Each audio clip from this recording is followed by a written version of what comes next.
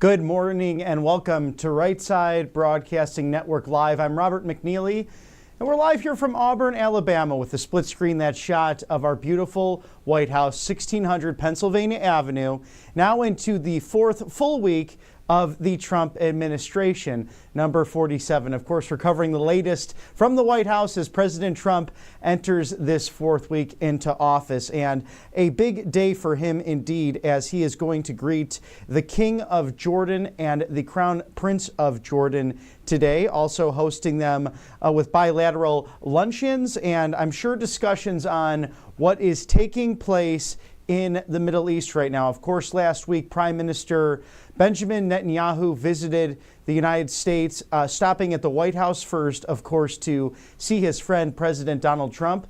That was an extended trip that went into through Saturday, meeting with Speaker of the House, Mike Johnson, also Secretary of Defense, Pete Hegseth. So I'm sure this discussion with the King of Jordan will be regarding the temporary removal of 1.8 million Palestinians from the Gaza Strip. Of course, President Trump speaking on this matter, that it is a demolition zone and we need to bring peace through strength and prosperity for everyone in Israel and Gaza. We'd like to thank our sponsors here at Right Side Broadcasting, and one of the best is truly Colonial Metals. I have that free gold guide here. If you've been following us here, you can scan that QR code on your screen right now.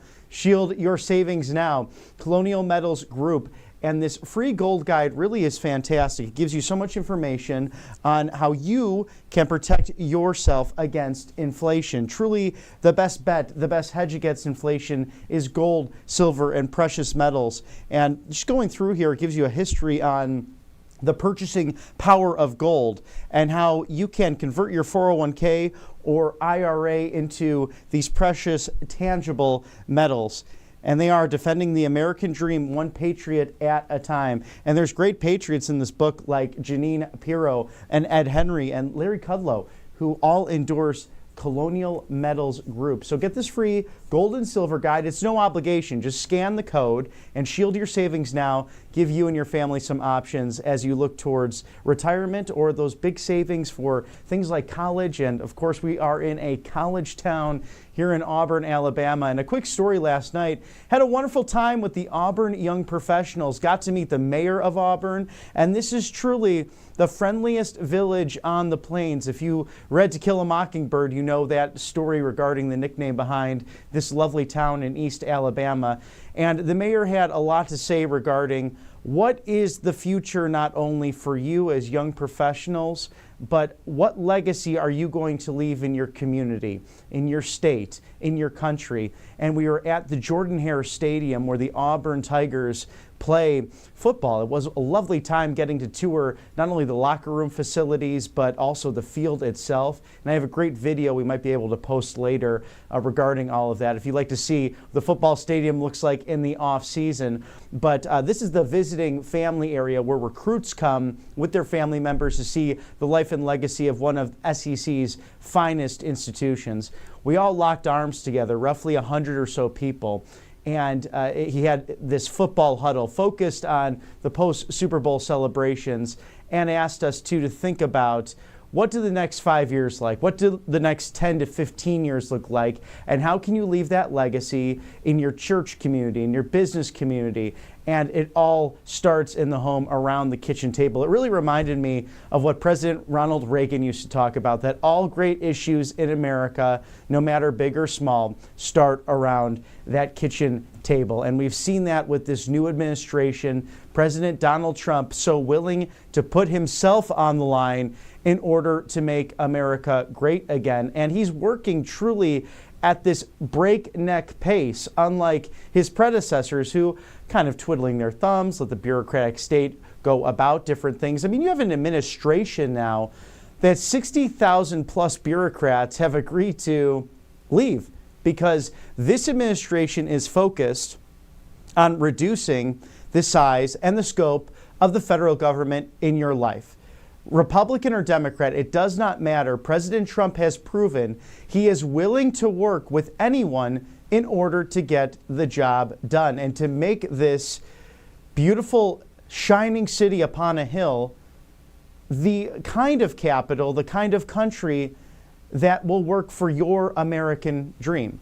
And we've seen this on a daily basis. It's been really remarkable to watch how quickly he has been working. And again, on Sunday, he was the first president to be at the Super Bowl, the first sitting president. And what a sight it was to see as John Baptiste beautifully sang a jazz rendition of the national anthem, our Star-Spangled Banner. And that camera panned over to the president's box, and he's standing saluting the American flag. He is on a mission, and along with the Trump family, they are ready to make America great again and are commencing with that. But you know what's fun too? We like to check on truth, what President Trump is talking about. Again, he actually gave a full pardon to former Illinois Governor Rod Blagojevich, and something that was so deservedly so, as he had commuted his sentence in the first term. This is a gentleman who experienced a lawfare, quite like President Trump did in his first term, and had his phones actually tapped by the FBI. Ended up with a 14-year prison sentence, serving nearly half of that, but finally being released during the first term of the Trump administration. And it was always great to interview Governor Blagojevich. We caught him at the Hispanic Ball over during the inaugural proceedings right before President Trump took that second oath of office. And he is what is now known as a Trumpocrat, which I find a great way to put it, because he said President Barack Obama never heard his plea.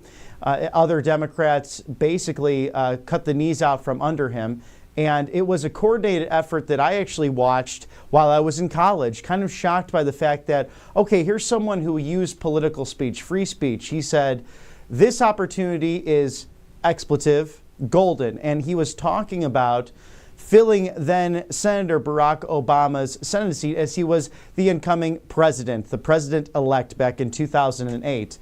And I had heard politicians throughout my career say much worse than that. And as a sitting governor, yes, it was a golden opportunity because he had the opportunity himself to appoint someone, just as Governor DeSantis recently did with an awesome pick in Ashley Moody, as Marco Rubio went on to serve as Secretary of State. And what a Secretary of State he has been, on a whirlwind tour throughout Central and South America at a pace that is very similar to President Trump, simply saying if it does not serve the interests of the American people and our foreign policy, we're not interested in it. So that means the Panama Canal coming back to America, that's in the works. We have seen him get rid of the Chinese Communist Party influence over the Panamanian government. El Salvador also willing to accept migrants. And Colombia, we saw that recently as well with them.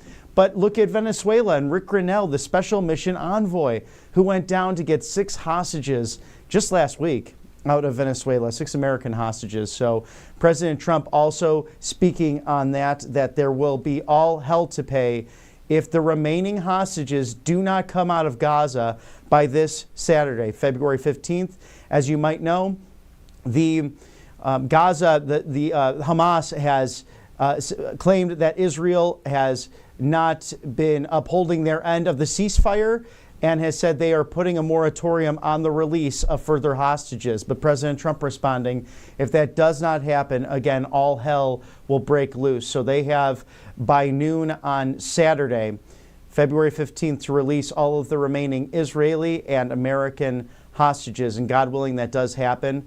What's been such a relief is to see the hostages who have come back thus far, who have had to seek medical treatment, but have been with family almost immediately. That's extraordinary to see how well they're doing, considering they went through hellish conditions and up against people who are truly monsters. These, animals don't treat other animals quite like this. What we've seen in the last 4 years and what the Biden administration fumbled in regards to foreign policy, in regards to protecting the American people, that's all changed. And, really for me, as I reflect upon all of this, it really is just words versus action, is it not? Because if you look at the last 4 years, one of Biden's last interviews, he said, I can't do anything on immigration. We have to look at this, and I have to look with my administration if I can legally do X, Y, and Z. Well, President Trump put the pen to paper, signing the executive orders, signing the memorandums, MS-13, Tren de Aragua, the cartels, the border cartels, all foreign terrorist organizations. How about Claudia, the Mexican president, Sheinbaum? She has sent 10,000 troops to the Mexican border. Prime Minister Trudeau of Canada also paying $200 million in US dollars to protect our border to the north. So amazing things happening because President Trump willing, ready, and able to seal this border, sending the Army Corps of Engineers, Marines down to the southern border. Now we have the borders 91% secure because of his leadership. And only 331 attempted crossings last week, trying to get that down to 0. Of course, great work being done by Tom Homan, the border czar, Kristi Noem, Department of Homeland Security, as well as Pam Bondi, our 87th Attorney General. Thank you to our friend Mike Lindell for helping sponsor Right Side Broadcasting Network Live. It's the mega sale. You can get the My Cross, save 30%, or My Towels. How about $29.98 for a regular pack of 6 there?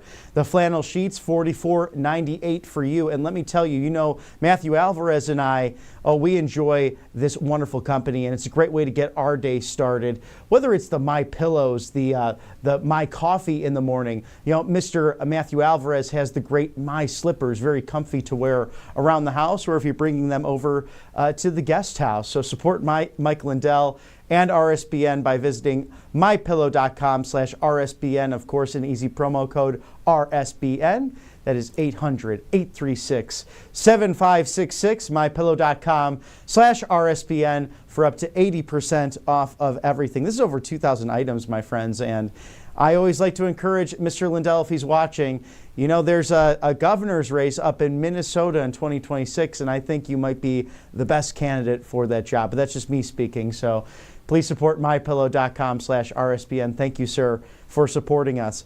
Up to the Trump Truth segment. Let's see what President Trump has been truthing out here just in the last few minutes here, the last hour. Billions of dollars of fraud, waste, and abuse has already been found in the investigation of an incompetently run government. And that is so, so true. Now, certain activists and highly political judges want us to slow down or stop. Losing this momentum will be very detrimental to finding the truth, which is turning out to be a disaster for those involved in running our government.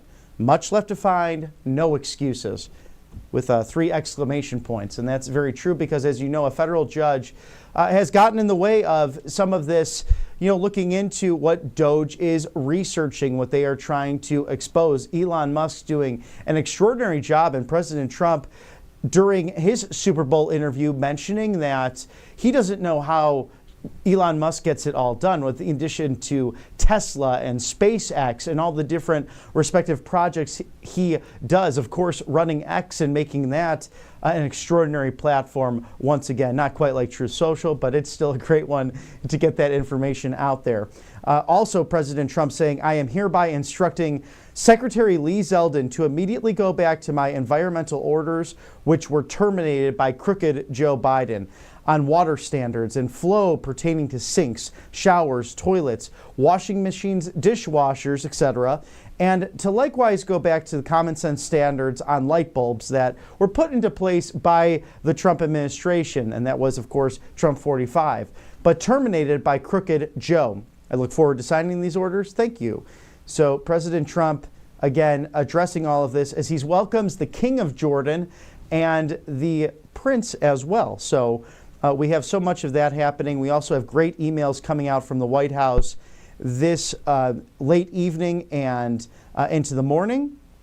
And there will be an adjusting on imports of aluminum into the United States, part of President Trump's Making America Great Again, America First standards. And this memorandum says that on January 19th of 2018, the Secretary of Commerce transmitted to me, that's the President, a report on his investigation into the effect on the imports of aluminum on the national security of the United States under Section 232 of the Trade Expansion Act of 1962, and it's as amended. in 19 U.S. Code 1862, Section 232. The Secretary found and advised me of the Secretary's opinion that aluminum is being imported into the United States in such quantities and under such circumstances as to threaten to impair the national security of the United States. And then going into some more security codes and national proclamations regarding all of this, President Trump is putting a memorandum on those aluminum items coming into the United States.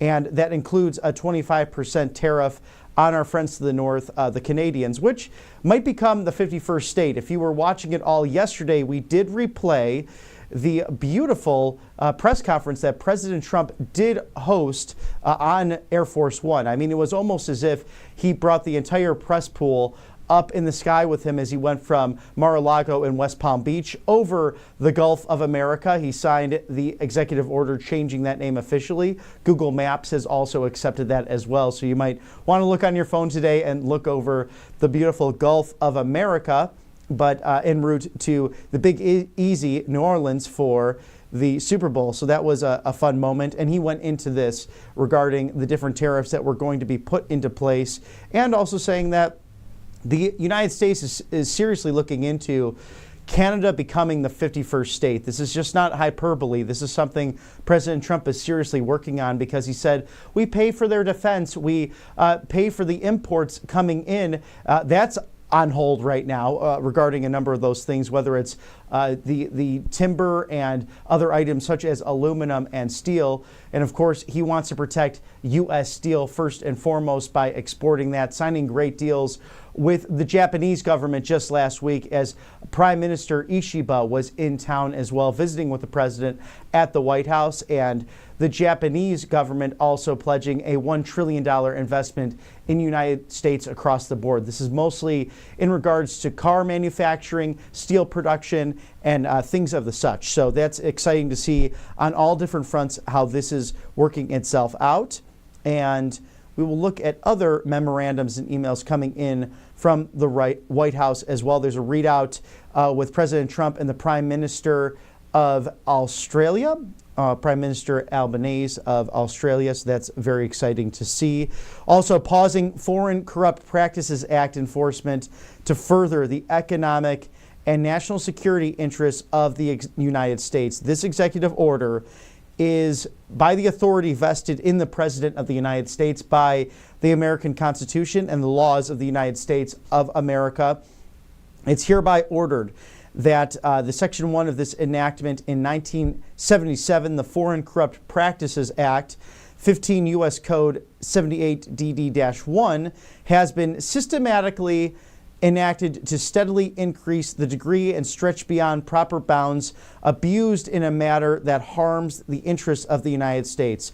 Current FCPA enforcement impedes the United States foreign policy objectives and therefore implicates the President's Article II authority over such foreign affairs. The President's foreign policy authority is inextricably linked with the global economic competitiveness of American companies. American national security depends in substantial part in the United States, the companies gaining strategic business advantages, whether in critical minerals, deep water ports, or other key infrastructure assets. So that's very good to see out of the White House. Again, this America First agenda that President Trump pledged to the American people back on the campaign trail, the 20 promises made, those already kept, as he's at a fervent speed in order to make America great again. Thank you to our sponsors here at Right Side Broadcasting Network, live on this beautiful Tuesday morning in America. There's the White House for you, RepublicanRed.com. Let me sneak over here and grab a beautiful bottle here, the Republican Red 4547. This is a delectable red blend that is quite fantastic. Great for your Wine Wednesdays. And, you know, with expedited shipping, you might be able to get it by Valentine's Day, but we're getting close to Friday evening to celebrate the love in your life. RepublicanRed.com, code RSBN. Wine for the right side of history, a great family-owned operation, generations having worked out of Lodi, California, the Central Coast, and doing wine the right way, not only in its production, but also in its presentation. There are many shades of red, and what's so great about this, there's a toast on the back of each bottle. Whether you are proudly recognizing the newly red wine government, this brings together Republicans one glass at a time, joining to give voice to the silent majority. So RepublicanRed.com, out of the Central Coast of California, code RSBN for great discounts. A wonderful, delicious company, good people. Thank you so much for sponsoring us here at Right Side Broadcasting. And we are just 8 minutes until the top of the hour. 9 o'clock on the East Coast, that is Washington, D.C. You see our capital city, named after the indispensable man, that General George Washington, truly our founding father and the inaugural holder of the presidency. The American presidency, now 47 holders of that position, but only 45 men, because Grover Cleveland, of course, 22nd and 24th president, respectively, and President Donald Trump, number 45 and 47. But General George Washington, our first commander-in-chief, the only man to not have lived there at the Executive Mansion. So a place that is just riddled and full of history and compelling souvenirs. It is truly your house. And President Donald Trump, to the best of his ability in the modern era, really does open that door up for you. And as my wonderful co-anchor Matthew Alvarez and I speak on occasion of our times, having visited Washington, D.C., and specifically the White House, how special that is. Whether it's a visit to the West Wing to see friends who are really doing an extraordinary job, and watching it as if it's just a normal office space, and an office space where very big decisions happen and incredible things have happened in our history. But if you go into the Executive Mansion itself, onto that first floor, you really feel that full weight of the American presidency as you look at the portraits of the gentlemen who have held this highest office in the land. You think about what they might have been thinking, whether they could not sleep, and walking that first floor of the Executive Mansion. What came to mind for me when I visited that first floor on the tour way back in high school for a National Teenage Republican Convention, I thought about Abraham Lincoln, the thoughts he might have had as he had to make horrible decisions in regards to the American Civil War, a tragedy that should never happen again, a tragedy that claimed more lives than any other American conflict, and it was right on our soil. Brothers fighting brothers, cousins against one another, and something that should be reflected upon from time to time in order that it never does happen again, to split between the two parties and regionally, North versus South. But you, the American people, back last year, decided to peacefully and patriotically change the direction of your government. You decided against the globalist standard that was created by people like Bill Clinton and George W. Bush, Barack Obama, and Joe Biden, these predecessors living that have a very different view of where America should stand in our present day versus this servant leader, this citizen, this gentleman who built a global business empire and used his name Trump in order to market it. And he came down that golden escalator a decade ago with our beautiful First Lady, Melania Trump, someone so successful and so gracious in her own right. She speaks 6 languages. You saw that when they visited Southern California, the golden state of California, observing the damage in the Pacific Palisades, and she's speaking Slovenian, her native tongue, to a resident there. They truly represent the United States so well on a global stage. You could see it already in his meetings with Prime Minister Benjamin Netanyahu, and how about now today, the King of Jordan and the Crown Prince visiting President Trump, and I'm sure they'll discuss a number of matters, especially the relocation of the Palestinians, 1.8 million temporarily, of course, in order to fix Gaza, in order to support that mission. And President Trump, being asked, you've had this America First, peace through strength policy. Why would you go in and do this? Well, this is outside of the box. This is not an occupation, but rather something focused on saving this strip of land that is holy, that is revered by so many, and that people can truly live in harmony and peace, whether Arab or Jew, Greek or non-practicing, whoever it might be, whatever your background, Gentile and Jew, if you go to church, you're going to hear these terms. And this area, the Holy Land, so precious to so many of us, regardless of our faith backgrounds. President Trump wants to think outside the box. Prime Minister Benjamin Netanyahu welcomes the help and saying that, this has been generations, hundreds of years of fighting. And he mentioned that on Air Force One en route to the Super Bowl just on Sunday, that why don't we do something different in order to help humanity? Thank you to our sponsors here at Right Side Broadcasting as we're covering the latest from the White House, President Trump entering his 4th full week in office. Tax Network USA.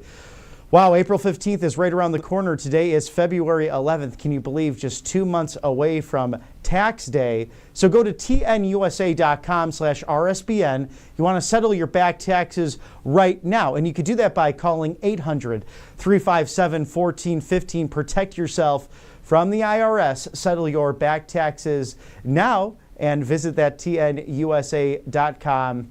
800-357-1415. Let me tell you, these are professionals who you can ask any question to in regards to the overbearing nature that is, sadly, the International Revenue Service. tnusa.com. Call 800-357-1415. Settle those back taxes right now. They're experts on property taxes, state taxes, the federal income tax. We know President Trump is proposing the External Revenue Service, which will be so exciting and will very exciting and bring us some relief as we move forward. But this year, 88,000 roughly new IRS agents, thanks to the tenure of the Biden administration. President Trump mentioning they might go down to the border to help out the Army Corps of Engineers and the military. But we thank Tax Network USA, tnusa.com/RSBN for all of your efforts. We're going to take a quick commercial break before the top of the hour, but stay with us live here at Right Side Broadcasting Network. I'm Robert McNeely. We're covering all the latest of President Trump and the Beltway. See you on the other side. Hey y'all, it's Silk from the Diamond and Silk Chit Chat live show. Look, don't forget to check me out right here on RSBN Network. Be sure to watch the show on Right Side Broadcasting Network, and I want you to support Right Side Broadcasting Network. Yes, it's imperative that you do so, okay? I look to see y'all soon. Bye-bye. Parents, do your kids know what courage really means? It's about standing up for America even when there's a target on your back. That's why Mike Huckabee's team created the Kids Guide to the Courage of the President. This important guide tells kids everything they need to know about President Trump's unwavering courage, and you can get it for free. With your free order, you'll receive free bonus gifts, including the Kids Guide to President Trump and a Christmas ornament commemorating Trump's call for us to fight. Get it all for free at freetrumpbook.com. That's freetrumpbook.com. I'm excited to announce that we're having our first ever mega sale on overstock clearance and brand new products. For example, save over 50% on this season's flannel sheets. Queen size only $59.98. Kings only $69.98. They sell out fast every year, so order now. Save 20% on our brand new My Crosses. They're designed in the likeness of the one I've worn every day for over 20 years. They come in men's and women's, and they're made right here in the USA. Get our 2025 six-piece My Towel sets for only $29.98. Our initial quantities are extremely low, so get them now before they go. And our best-selling standard MyPillows, just $14.98. So go to MyPillow.com or call the number on your screen. Use this promo code to take advantage of our first ever mega sale. But wait, remember that $75 free shipping rule? Well, that ship is sailed because right now, every order ships absolutely free. Welcome to Right Side Broadcasting Network, your trusted conservative news outlet. At RSBN, we deliver the truth when the mainstream media falls short. Since 2015, we've proudly broadcasted every single one of President Trump's iconic MAGA rallies, bringing you the excitement and energy live before anyone else. By watching RSBN, you get an unfiltered front row view of the action on the ground. We interview the crowds to give a voice to millions of Americans just like you. We show you President Trump's speeches in their entirety, free from interruptions and censorship. We cover the stories that matter to you with the integrity and passion you deserve. Thank you for choosing RSBN as your home for America First News. Together, we stand strong, united, and informed, so join us and be part of the right side of history.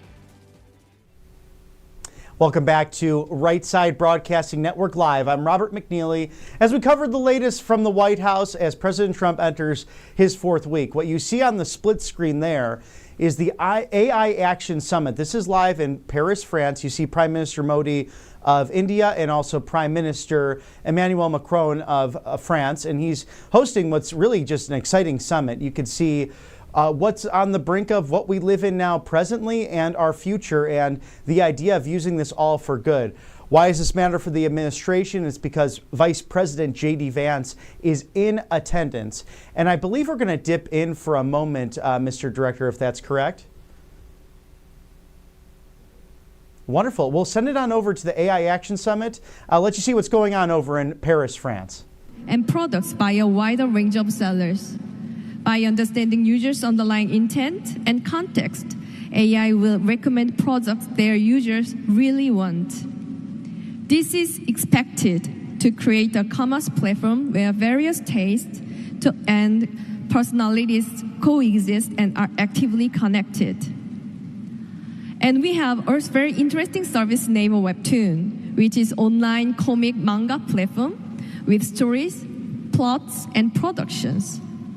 AI Curator plays an important role.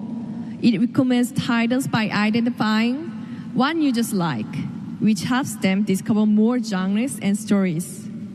In addition, AI will be a tool that unlocks the potential of users, creators, and sellers and help them grow. Creators on Webtoon can use their AI Painter tool. With the help of this tool, they can focus on creative stories or detailed sketches. On the commerce platform, sellers run their business with AI-enabled marketing, customer service, and product display solutions. This helps them focus more on essential work, such as product development.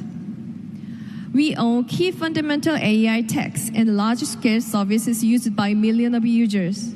That's how we gained our know-how and experience to create and develop a flywheel that can bring bigger opportunity to the digital ecosystem in Korea. Recently, we've seen possibilities of developing high-performance AI models more efficiently. This is expected to pave the way for the company like Naver to narrow the technological gap between the global big tech companies.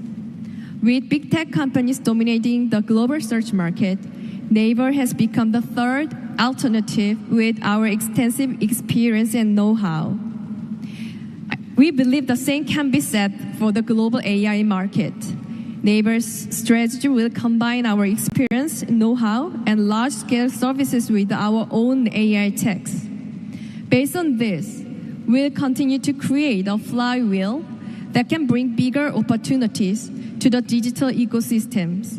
Together with the global community, Naver will strive to become a new option that adds to the diversity of the AI ecosystem. Thank you very much.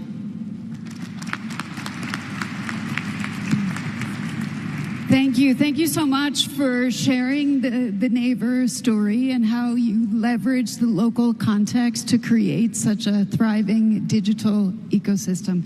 Thank you for that. So, ladies and gentlemen, we started this session with a question. Are we ready? The UN Secretary General made it very clear we must be.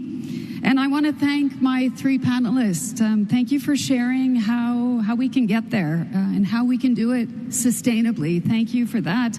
I think with countries like Finland that are already adopting and scaling artificial intelligence with an inclusive, iterative, agile approach to innovation, with international organizations like IEA bringing essential data and analysis to help inform the global dialogue on energy and artificial intelligence, and of course with companies like Naver, making sure that AI is actually relevant to local markets, to cultures, because that's how we can make sure that no one is left behind in this AI revolution. Most of all, we need the international multi-stakeholder cooperation. I think that's something that's also been shown in our Coalition for Sustainable Artificial Intelligence. I do think... And that was the AI Action Summit, live out of Paris, France. And that's being hosted by Prime Minister Emmanuel Macron, and you saw Prime Minister Modi as well of India sitting next to him. Vice President J.D. Vance is also in attendance, along with the UN Security Secretary General, as well as you heard a little bit from the Korean government there in regards to how to move forward with AI. It always makes me a little bit nervous when I see globalists get together, but it's interesting nonetheless regarding this topic, because there is cooperation that can happen in a consensus throughout the world, but also, like anything else with new technologies, we have the choice to use it for good or for evil. And ideally from this conference, I'm very excited to see what the Vice President's office has to say in regards to what was learned, what was achieved, what was advanced. And I'm sure that on his first international trip, Vice President J.D. Vance is deeply impressing his foreign counterparts. There's no question about that. And, French President Emmanuel Macron, a great host as well, and prides himself on showcasing his country, and seems to be doing so eloquently. We'd like to thank our sponsors here at Right Side Broadcasting Network Live, and that is Colonial Metals Group. It's an outstanding organization where you can tap that QR code there with your iPhone or smartphone. Shield your savings now. You get this beautiful 2025 gold and silver guide. Protect your life's work and your assets against the threat of inflation. This is truly your best bet, your best hedge against inflation. As you look through this outstanding booklet, Gold's Big Picture, it talks about the rising price of gold from 1971 to 2024. Of course, during that time, the 70s went off of the gold standard, and we've been printing more and more of our currency, and inflation as a result has skyrocketed. Also, the Biden administration did not help with the national debt, and the fact that the Saudi Arabians, this is starting to change now as they've pledged over $6 billion of investment in the United States. They used to trade in petrodollars when it came to chemicals and oil and gas. So the energy industry, that changed over the Biden administration, where they were starting to work with the BRICS nations, especially trading in the Chinese yuan. So a scary thing for the United States. Want to point out, this is endorsed by many, but some great patriots: Judge Jeanine Pirro, Ed Henry, of course, a wonderful correspondent, and Larry Kudlow, a gentleman who is just brilliant when it comes to numbers and it comes to this kind of stuff on the economy. So hedge your bets against inflation. Take properties and assets, your 401k and IRA, those are all wonderful, but even consider converting some of them into precious gold, silver, and metals that are tangible, that have stood the test of time, and that are your true hedge against inflation, so you could protect those and who you love for your retirement, and sending those off to college if you have those options. Scan that code right there. Shield your savings now. Colonial Metals Group. It was wonderful as well.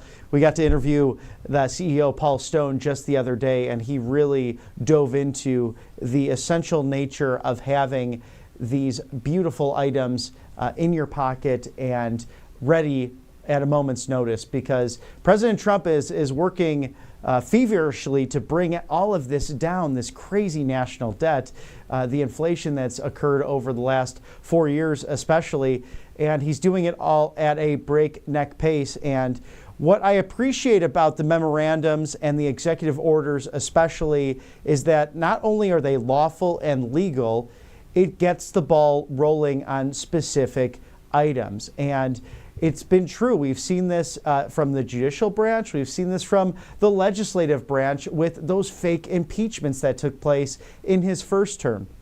There has been government overreach from other branches of government.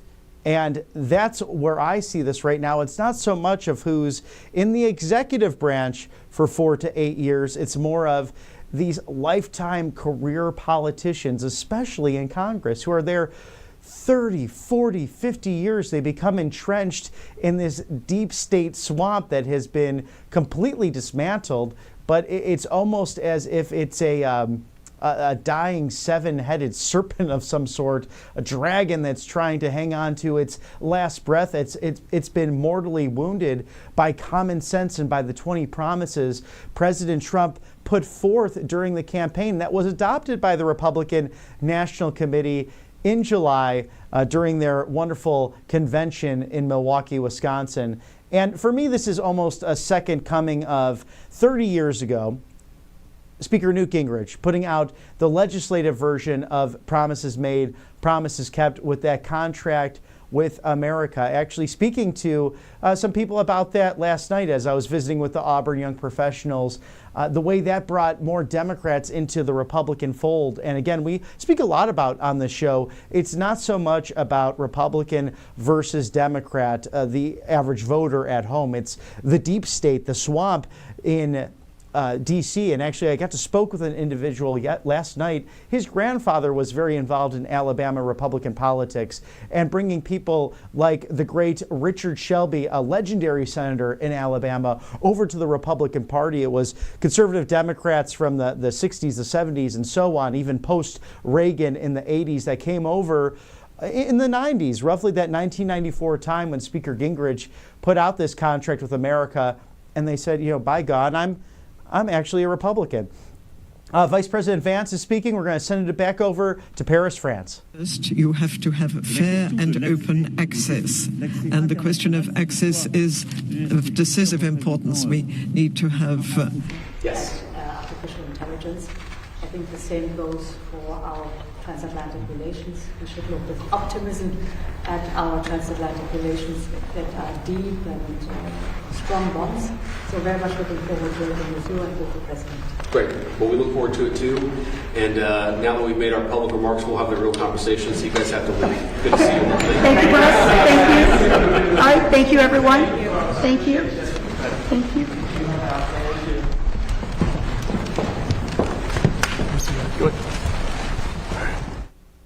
And that's Vice President J.D. Vance meeting with officials from the European Union. And we'll see if we get any playback on that for you to see that full conversation. But gentleman on his way, just making an amazing splash on his first international trip. And how exciting is it to see the Vice President in action, so young and robust. And he's there with his entire family as well. So that's wonderful to see that they can make the trip together and really put America first in this entire process. And we'd like to thank our sponsors here at Right Side Broadcasting Network Live as we see that beautiful shot of the White House there. American Finance. Americans have kitchen table issues to handle on a daily basis. And a lot of us are carrying this really high credit card balances. It charges us 20% or more at times. And you think, how am I going to get by day to day, week to week, month to month? I know a lot of us face that in the last 4 years, especially with those awful Biden policies. But it's time to get rid of those. So homeowners, if you have been wanting to figure out how to get some of that relief and deal with this, from month to month, go to American Financing. You could save an average of $800 per month. Their salary-based mortgage consultants are helping homeowners just like you tap into their home's equity. And that will get you out of that high interest debt, because none of us want that. I mean, that's the kind of stuff that makes you stay up at night. It just stresses you out, and you think about, how am I going to take care of my loved ones at home? They're saving their average customer $800 per month. I mean, that's an incredible savings. And if you take the no obligation call, just 10 minutes to find out what's best for you and your loved ones at home, you could start today. You might be able to delay at least 2 mortgage payments, which is, think about that, $1,600 on average over the course of the next 2 months. Call American Financing today. That is 888-402-0299, 888-402-0299, AmericanFinancing.net/RSBN. Thank you for sponsoring us here at Right Side Broadcasting Network live today. And now we can see that viewing podium looks like it's finally coming down from the inauguration. And we were there just 3 weeks ago. And what a special time that was. You know, although it went inside because of the rough temperatures, it was almost more solemn in a way under that beautiful Capitol Rotunda to hear America's sweetheart, Carrie Underwood, sing America the Beautiful and God Bless America. It was just so near and dear to so many of us, and to hear everyone join in together. And then, of course, the professional that she is, she jumps into it a cappella, but said, I might need some help here. And you could just see that tender, humble heart. And that's what really came across in the prayers of Cardinal Timothy Dolan, as well of the New York Archdiocese. And how about the Reverend Franklin Graham, how outstanding he has been, really taking on the legacy of his late great father, Billy Graham, perhaps one of America's finest residents, someone who spread the gospel in his crusades, and someone who President Trump, really they've grown in friendship over the years with Franklin specifically, but he has recalled on many occasions now in different speeches and different executive order signings that he used to go to Yankee Stadium to see these crusades of the great Billy Graham with his dad, Fred Trump. So how special to think back on those times. And Pastor Sewell of Detroit, how great he was on the campaign trail, and how he hearkened the immortal words of Martin Luther King on MLK Day, happened to be on the same day this year as Inauguration Day, and saying, good God Almighty, we are free at last. And it was a special moment to be under that rotunda as we watched that live with heads of state and former commanders-in-chief and first ladies, and the Trump family, the Vance family as well, as Donald Trump became the 47th President of the United States, J.D. Vance the 50th Vice President of the United States, the first millennial. And if you look up into that rotunda, it's a beautiful heavenly scene with the father of our country, George Washington, blessing it and bestowing his grace upon it as well. Someone who was a deep believer in his own right and who turned to God in times of need and times of this country that, you know, I often wonder, did they really think it was going to be coast to coast? I know that they thought this was special what they were doing, a constitutional republic that enshrined God-given rights of life, liberty, the pursuit of happiness, of Bill of Rights that are inalienable. And yes, they are inalienable. So when there are far-left progressives who try to tell you you can't do this, that, or the other, just go back to those first 10 amendments, carry that pocket Constitution, that Declaration of Independence, you know, gently remind them and bring them into the fold of this America First movement that is unlike any other in the new media. And right here at Right Side Broadcasting, we are on the right side of history for the last 10 years, covering these incredible rallies and talking to you, the American people, about what brought you to the Make America Great Again movement. And not only in this servant leader of President Donald Trump, the citizen who became the 45th and 47th Commander-in-Chief, but it's your personal stories. It's the things that you do back home that make the biggest difference. Precinct by precinct, community by community, county by county. You are the movement, and we got to hear from you along the way. And a programming note, as we are now in the new administration. If you've been watching, thank you so much, but please like, share, and subscribe on your favorite social media to get the news out there that we are part of this new media and that so many great conservative voices are lending analysis and bringing the real news to you. What's so unique about Right Side Broadcasting is, as we did just there with the Vice President meeting with the European Union officials, we bring this to you in its entirety. Other networks, especially corporate media, they might give you a glimpse for a moment or two, but then you hear from, you know, the talking heads that give their opinion and sometimes call it journalism. And that's right here at Right Side Broadcasting. We tell you when we think it's our own personal opinion, when we're analyzing different things and giving you that hard-hitting analysis that you, the viewers, can then decide, you know, what is this that I'm looking at? What do I think about this matter? Do I perhaps agree or disagree? And we welcome that feedback, and you can send that in to us. We read everything that comes in here to the network. feedback@rsbn.tv. Please tell us what you're thinking on the important issues of the day. And after the sponsor, I'll get to one of those important issues that's actually happening back in my neck of the woods, and we'll talk about that for a moment. But Brightcore, made in the USA. It's Kimchi One. Oh my goodness. Gut health, immune support, anti-aging properties. That it all starts right in your gut. I actually take this. I really have enjoyed the difference it's made in my life. It gives me that extra pep in my step, and actually something I don't need in the morning, regardless of how much sleep I get or don't get. I'm not one that has to just jump at the coffee or a Red Bull. I actually kind of pop up in the morning, and part of it just so excited to be here and feel so blessed to be with you, the great American patriots who view Right Side Broadcasting Network. But Kimchi One, an amazing product from Brightcore. Buy two, get one free. Visit mybrightcore.com/RSBN or give a call right there, 888-722-0936. You'll receive up to 50% off of this premier product from Brightcore, all made in the USA, non-GMO, no chemicals. It all gives you that healthy bacteria in your gut and that kimchi that makes a big difference in this probiotic. So please do this, because it's not just a luxury, but something that's really required to make America healthy again. And speaking of that, we got to get RFK Jr.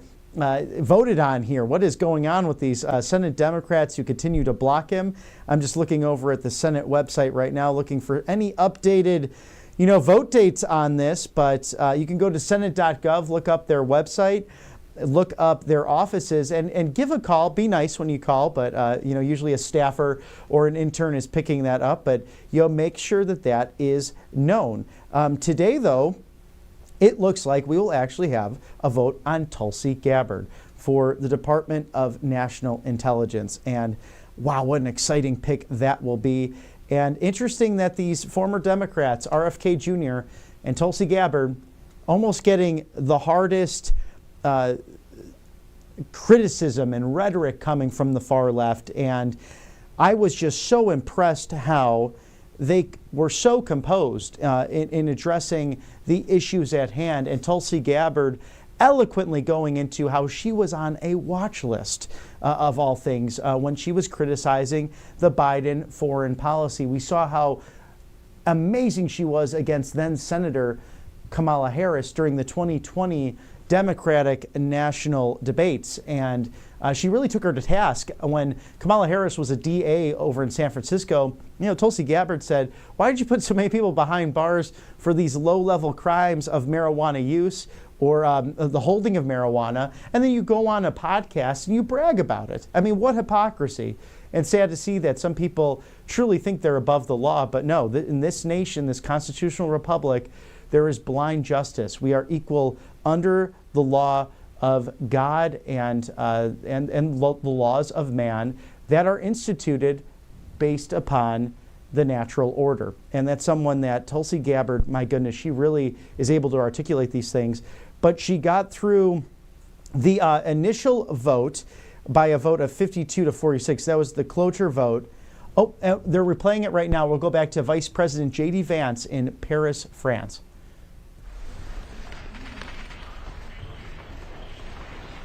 Great.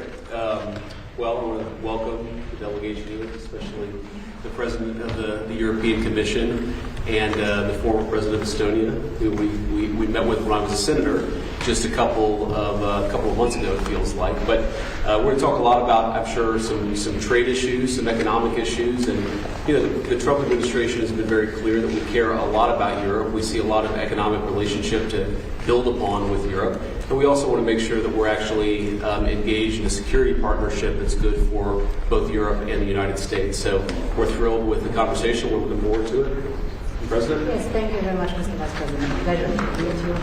And indeed, I have the pleasure today to listen to your inspirational speech at the AI Action Summit. Yep. And I like very much the part where you said we should be with optimism yes. at artificial intelligence. I think the same goes for our transatlantic relations. We should look with optimism at our transatlantic relations that are deep and strong bonds. So very much looking forward to working with you and with the President. Great. Well, we look forward to it too. And now that we've made our public remarks, we'll have the real conversation. So you guys have to leave. Good to see you. Thank you, Russ. Thank you. All right. Thank you, everyone. Thank you. Thank you. And that was Vice President J.D. Vance with European Union officials. Of course, he's in Paris, France for an AI Action Summit, which has really brought together not only the G7, but world leaders to address a number of different items in regards to, living in the 21st century and everything that's ahead of us for different technologies.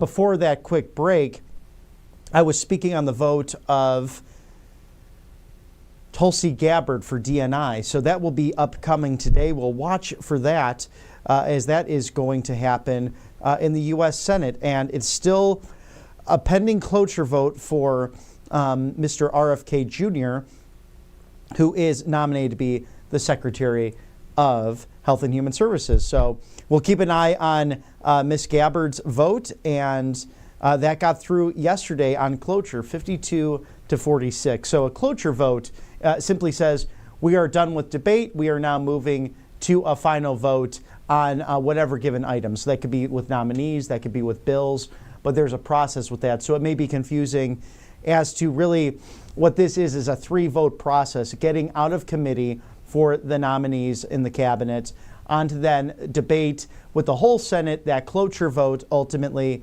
and then moving into a final floor vote. And this gets a little bit confusing because the Democrats have been trying to use tactics in the last really 3 weeks that are very confusing. We saw that a number of the House members tried to storm the Department of Education. There was yesterday in Baltimore City and Washington, D.C., this protest over Social Security and lying about the fact that Elon Musk wants to take Social Security away from people. So flat out lying about Mr. Musk's record. And then with some of these votes, when cloture has been done, they've decided to speak up, and the clerk has to remind them, Senators, there's no more debate on this. You voted on this. So, please stop with the shenanigans. Of course, they don't say that, but I just always kind of roll my eyes when I see this kind of stuff happen really on either side, because you make the full-time people, put them in an uncomfortable situation, like the Senate clerk who's just trying to do the best job she can to the best of her ability. So, for some of these congressmen, please grow up. Let's get it together. Let's take care of the mandate sent to you by the American people back in November and appoint the greatest full cabinet in the history of the modern presidency. We'd like to thank our sponsors here at Right Side Broadcasting Network Live, Free Trump Book. This is a great guide brought to us by the new ambassador to Israel, Mike Huckabee, the former governor of Arkansas. It's a Trump rally free gift special, 2 guides and a Christmas ornament. It is Christmas in February for the kids in your life. You have the kids guide to the courage of the president and also the kids guide to President Trump. This goes over all of his policies, not only in the first term, but what he's accomplishing already in the second, but also why President Trump ran, why he went again for a non-consecutive second term, why evil people wanted to do the horrible things they've done to him, from the fake impeachments to the lawfare to a scary assassination attempt, or really 2 or 3 if you're counting what took place at his golf course, or the Iranian militants who are trying to monitor his whereabouts. But President Trump not backing down, seeing through this moment in history, being chosen in such a time as this to serve the American people. FreeTrumpBook.com. Get yours today for the young patriots in your life, or even that neighbor who might still have their head in the sand. That's something that, you really have to break bread as often as you can with maybe someone who doesn't think the same way as you do. And it harkens back to the idea of John Adams and Thomas Jefferson starting as friends, helping write that Declaration of Independence together, being on the forefront of history, and then becoming political rivals in a new nation. And for years and years not speaking to one another in that period of time. towards the end of their lives, they rekindle that friendship, and then they die on the same day, on July 4th of 1836, 50 years, the anniversary of the Declaration of Independence. And I need to double check my history on this one, but I believe Adams passed at noon, Jefferson around 5 o'clock, and some of the last words of Thomas Jefferson, at least Adams lives. I think that's how it went down. I will double check that for you and bring that up again, but it almost gives you goosebumps for us history lovers here. The fact that these two really the cornerstones and giants in the American ethos and this experiment with Republican government, not the party, but the kind of government, would pass away on the same day, on the 50th anniversary of an immortal document that they penned together to stand in defiance of an empire who had overstepped its bounds. And they said we could do this better through self-governments bestowed by the graces of Almighty God to bring natural order and the rule of law to people so they can make up their own minds. And these were gentlemen who were students of history. They knew exactly the great things that happened in governments prior and the things that did not work out so well. And they did their best to put together an extraordinary government, and we are now the inheritance of that. Nearly 250 years of American democracy. And President Trump has some plans come the 4th of July, 2026, on our 250th anniversary of this great country. Some plans for the Iowa State Fair, and also maybe some other things in the works. Perhaps there will be another SpaceX launch, as Elon Musk has been doing an incredible job with that wonderful company, in addition to running DOGE, the Department of Government Efficiency. And I just wanted to check as well, as we have the oversight hearing coming up on the IRS. That will be an interesting one to tune into. But Mr. Director, do we have any of yesterday's comments still regarding from President Trump's Sunday trip to the Super Bowl?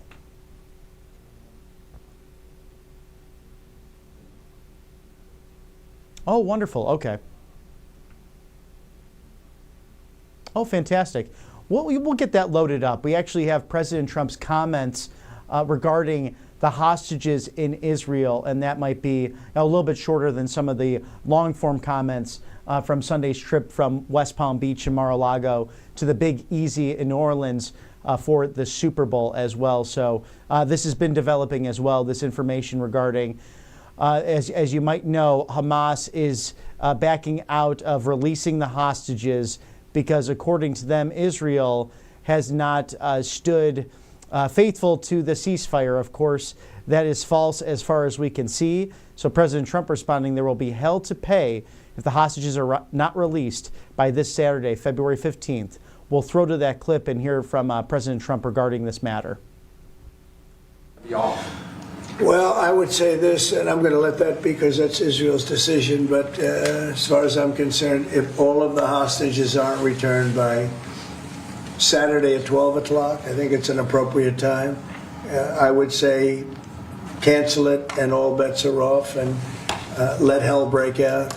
I'd say they ought to be returned by 12 o'clock on Saturday, and if they're not returned, all of them, not in drips and drabs, not 2 and 1 and 3 and 4 and 2. Saturday at 12 o'clock, and after that, I would say all hell is going to break out. And I don't think they're going to do it. I think a lot of them are dead. I think a lot of the hostages are dead. I think it's a great human tragedy what's happened, how people can be that mean to do.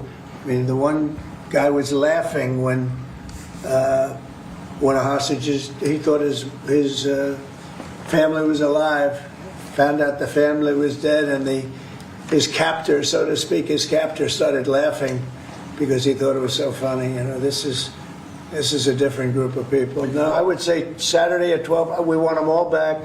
I'm speaking for myself. Israel can override it, but from myself, Saturday at 12 o'clock, and if they're not here, all hell is going to break out. So no mincing words from President Trump. Look, noon is the deadline. If Hamas does not release the hostages, there will be hell to pay. It's extraordinary that some of these people are willing to not only kill in the name of God, but not take this president seriously. He will follow through with this.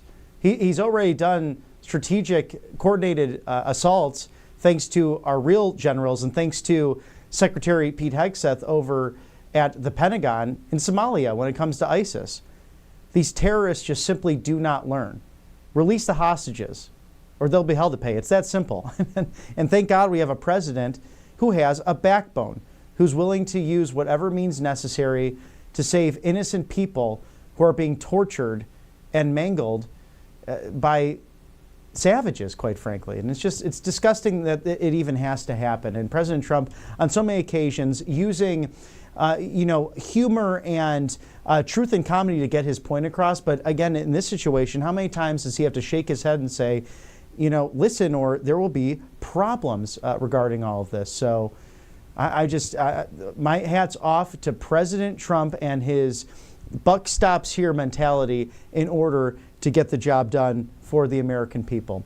Well, thank you for tuning in. It's 36 minutes after 9 o'clock, 9:37 in fact, on the East Coast, 6:37 in the morning on the West Coast. Thank you for tuning in to Right Side Broadcasting Live. I am Robert McNeely. We'd like to thank our sponsors here at Right Side Broadcasting, thepatriotdeals.com, the Trump combat knife. You can claim 30% off using code RSBN30 at checkout.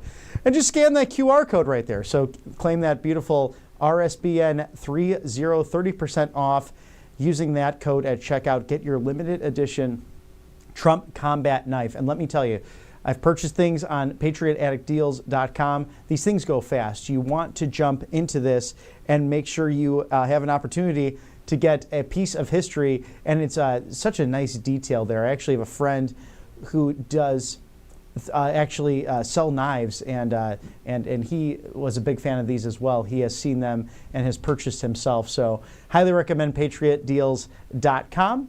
And thank you for your sponsorship here at Right Side Broadcasting. Get that Trump combat knife. 30% off now using code RSBN30.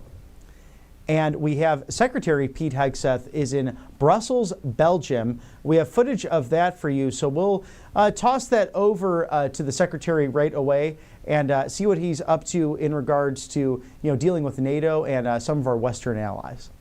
It's also something that we can't do alone. And so it's our allies and partners across the globe have to step up along with us, and we have to be willing to invest in them, which is exactly what Africa is doing in Africa, finding our allies and trying to empower them. Same goes to Europe as it pertains to the fight in Ukraine and our NATO allies, and likewise in the South, in the Indo-Pacific. We have to look for those allies, those model allies, stand behind them and empower them.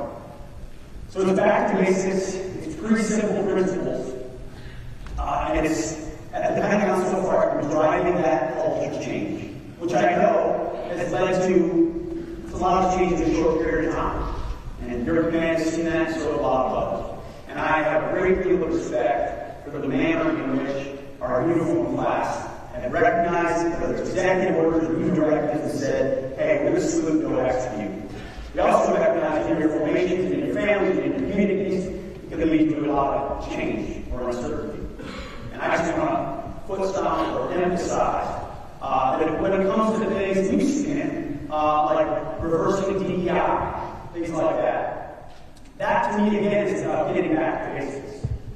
We're going to treat every single person, regardless of their background or their gender or where they came from or the color of their skin, the exact same, with respect, with dignity, fairness, and equality. There's a big difference between equity and equality.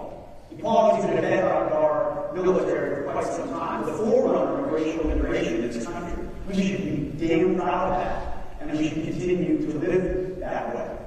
That's the message that we want coming out of the changes that are made. Help me out.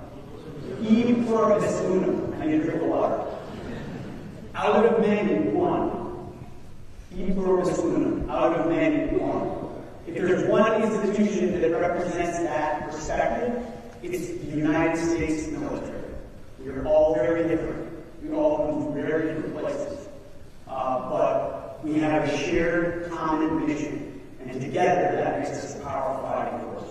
I want to emphasize those similarities and not emphasize our differences, which are glaring out in society where they're laid bare before us. So we're going to, in every way, come alongside you to make sure, as the President said in his inaugural address, merit-based and colorblind. Merit-based and colorblind. For the best and the brightest of this institution and others, we want to reward and grow, recognize and showcase up here. And if you're an underperformer, then there might be a different fashion for you. But ultimately, it's about standards and maintaining them from junior enlisted to NCOs to officers. It doesn't matter. But mostly, I come with a message of gratitude and thankfulness. My wife's here, she's talking to military families, every family's affected as well.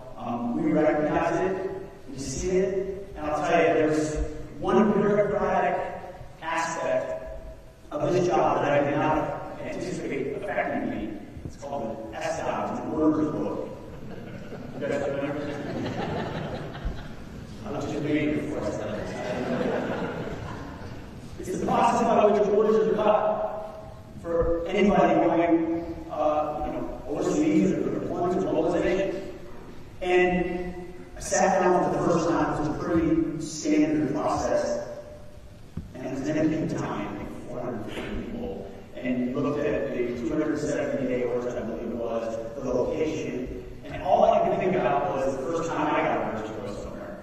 And you just cling to that date, you wonder if that date's firm, is it going to move, could it move, what's my mission, how clear is it, who am I replacing, all the things that go through your head. How's this going to affect my family, if I'm in the reserves or the guard, how's it going to affect my job. Everything that comes with that, and the serious, the incredible, awesome, humbling responsibility that comes with being on this side of that. And I just want to tell you, your families, at every level, we take that with the deepest amount of seriousness as possible. Every one of those numbers is a human being in America who signed up to defend this nation. And I know on behalf of the President, he wants peace, seeks peace in every way. And if men and women have to be deployed in pursuit of peace, it will be for clear, decisive objectives that are meant to pursue American key and core American national security interests. That's our pledge to you, as far-flung as you may be, to stay laser focused on that on behalf of the American people. So, thank you. This is a town hall. There's a lot of people. So I don't know if we're going to get to questions from everybody, but I want to open it up. I will note we're going to allow the cameras to stay in here because we kind of made this pledge that we want the American people to be able to see the interaction. None of the questions have been pre-screened. But we're not going to turn the cameras toward you. So don't feel like your face is getting on the camera. If you have a question you want to ask it, it makes you uncomfortable, go ahead and ask it. But I just wanted to know that from the start.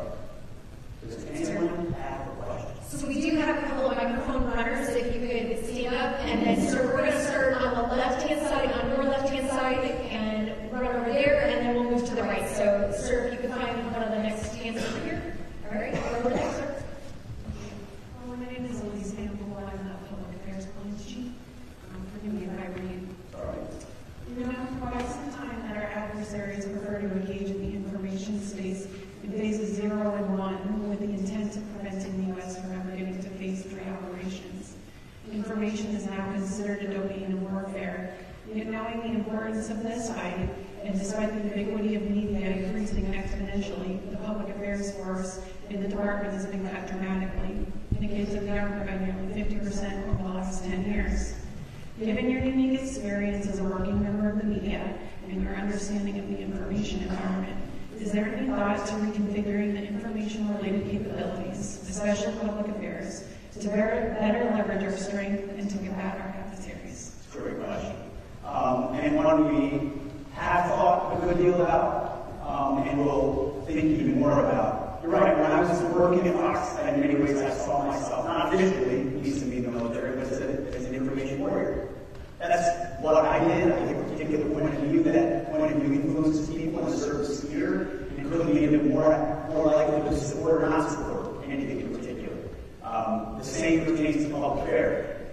I never looked at the actual staffing. I was not aware of that, so that's something that's now on my radar and for our public affairs team to look at. But it's one of the tools we wield. Our ability to communicate faster than the other side, or getting around, sorry to the press here, getting around media that may not want to tell that same story, our own and others, is a very important thing. That battlefield has been flattened a great deal because of social media, the ability to reach people immediately with information. I think a lot of the traditional public affairs approaches can be too bureaucratic, too static, too delayed, not giving enough latitude to frontline formations to message properly around what they're doing. We may have noticed we did a 10-day pause at the beginning. We saw that. Probably frustrating. That was just to get our arms around how we communicate as a joint force, and also say, okay, let's focus on the basics as we move back out into our formations. But we want to get even more strategic to the lowest possible level. So that you're disseminating, you understand the manager's intent. And underneath the manager's intent, that's underneath that are all the objectives that you have, and they need to be communicated quickly. That also means mistakes are going to be made. No one communicates perfectly. First and foremost example right here. You're going to make mistakes, you're going to phrase things incorrectly. That's the kind of latitude that we're going to want to provide in order to win that information. And I know, African content, we talked about the content. That's a big part of the battle going on, is the information operations and adversaries who wield that very effectively spend a ton of money on it on the local population in ways that we have yet to match. But I do think there are changes that need to be made to rapidly field messaging that's advantageous to us, and we're going to look for that. Because we have a really good story to tell. We're on the right side of the vast majority of issues. We just have to be able and willing to tell. It's a great question. Thank you. So we're going to go over here to the right first, and then head over to... Sir, Colonel Twitter Castro on the seniorarchive.com. First, I'd like to say it's great seeing our and very positive. Thank you. But one of the tools that you'll consider is the state partnership program. And the what program? The state partnership program. And for the 54 state circuit courts in DC partner with nations. Right now, statute says it's limited to military engagements, so military. They cannot fund civilian engagements. Would you be open to helping me change that statute where we could actually nation build in Africa like we need to be using everything that we have? My answer to you would be maybe. As I kind of mentioned up front, I think there are ways in which this department is attempting to nation build and do things that are outside the scope of what the military should do, which is deter enemies and to break things and defeat adversaries. We've got a State Department, we've got other aspects that do certain things. But where, it was one of the hardships, I would guess, that my former home state of Minnesota probably partners with Norway. Is that correct? Okay. I'm 100% Norwegian, that makes sense. So you've got these partners where you can more robustly provide military support through civilian channels. I think that's something we should be open to. But if it's civilian defense, the Department of Defense, there might be a better avenue by which to do that. But thinking creatively about how to boost military capabilities amongst our allies is a huge way for us to multiply. And so we open to ideas, but I also don't want to we've been very clear about trying to stay focused on the military. And there's so many places where even our mil-to-mil relationships are lacking that we could be investing in them to create partnerships for internal defense and other security force assistance that we need to be doing that we're currently doing. Thank you for the question. So we're going to go to Pat, and then there's a question just behind me. So Pat, over to you. Pat O'Brien, J5. Mr. Secretary, welcome to Africa. One of your predecessors once told the congressional panel, if you don't fund the State Department fully, then I need to buy more ammunition. You directed the department to focus on legality and deterrence. Meanwhile, other parts of the government offer cost-effective means that DoD has relied on to build department capacity, respond to crises, and dampen the causes of terrorism, irregular migration, drug trafficking, and conflict, often in areas where we have economic interests. Since its inception, AFRICOM has worked closely with the brave, dedicated professionals of the State Department and USAID to align priorities, messaging, and resourcing, and to gain access where we would not otherwise have it. Mr. Secretary, do you support all government approaches? And given the enormous potential for exacerbating instability and transnational threats and ceding influence to competitors, is the Defense Department evaluating the effects of the foreign aid stop work orders and formulating a position on the restructuring of the development sector? Thank you for the question. We're certainly paying close attention to that, and there have been very specific places where we have sought and achieved waivers on some of that to ensure that very important security force assistance or mill-to-mill, although it goes through a different pipeline, actually flows, or places where, say, ICE fighters are guarded and could be in a more compromised position that that money doesn't come. So we've been willing to look at that. At the same time, we have a fantastic Secretary of State, Mark Rubio, who I've had a chance to work with very closely, who also has a keen eye toward the whole government approach to advancing the America First agenda. Mike Waltz, the National Security Advisor, also critical to all of that. Yes, diplomacy plays a massive role. I would prefer diplomacy for... And of course, that's Secretary Pete Hegseth in Brussels, Belgium, addressing the military and different issues regarding meritocracy. And I loved how he addressed e pluribus unum and the idea that out of many one, and perhaps that phrase is not more true than in the United States military of you bring together so many different factions, so many different backgrounds, and regardless of what those are, you come together in order to defend the American way of life. So coming up here, we have an oversight hearing on the IRS. It is a subcommittee hearing, so it'll be interesting to dive into what potentially might be on the horizon for the IRS and also an external revenue service that's been in the talks by the Trump administration. Also some Republican colleagues on the Hill, whether that be the House or the United States Senate. Also, there will be a press conference forthcoming with Speaker Mike Johnson and the House GOP conference. So interesting to see what leadership will have to say in those regards. But there is a live look there of the office building just off of Capitol Hill, an oversight hearing on the IRS. And I'm sure that will contain some fireworks in and of itself. We're actually going to, go to that momentarily, but we'd like to thank our sponsors here at Right Side Broadcasting, and one of them being Burna. This is a very exciting new alternative to a deadly force, and this company is very proudly American. Burna.com. Freedom and security are the cornerstones of the American way. That's why I've partnered with Burna, a company that embodies these values right here in Fort Wayne, Indiana. And I've been through that town. It's a beautiful town. Burna's commitment to safety is personal for every single American. As a passionate advocate for the Second Amendment myself, I understand that the importance of self-defense comes with, its costs. And that's why I stand behind Burna's less lethal launchers. Effective, easy to use, and most importantly, this is legal in all 50 states. So an important side note to that, because there's so much regulation, red tape, and things that can happen, God forbid, if you are threatened or your home is invaded.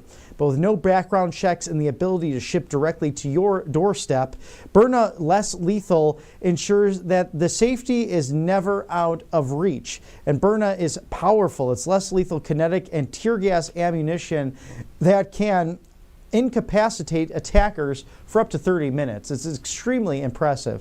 This allows you to protect yourself and your loved ones without the legal ramifications of taking a life. So join me in supporting an American company committed to giving everyone peace of mind, and don't wait until it's too late. Receive up to 10% off of my curated Burna bundles. And you can do this by going to Burna.com/RSBN. Yes, Burna.com/RSBN. Get that 10% off. Thank you to Burna for supporting us here at Right Side Broadcasting Network Live. That's an extraordinary organization, also very pro 2A as well. So coming up here in about 5 minutes, the GOP leadership will hold a press briefing, and talking on different issues regarding some bills around the corner, the enacting of the legislative agenda. This is one of the thinnest in history, this majority, and with midterms really right around the corner, it's something that I'm sure Speaker Mike Johnson has on his mind to keep this majority intact in order to help President Trump's agenda from a legislative perspective. We're also keeping watch on the potential Tulsi Gabbard vote. I'm not getting a specific time from Senate.gov, but we will be watching all that. And of course, also a subcommittee hearing in the U.S. Senate regarding the IRS and its future. We have so much exciting stuff happening within the Beltway, outside of the Beltway as well, and we'll have some special guests on today regarding all of that.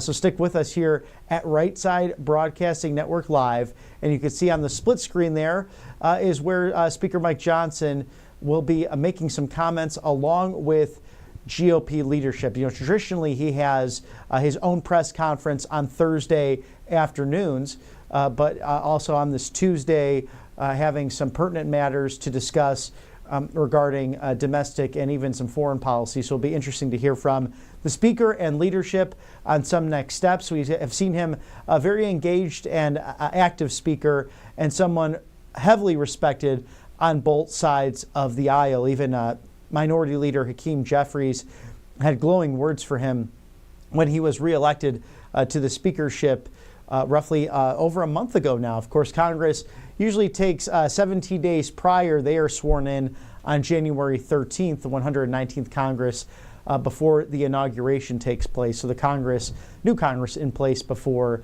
that incoming president, of course, Donald John Trump. So we'll be keeping an eye on all of that taking place as well. And in the meantime, in the last hour, receiving more communications from the White House, a fact sheet that President Donald Trump has restored Section 232 tariffs. So this is countering trade practices that undermine national security. Yesterday, President Trump signed proclamations to close existing loopholes and exemptions to restore a true 25% tariff on steel and elevate the tariff to 25% on aluminum. This has been a big focus really in the last 48 hours and since the end of the Super Bowl and the press conference that President Trump held in the sky en route from Mar-a-Lago in West Palm Beach, Florida to the Big Easy, New Orleans for the signature game of the year. Again, President Trump signed proclamations to close existing loopholes and exemptions to restore a true 25% tariff and elevate the tariff to 25% on aluminum. Promises made, promises kept. President Trump is taking action to protect America's critical steel and aluminum industries, which have been harmed by unfair trade practices and global excess capacity. He has reinstated the full 25% tariff on steel imports and increasing tariffs on aluminum imports to 25% exactly. Key reforms include eliminating all alternative agreements, applying strict melted and poured standards, expanding tariffs to include key downstream products, that's terminating all general approved exclusions, and cracking down on tariff misclassification and duty evasion schemes. So the countries of Argentina, Australia, Brazil, Canada, Japan, Mexico, South Korea, the European Union, Ukraine, and the United Kingdom had received exemptions which prevented the tariffs from being effective. By granting exemptions to certain countries, the United States inadvertently created loopholes that were exploited by China and others with excess steel and aluminum capacity, undermining the purpose of these exemptions. So the president is exercising his authority under Section 232 of the Trade Expansion Act of 1962.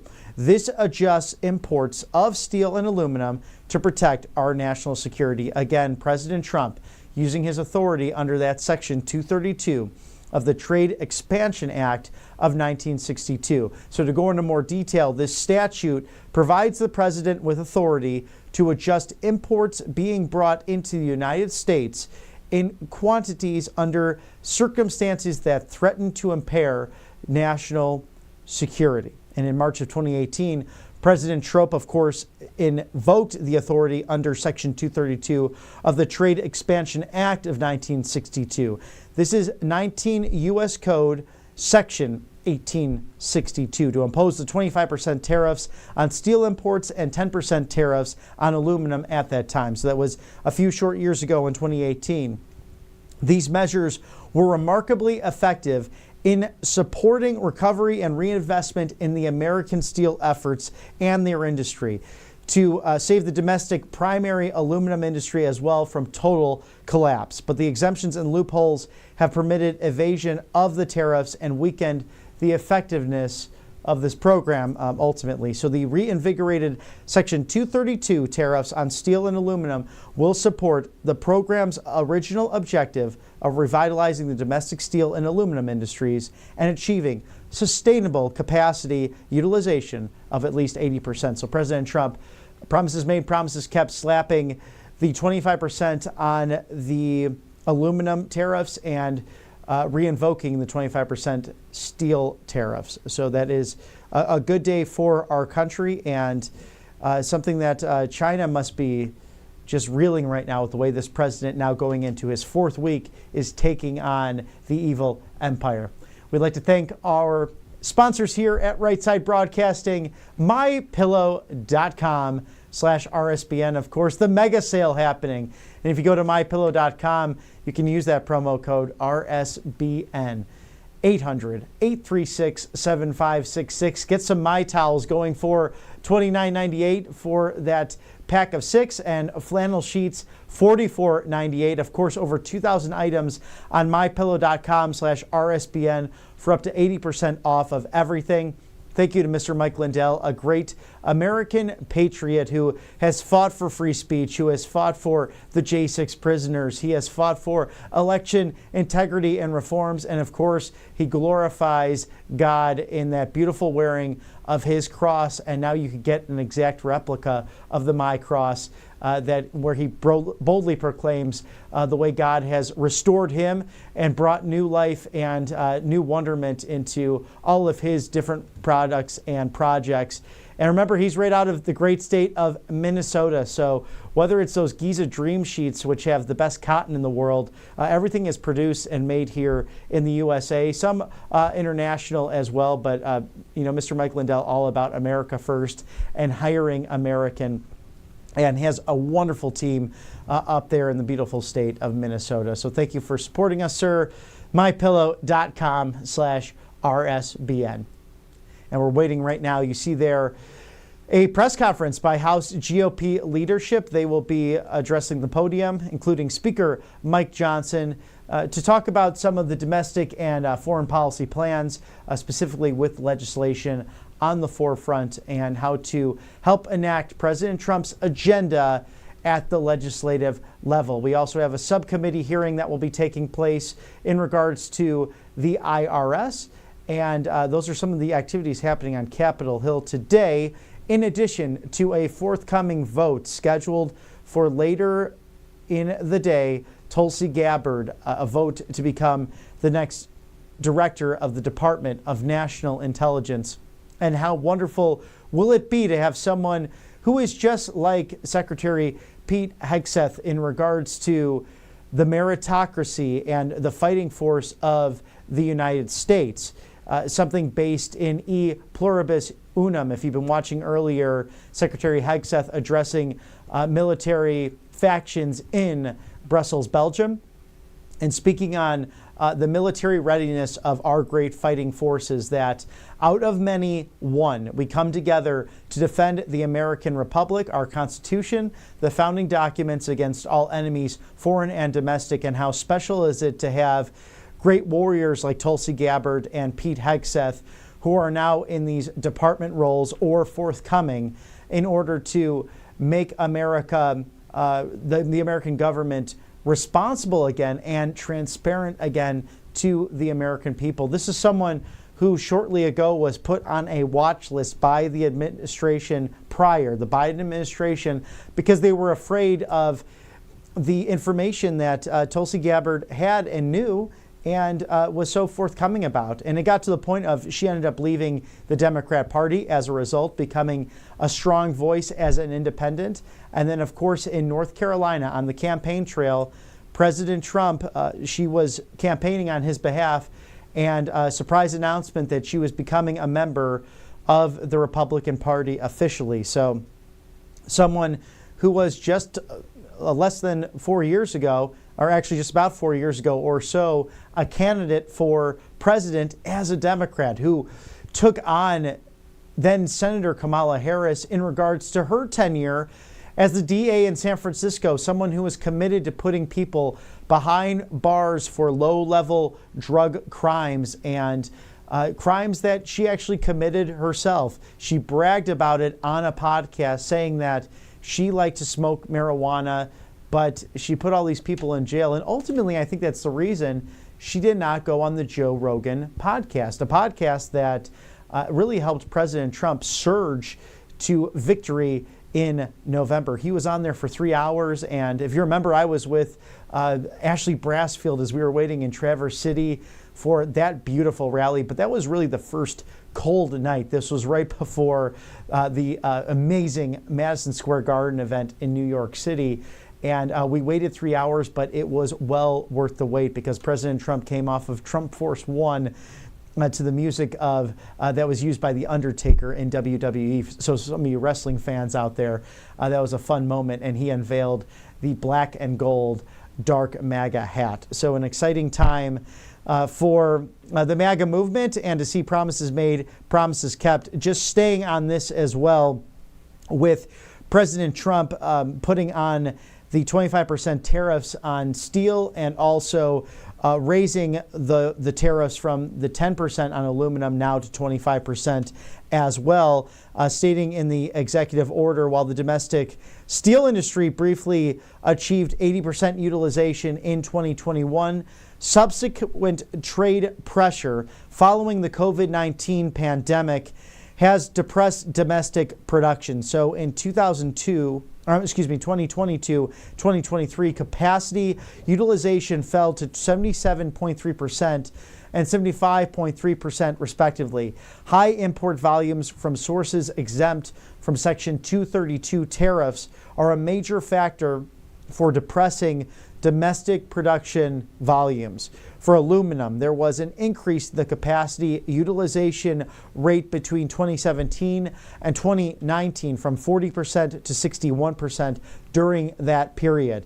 But since 2019, the aluminum capacity utilization has once again seen a steady decline, falling from 61% to 55% between 2019 and 2023. So the United States does not want to be in a position where it would be unable to meet demand for national defense and critical infrastructure in a national emergency. So this is all strengthening America's manufacturing industry and our ability to protect ourselves in scary moments. These tariffs were hailed as a boon for Minnesota's iron ore industry, with state officials crediting the tariffs for bolstering the local economy. And steel and aluminum imports drastically decreased under President Trump, falling by nearly a third in 2016 and 2020. And here's the thing. That's the reason why the economy came out of the Depression. It was, when you look at the wartime manufacturing of steel, aluminum, incredible products that America has done better than anyone else. It was all about those exports going overseas and bringing money into the American economy. This is something that Bill Clinton and George W. Bush and Barack Obama with NAFTA really decimated the American economy and the American middle class, and especially steel production. We saw this with Joe Biden as well, how weak it was on a national level in regards to the domestic production of these high quality goods. These tariffs under Section 232 signed into action by President Trump will lead to a wave of investment across the United States. And the last time this happened, $10 billion was committed to building these new mills. And it was recently announced that the Hyundai Steel. Oh, we'll throw it over to House leadership now. We were supposed to get a bunch of snow last week and we didn't, but. Well, come on. Hey, that's for later. The shots are coming. Jeez. No. Thank you all for being here. Republicans are making America secure and competitive. This week, we will pass 2 bills, one that could help deport illegal aliens who threaten our security. The other will reverse some burdensome regulations.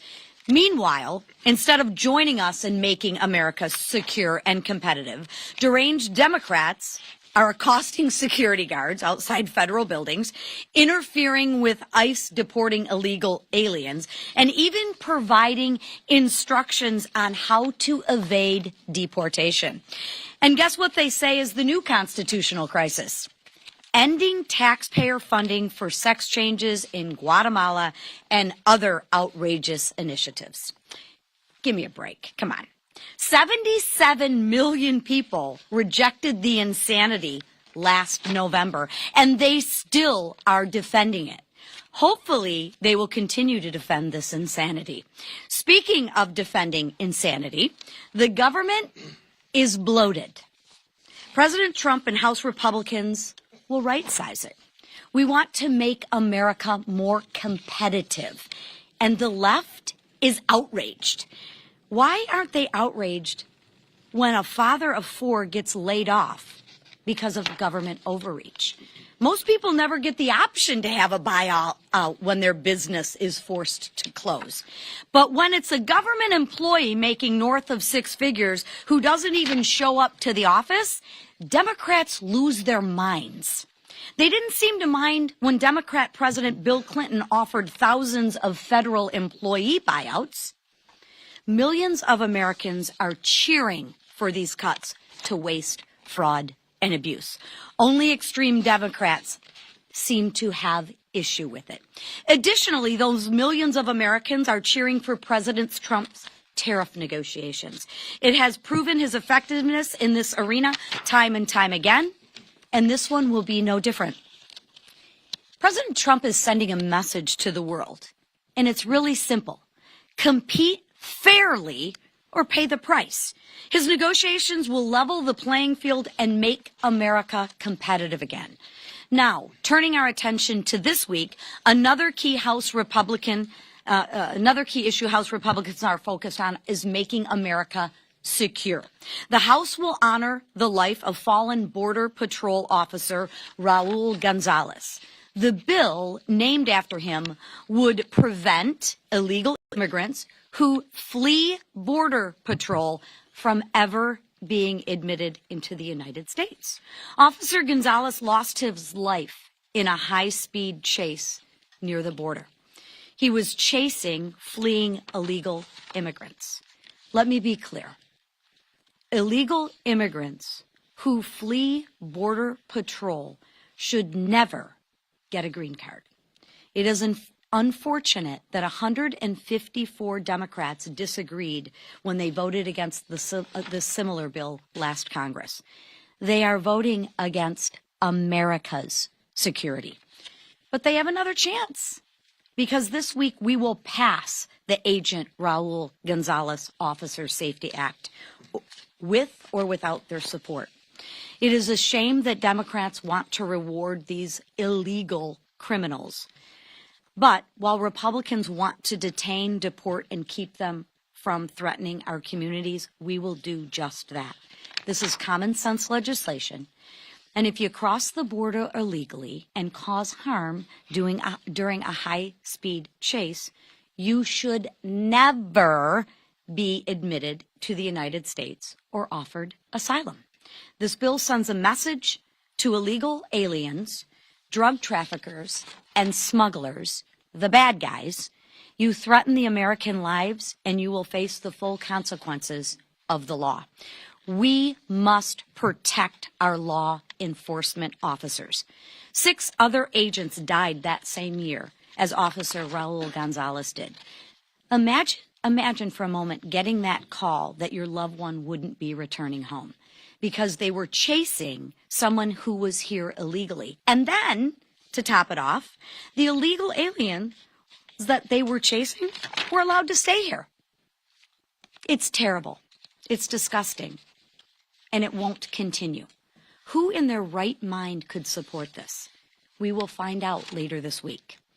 And I would suggest maybe the Democrats that vote against this bill can start calling the loved ones of the fallen officers.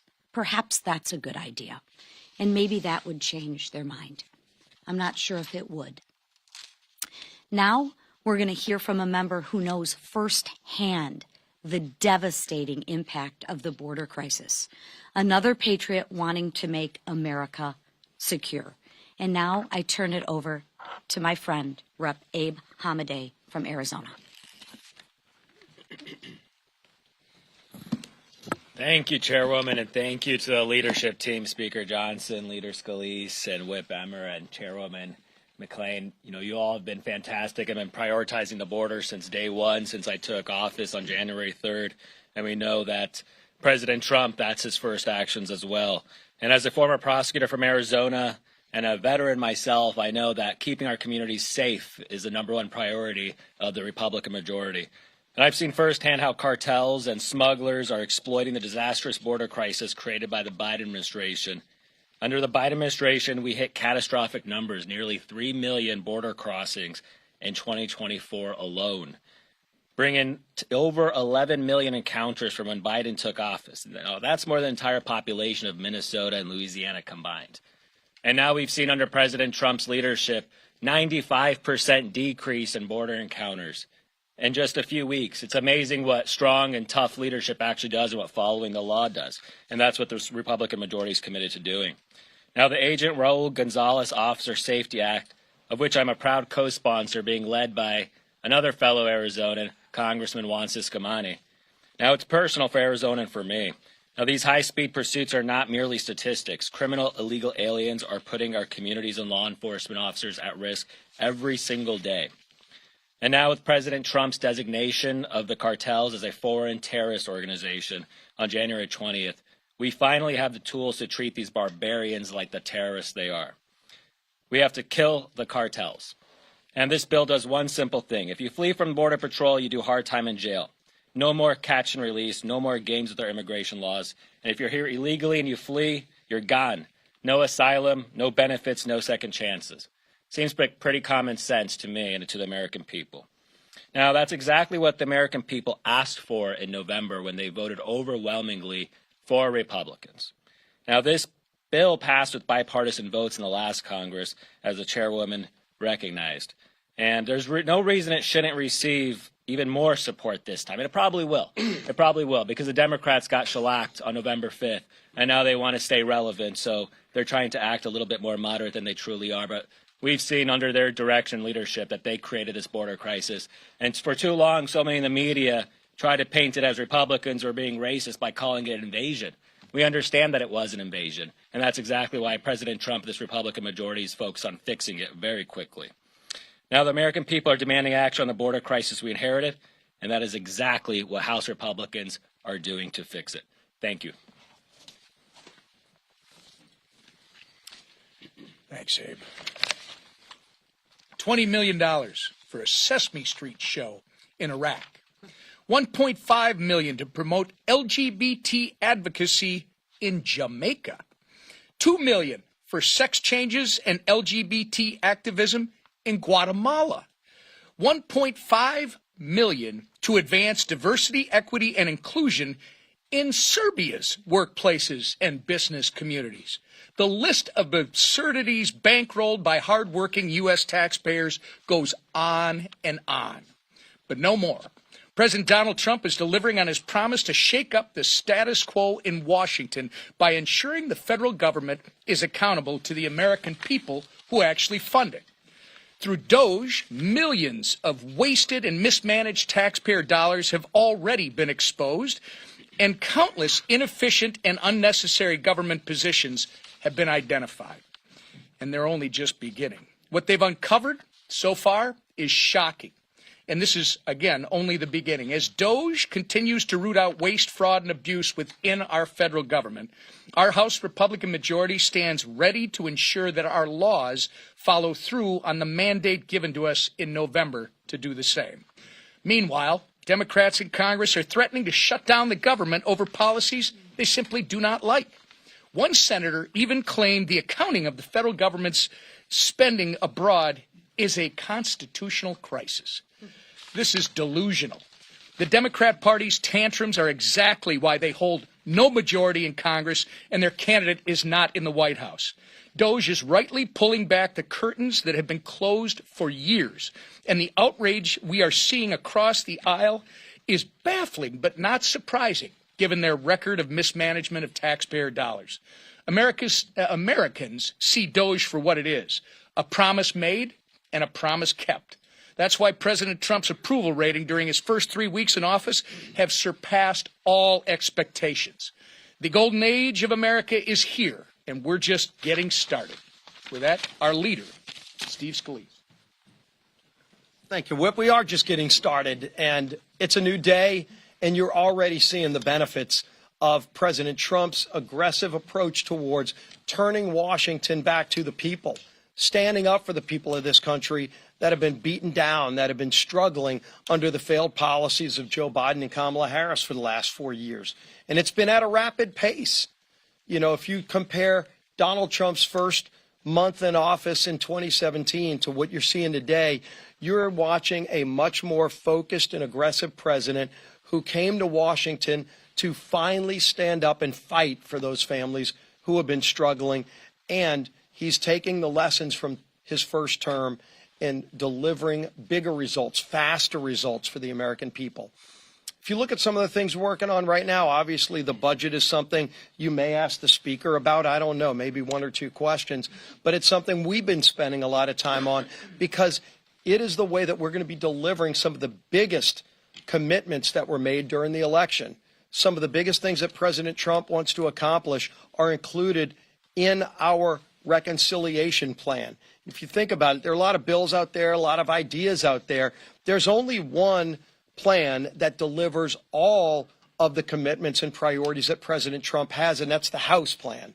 If you think about what we're trying to do with first getting a budget, then getting a reconciliation bill, it's going to be to deliver for border security, making sure that we can build the wall, making sure that we give our Border Patrol agents the tools they need, night vision goggles, other technology like drones, so that they can more safely and effectively protect and secure America's border from the massive flow of illegals that we saw the last 4 years. We're going to produce more American energy.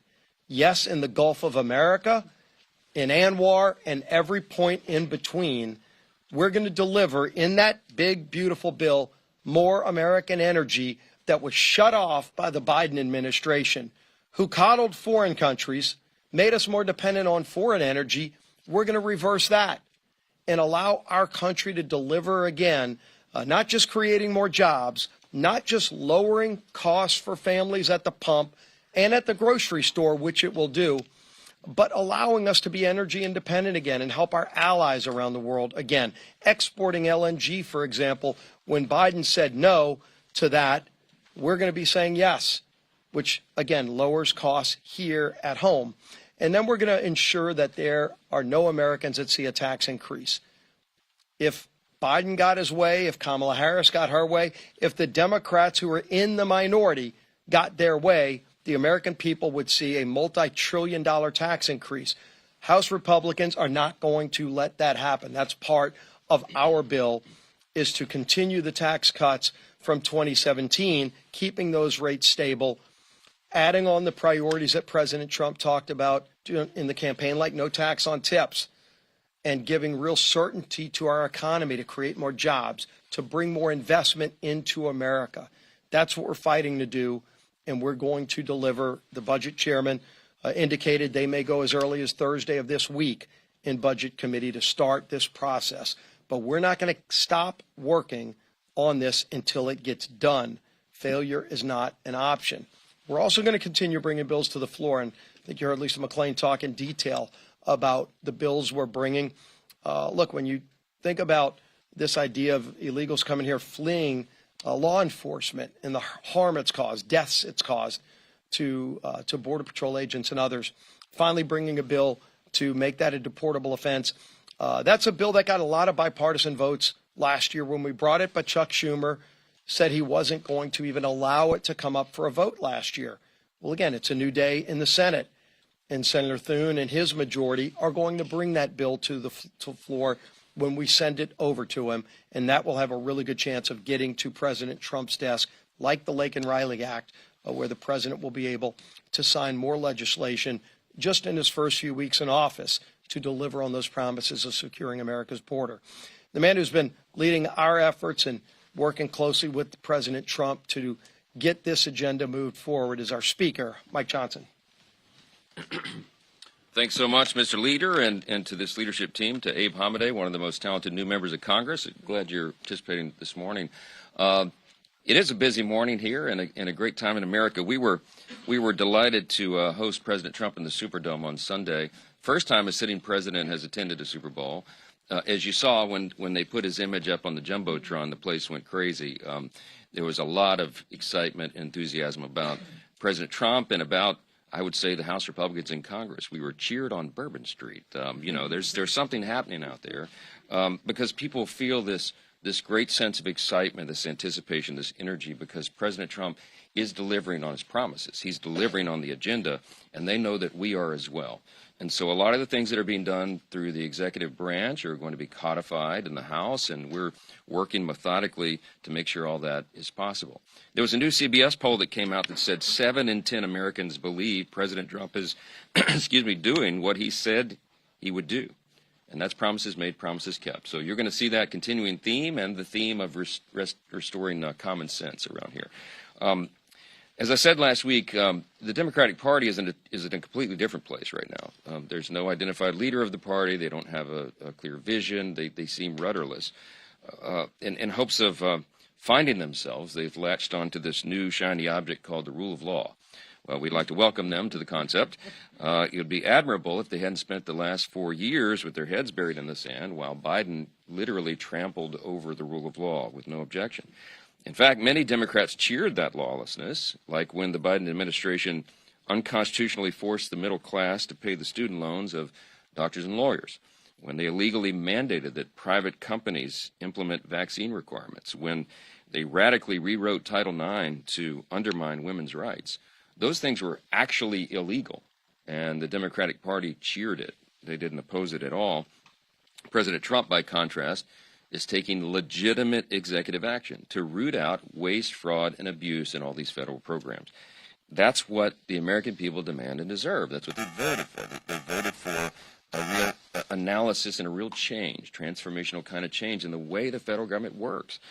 And the only people who take issue with it are these same congressional Democrats who never before had any issue with unelected staff or even bureaucrats running the White House for the last 4 years. That's not what's happening here. The president has empowered his new cabinet secretaries and the DOGE effort and all of these branches, divisions in the executive branch of government to go and find where the abuses have taken place. And every time something new is unearthed and uncovered and we share it with the people, they applaud that this has been discovered, and they want us to keep going, and that's what's going to happen. You heard a lot about what's happening on the floor this week. I just want to highlight one more thing, that the House is going to vote on the Midnight Rules Relief Act. You've heard about this, but this legislation will amend the Congressional Review Act to allow Congress to overturn multiple regulations issued in the final months of a presidential administration with just one single vote. That's important for efficiency purposes and because of the facts that we're dealing with right now. In the waning months of the Biden administration, over 1,400 unnecessary, harmful, last-minute rules were imposed. And those are things that hurt small business owners and hardworking Americans and families. And this is the type of legislation that we'll move this week that receives little fanfare outside these halls, but it has the real potential to make a substantial impact on the lives of everyday Americans. You heard a lot about, I won't repeat it, but the Agent Raul Gonzalez Officer Safety Act is critically important. And again, just one more example of how we are delivering on the promises, taking care of the border, making American communities safe again. We're going to be unleashing American energy dominance again, and restoring our stature on the world stage, peace through strength, and all the things that make America strong and secure. And I'm delighted we have a commander-in-chief who's leading that charge, and it is a great delight to see him applauded all around the country everywhere he goes, including at the Super Bowl. So I'll take a few questions this morning. Jeff, Michael.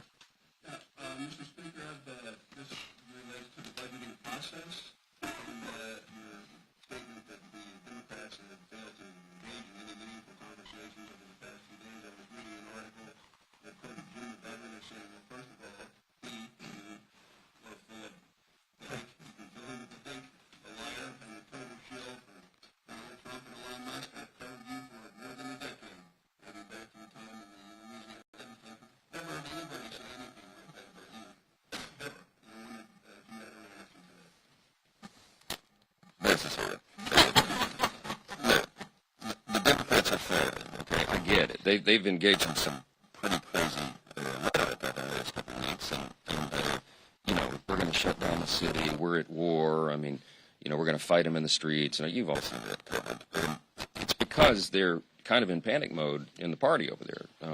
They don't really, as I noted, they don't really have a vision or a strategy. They don't really have a leader. They don't, their platform has been openly repudiated by the American people in the election outcome, and so they're really in a tough spot. And so what people tend to do in politics in that way is they lash out at leaders on the other side. I don't take it personally.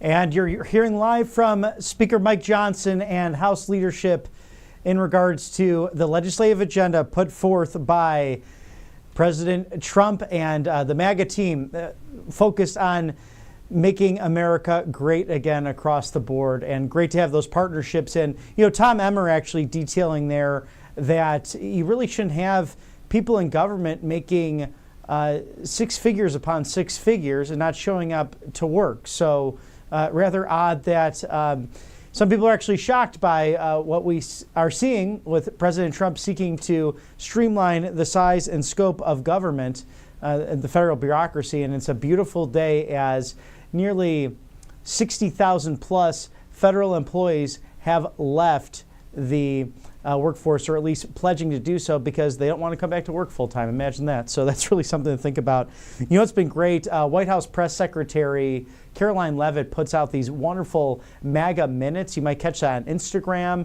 or even Facebook or X and True Social or whatever your favorite social media account is. But oh, yes, we're actually going to go to the committee hearing on the IRS over on Capitol Hill right now. As we get going, this is our first one, and I'd like to actually say I'm elated to have Ms. Sewell sitting next to me, one of the people I genuinely like, and my little boy is fascinated with your jacket. If you hear sudden noise, I have a 2-year-old in the little room right behind us. So shall we actually get going? I was going to let you introduce do you have a witness? I do. I'm going to let you, when we get done with, okay.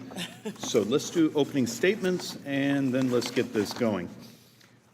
First, good morning. Welcome to the 119th Congress and our first Ways and Means Oversight hearing. I have a script here, but I'm going to go off of it because I already shared with you. For many of us, we've had a couple years here, the fussing back and forth between the cash that was put in the Inflation Reduction Act, hiring lots of people.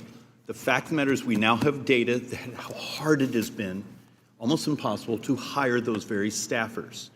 We actually have data in here that we'd like to present and walk through on the actual spend versus the actual projected collections, now that we're, 30 plus months in, and how far off target we are. We have data in here talking from the IRS's own information when 31% of the phone calls during tax season are actually being answered. Is the solution an army of more bodies in the same environment where when they had even the resources they were not able to hire? Or is it ultimately a technology solution, just as so much of the rest of the world has actually stepped into? My personal fixation is how do you modernize the IRS so it can meet its mission and actually reduce the friction with the population, taxpayers, those who are just trying to survive and trying to understand. Our history here, particularly when you get near the IRS, it becomes a partisan whipping boy. But the fact of the matter is you have a country that's borrowing about $70,000, $80,000 every second. And by the end of this decade, those numbers go up dramatically. Maybe actually understanding what we're doing, how we're doing it.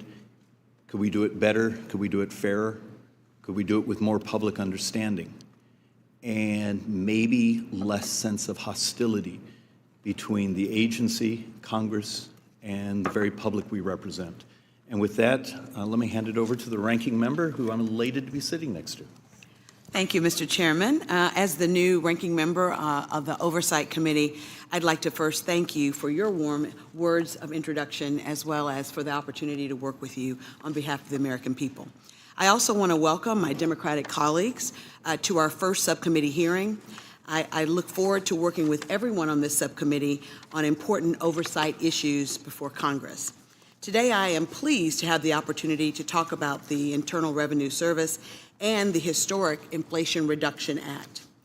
The IRA made a once-in-a-generation investment in modernizing the IRS.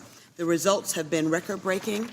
The IRS announced that it collected $1 billion from high-wealth taxpayers due to the IRA funding.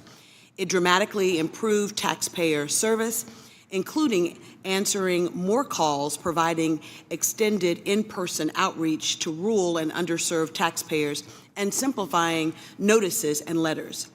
I can tell you that in my district, in the Black Belt of Alabama, we have some of the highest audit communities for the EIT recipients. EITC, as we know, the Earned Income Tax Credit, is for moderate to low income folks being able to reduce their tax liability if they so qualify. These are hardworking Americans who make less than the minimum wage, with a median income close to $30,000 in my district. The IRS attempts to even the playing field, giving resources that ensure the Inflation Reduction Act, with those monies, we attempt to even the playing field by giving resources that ensure wealthy individuals who have evaded taxes are audited proportionally. And we still have a lot of ways to go. Yet my colleagues on the other side of the aisle want to hamstring the IRS at a very important point where the IRA funding is actually making a difference. This is abundantly clear by the fact that they have rescinded over $20 billion in enforcement funds, and they have frozen another $20 billion in the previous continuing resolution. We need to fix this issue, and slashing funds is not the solution. The IRA funding is not an endless piggy bank for the majority. Mr. Chairman, I would be remiss if I did not mention the elephant in the room, which is, of course, this faux Department of Efficiency, Government Efficiency, or DOGE, and its unlawful access of the taxpayer-sensitive payment systems and confidential taxpayer information. DOGE's takeover of the federal payment system is an egregious invasion of the privacy of every American, especially every American taxpayer. Federal tax law specifically ensures that Americans' tax return information is confidential. As you know, unauthorized disclosure of this information is a felony. Elon Musk and DOGE should not be rummaging around in the confidential information of private taxpayers and private citizens. No one knows what information DOGE has accessed or how it will use such information. And Mr. Chairman, we should all be concerned that our private, confidential taxpayer information has been exposed. Today, I want to welcome all of our witnesses. I really look forward to the opportunity to hear from you and for us to have a substantive conversation about the IRA funding for the IRS. Thank you, and I yield back. Thank you, Ms. Sewell. All right, now let's do some quick introductions, and I'm going to let you introduce Ms. Olson. Is it Hayden DuBois? DuBois. I was never going to get that right, but you had that. Is a data analytics director at the Foundation for Government Accountability. Pete Stepp is president of the National Taxpayers Union. Mish Ludwin? Chairman, it's Minesh Ladwa. Lad- Minesh Ladwa. Manish, all right, is Global Solution Managers for Tax and Revenue Management at SAP. And Kristen Koselek. That one I might have gotten. Is Managing Director for Financial Management and Assurance Team at the Government Accountability Office. And I'd like to introduce probably the easiest pronounced name on this witness list, Miss Nina Olson. Ms. Olson is a former national taxpayer advocate. She is now the executive director of the Center for Taxpayer Rights. Welcome, Ms. Olson, to this subcommittee hearing, and we look forward to your testimony. Each of you will have 5 minutes, and at that point, we will begin statements and questions. Hayden. Well, Chairman Schweikert, Ranking Member Sewell, and members of the committee, thank you for having me here today and for hosting this very important hearing. My testimony is going to differ just slightly from some of my counterparts and focus on a related issue of the capacity of the Congressional Budget Office to accurately estimate the fiscal effects of legislation, including the Inflation Reduction Act. Unfortunately, CBO tends to underestimate the costs associated with measures that would increase the size of government and overestimate the cost of tax relief for Americans. And one of the most prominent examples of that, of course, pertains to the Inflation Reduction Act, which is obviously relevant to today's hearing. Following the enactment of the Inflation Reduction Act, CBO predicted the legislation would decrease the federal budget deficit by $58.1 billion over the following decade. But a 2024 update by CBO suggested the law would actually increase the deficit by roughly $300 billion. It turns out the CBO's revision reflected a $224 billion upward adjustment in green energy expenses. And additionally, CBO projected that the nearly $80 billion dedicated to IRS enhanced enforcement measures would actually reduce the deficit by $180 billion, but by the end of fiscal year 2024, the IRS announced just $1.3 billion had been collected through those increased enforcement measures, compared to the $7.2 billion CBO projected it would have collected in that first year. In fact, more money had been spent to hire these new IRS agents than they had collected in revenue. For every $1 in new revenue gained, these enforcement efforts had cost $1.04. According to the Economic Policy Innovation Center, the CBO's faulty estimates are a result of the projected far higher rate of return on IRS enforcement efforts than what actually occurred. As a result, CBO's estimated return on investment was off by more than sixfold. And this is not the first time that CBO has made these mistakes. In 2010, the CBO predicted that approximately 13 million Americans would enroll through Medicaid expansion under the Affordable Care Act in all 50 states. By 2019, actual enrollment had reached 19.5 million in just 34 states. In the food stamp program, CBO estimated that food stamp changes contained in the 2009 stimulus bill would have cost approximately $20 billion. A decade later, CBO revised its estimate and said food stamp-driven spending from the stimulus bill had reached $43 billion, more than twice as much as their initial estimates. Likewise, another provision of the 2009 stimulus was the enhanced unemployment benefits, which CBO predicted would cost $39.2 billion. 6 years later, CBO revised their score to $64 billion. And on the revenue side, as Ways and Means Committee Chairman Smith has correctly noticed, actual 2024 corporate receipt collections reached $529 billion, well ahead of the $421 billion predicted by CBO following the passage of the historic Tax Cuts and Jobs Act. In fact, cumulative revenues are $500 billion above where CBO estimated they would be following the passage of TCJA. Now, there are a variety of reasons why CBO has made these inaccurate estimates. For the Inflation Reduction Act, they failed to account for developments in green energy markets and substantially overestimated the IRS's return on investment. For Medicaid, they dramatically understated enrollment.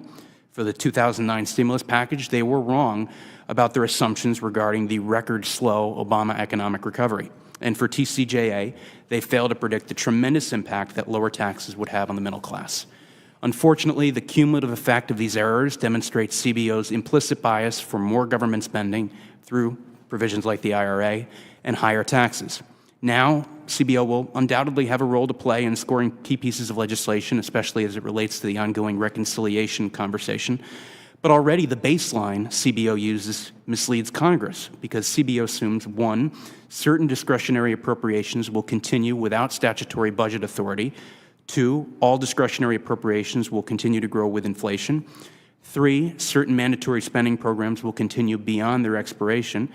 And 4, Social Security and Medicare payments will continue at their current levels even after the trust funds are depleted. Finally, by using a current law baseline rather than a current policy baseline, the likely effect of various programs on outlays is distorted. Congress should not only evaluate CBO's fiscal scores with scrutiny, but also consider amending law to have the baseline more accurately resemble reality. Thank you for the opportunity to testify today, and I'm happy to answer any questions. Thank you, Mr. Stepp. Chairman Schweikert, Ranking Member Sewell, members of the committee, you honor NTU and taxpayers everywhere by holding this hearing. As you know, NTU has had a long history of involvement in the tax administration space. We thank you, Mr. Chairman, for kicking off the Taxpayers First event that we held last year. That was fantastic. Our Taxpayer Defense Center continues to be very active in precedential litigation, but I'd like to focus on a couple of points here. Surprise, the IRS needs more money. It needed more prior to the Inflation Reduction Act, and if the IRA money for IRS is zeroed, we will have to scale up from there. However, point 2, the IRS must prioritize any additional funding it receives toward taxpayer services and modernization. 3, Congress, the IRS, and Treasury must develop a genuine, detailed strategic plan for that modernization with transparent benchmarks and accountability safeguards if those benchmarks aren't achieved. And 4, the damaged system of IRS oversight needs to be repaired so that Congress has more partners in ensuring the funding is properly spent. Now, there are lots of illustrations over the history of IRS modernization that I can go into. Hopefully we will when we get more technical in the Q&A period.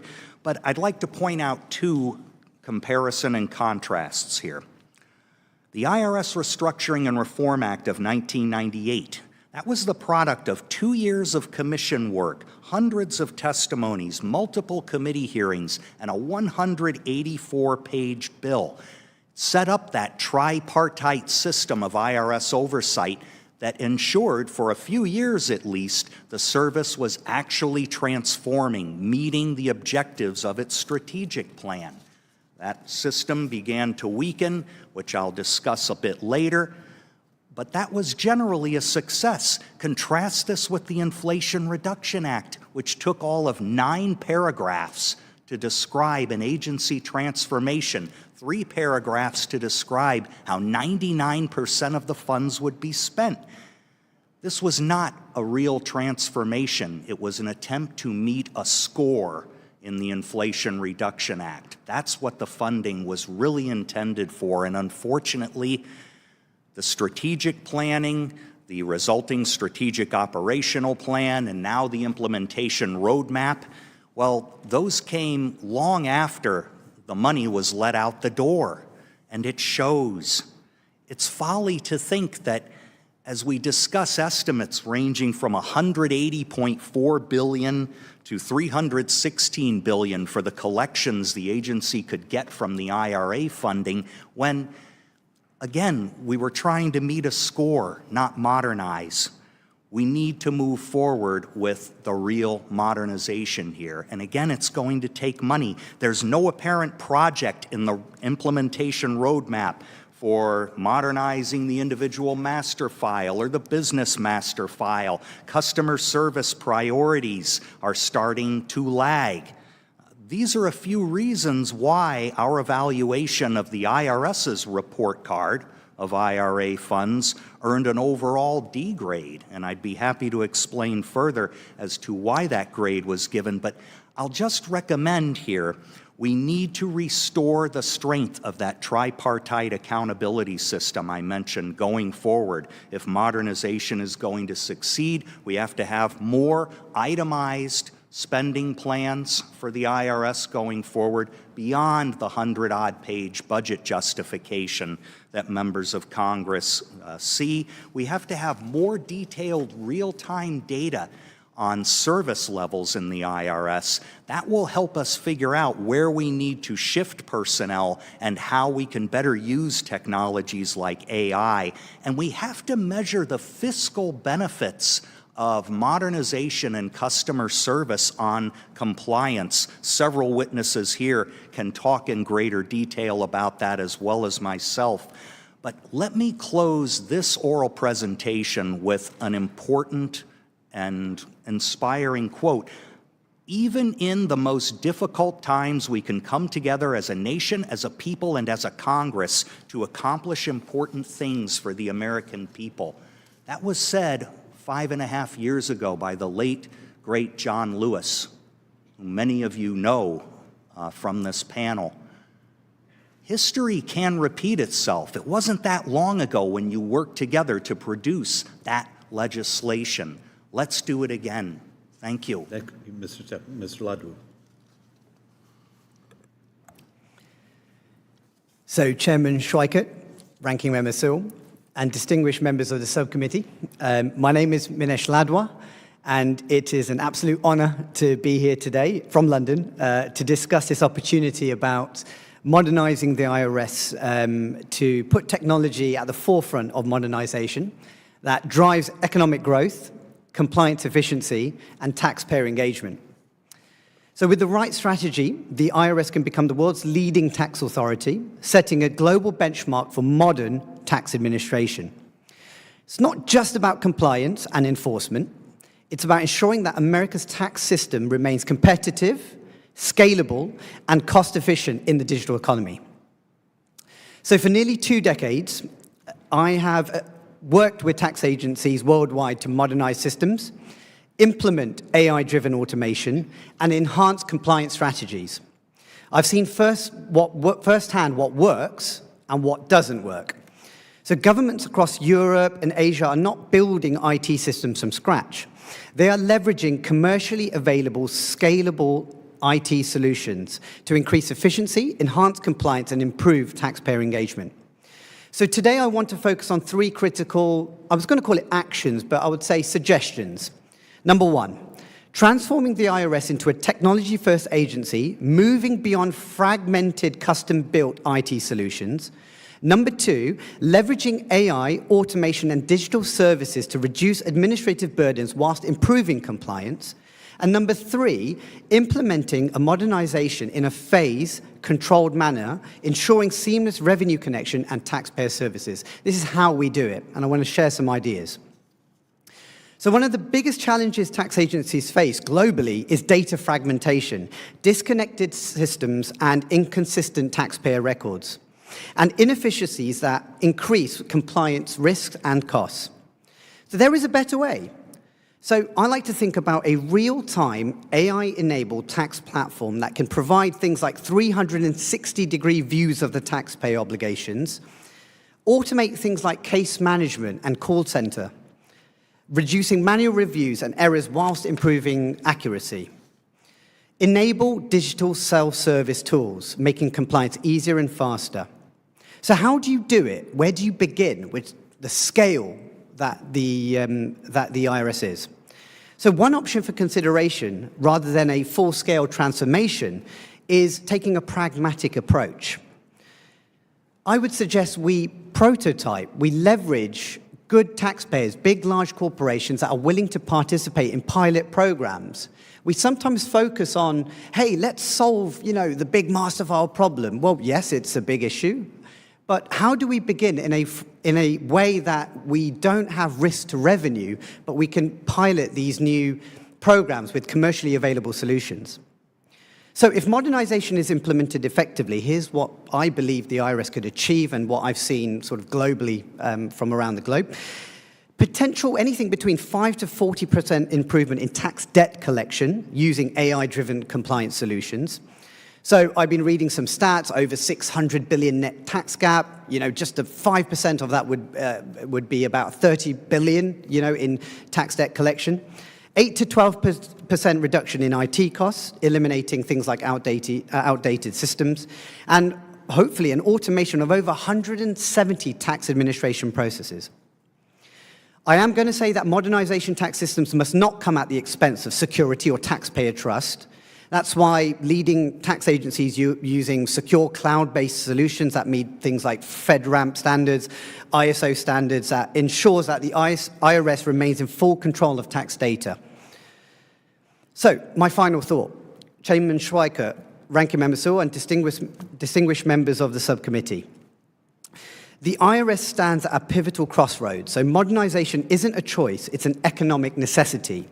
The opportunity in front of us is to turn the IRS into the intelligent AI-driven tax agency that provides unified taxpayer views, internally and externally, uses AI and automation to enhance compliance, and delivers seamless digital taxpayer services.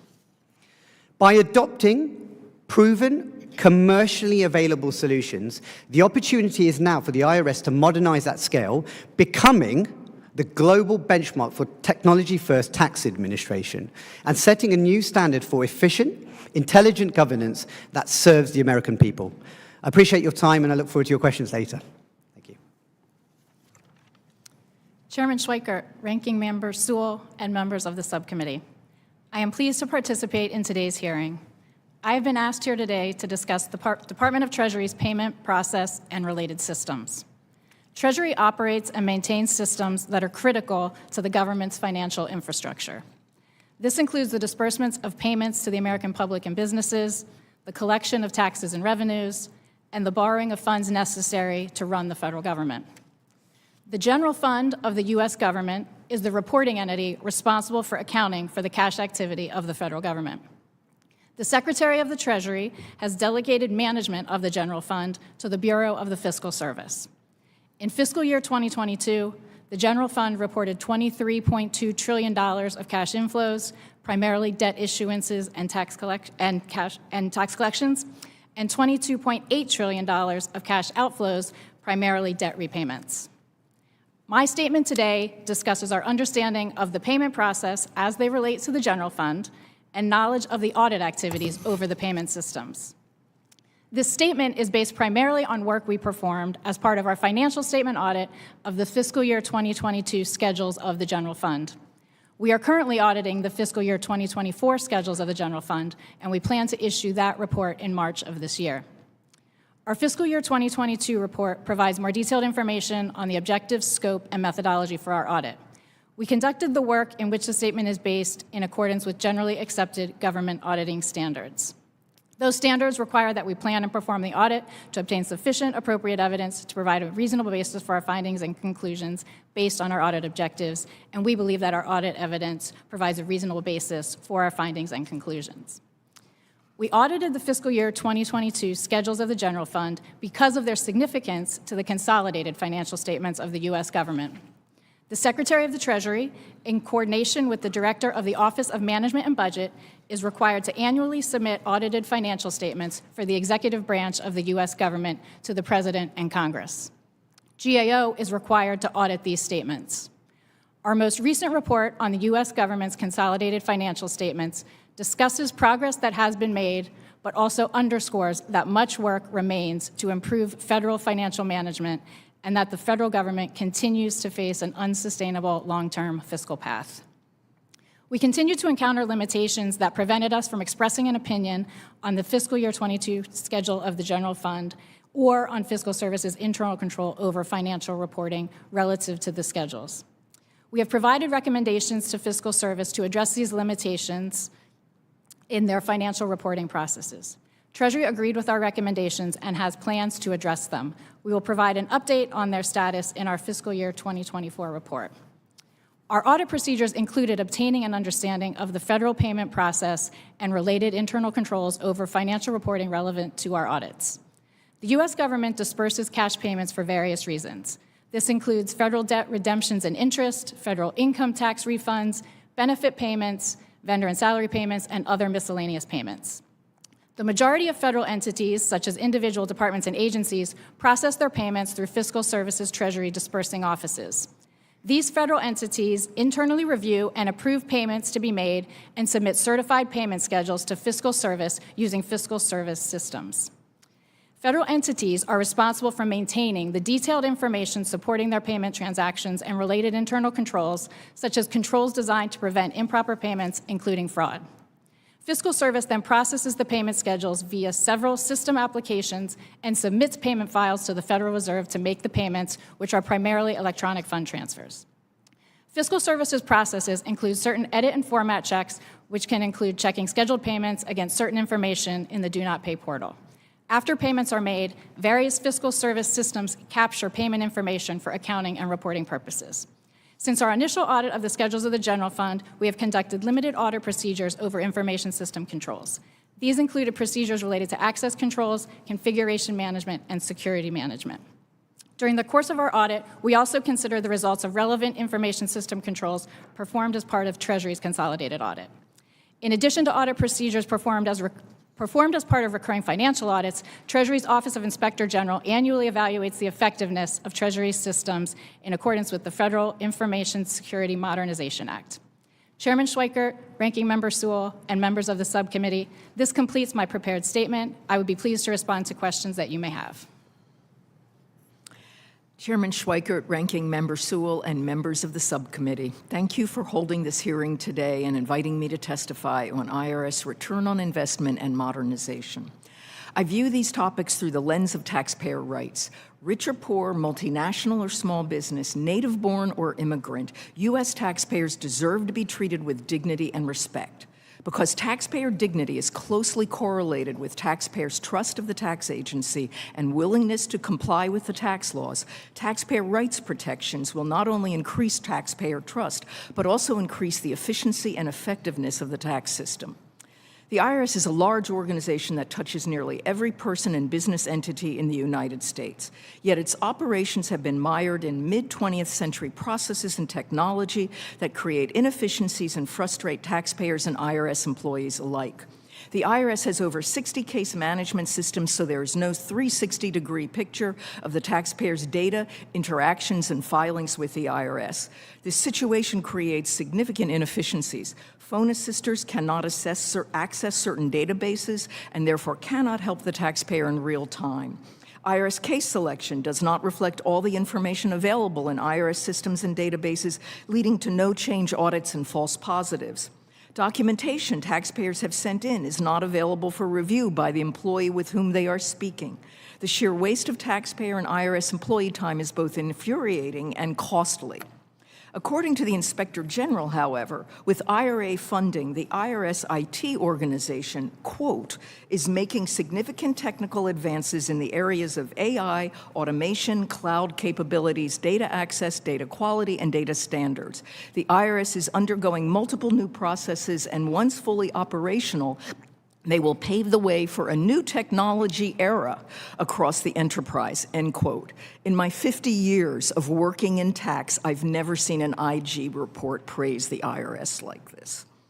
Through 2024, using IRA funding, there has been significant improvements to taxpayer service on the phones and online account, to the fairness of the tax system by focusing on areas of complex non-compliance, and to efficiency and effectiveness through digitalization. Digitalization requires both the retention of employees who have institutional knowledge and hands-on experience in tax administration, and the hiring of new employees who bring new skills and outside the agency experience. The balance between seasoned employees and those with new skill sets will not be achieved if government service is vilified and current IRS employees are painted as inept or even worse, corrupt. Moreover, with a tax code as complex as ours, digitalization cannot replace in-person assistance. In many instances, human judgment and intervention are required. Through June 2024, the IRS spent $1.4 billion, or 44.3% of IRS funding, dedicated to taxpayer service. If the IRS continues to apply IRA funding to make up for the annual appropriation gap, it projects it will run out of IRA taxpayer service funding at the end of this fiscal year. That means that taxpayers will experience a cliff. In one filing season, they are able to get through on the phone and have their returns processed relatively quickly. In the next filing season, we will be back to pandemic levels of assistance, that is, almost no assistance at all. This path is unsustainable and violates the trust of U.S. taxpayers. I close my testimony with the fundamental right to confidentiality of returns and return information. Indeed, the efficiency and effectiveness of our self-assessment tax system is dependent on taxpayers' trust that information they voluntarily provide the IRS will be held confidential. Congress has recognized that tax returns and tax return information can be very helpful in administering non-tax administration policies, but every single exception to confidentiality in the code contains language restricting such use and disclosure, quote, for the purpose of and only to the extent necessary, end quote, for carrying out that non-tax administration purpose. Congress has only granted exceptions to 6103, where it has carefully balanced the compelling need for disclosure against the fundamental taxpayer guarantee that if they voluntarily provide the IRS with personal and private information, it will remain confidential. We all need to ensure that protection and right is not violated. Thank you. Thank you to our witnesses. Now we begin the fun part. We try to educate those of us sitting up here. Ms. And I apologize for everyone. Koselleck. Maybe the single thickest 5 minutes I think we've ever had someone sitting there.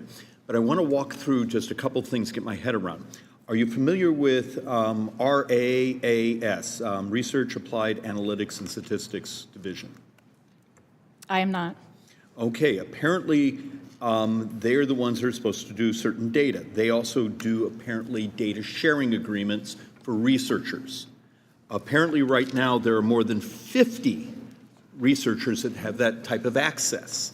So, and part of my reason for this is I know the pop culture right now is to attack Doge and those things, but the fact of the matter is the data we have says there's 50 researchers. How do you think groups on the left and the right write their reports on so-and-so are being picked on or so-and-so aren't paying enough?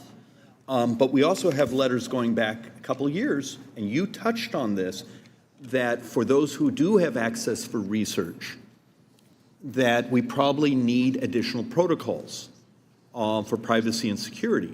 Because it turns out right now, from what we're finding in our own quick research, which took us a half an hour, that 50 researchers out there actually look like they have more access over history than the current Doge process does. So that will be fun to dig into and figure out what's true and what is pop culture. Am I on track? So what I can say about access to sensitive systems, certainly there is an expectation that anybody collecting sensitive information, tax information, any kind of information. Well, my point was just, are you familiar with the fact that we're coming up with over 50 different research groups have access already? Yes. And there should be agreements in place, so that's what I was getting at. Okay. Anytime there's someone with access to information, there are policies that are expected to be followed, yes. Could I beg of you, for probably all of us out here Yes. who have an interest in that, please, we just grab some of that and send it our direction? Absolutely. And you made a comment that, was it in the 22 audit, that you almost weren't able to complete that? Could you put some more information around that? Yep. So on both the general fund audit and on the consolidated financial statements audit of the U.S. government, GAO is unable to express an opinion on the financial statements, given various limitations in data available. At the general fund level, much of the information that's in the systems, like I said, details are maintained at agencies, and summary information is in some of the systems, and that prevents us from having the detailed information that would allow us to provide an opinion on the financial statements and the line items there.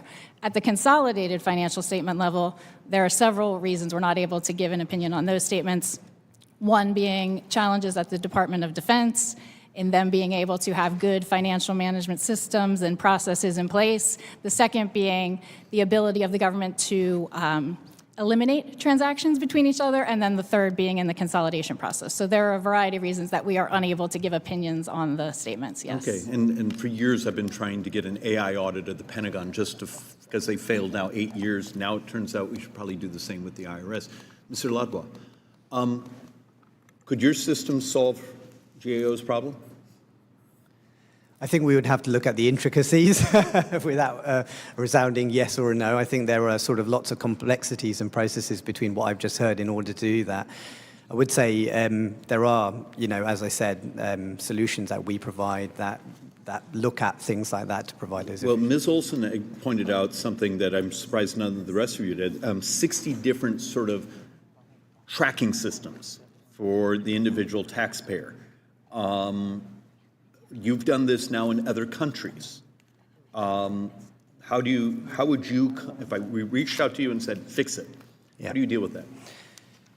So I think there was a few conversations around this master file that I've read a little bit about and know a little bit about the architecture in terms of tracking and audit. I think if I was going to tackle it and think about how you solve this problem, it's about consolidation and understanding where the data is, how it's being stored, how it's being accessed. And my first thing would be understanding and moving away from sort of old, archaic, custom-built file systems like this. That's the first, to ensure that we've got a consolidated taxpayer record. And for those of us who are not very bright, would you build a mirror, run the systems, run them parallel, and then do a switchover? I mean, how do you do the migration, and how quickly could migration actually happen? So I think the first and foremost is that, for example, the complexity of the master file system, from what I understand, has a lot of detailed information about the taxpayer, right? Obligations, their previous history, and various other sort of artifacts.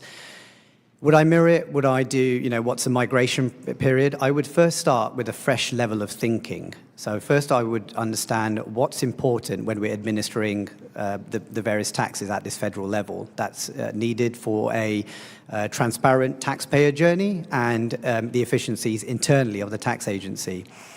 Because there are solutions which basically consolidate and that you can deploy very, very quickly. Then it becomes a question of historic. So do I need to look at the intricacies of what's in the master file now to bring it over? I would essentially, mirroring is probably, I would say, it could be a consideration. I would say we would look at, if we were going to do this again from scratch, how would we do it, rather than rely on, how we've built things in the past. Okay, perfect. A couple others, just because these are idiosyncrasies. So even with the stepped-up funding, and this was a little different, the facts I'm holding here in my data set, and actually from a press release from the IRS itself, during the tax season, only 31% of the phone calls were actually being answered. If I came to you today and said, I need you to design me a hyper-accurate, hyper-friendly, so my mom calls, bless her soul, but it calls, and IRS chatbot stays on the phone, helps you fill out the form, maybe sends you a text message of the YouTube video of how to do the form, maybe a PDF if you don't have the form. Instead of a world where only 31% of the phone calls are being answered, and then I have the whole statistics here of how many of the responses are actually not accurate on those calls. How difficult would be that type of outreach technologically? Chairman, I don't think it's that difficult. I don't think it has to be that. Just stop right there. That was a brilliant answer. No, please, go on. Because this is a fixation, because first off, that's not right or left, it's just decency. Yeah, and I like to take tax administration right down to its basics, right? It's It's understanding what you need to populate and then populating it and then processing it. So in order to help, there are solutions that exist which do exactly those types of things, right? So when you're depending on the channel, you could absolutely, guide and do it effectively as long as you know exactly who the taxpayer is and what they're trying to file based upon their, previous history or them as an individual. It's not that hard. If I came to you, and this is one for anyone that would have comfort, Ms. Sewell and I have had this running conversation for years on, let's first just use certain quartiles, earned income tax credit populations. Past years, they delayed it by 2 months because of the amount of fraud of duplicate, tax forms are being put in. But that also ends up being a population now that will get multiple letters of inquiry. It's technically not audits, but please explain this to us. We've had a data scientist in our office a couple of years ago who basically said, if you just did a data match, you could wipe out the fraud because the quality, and it could be blinded public databases, commercial databases. If I came to you right now and said, I have a population here which qualifies under the law for an earned income tax credit.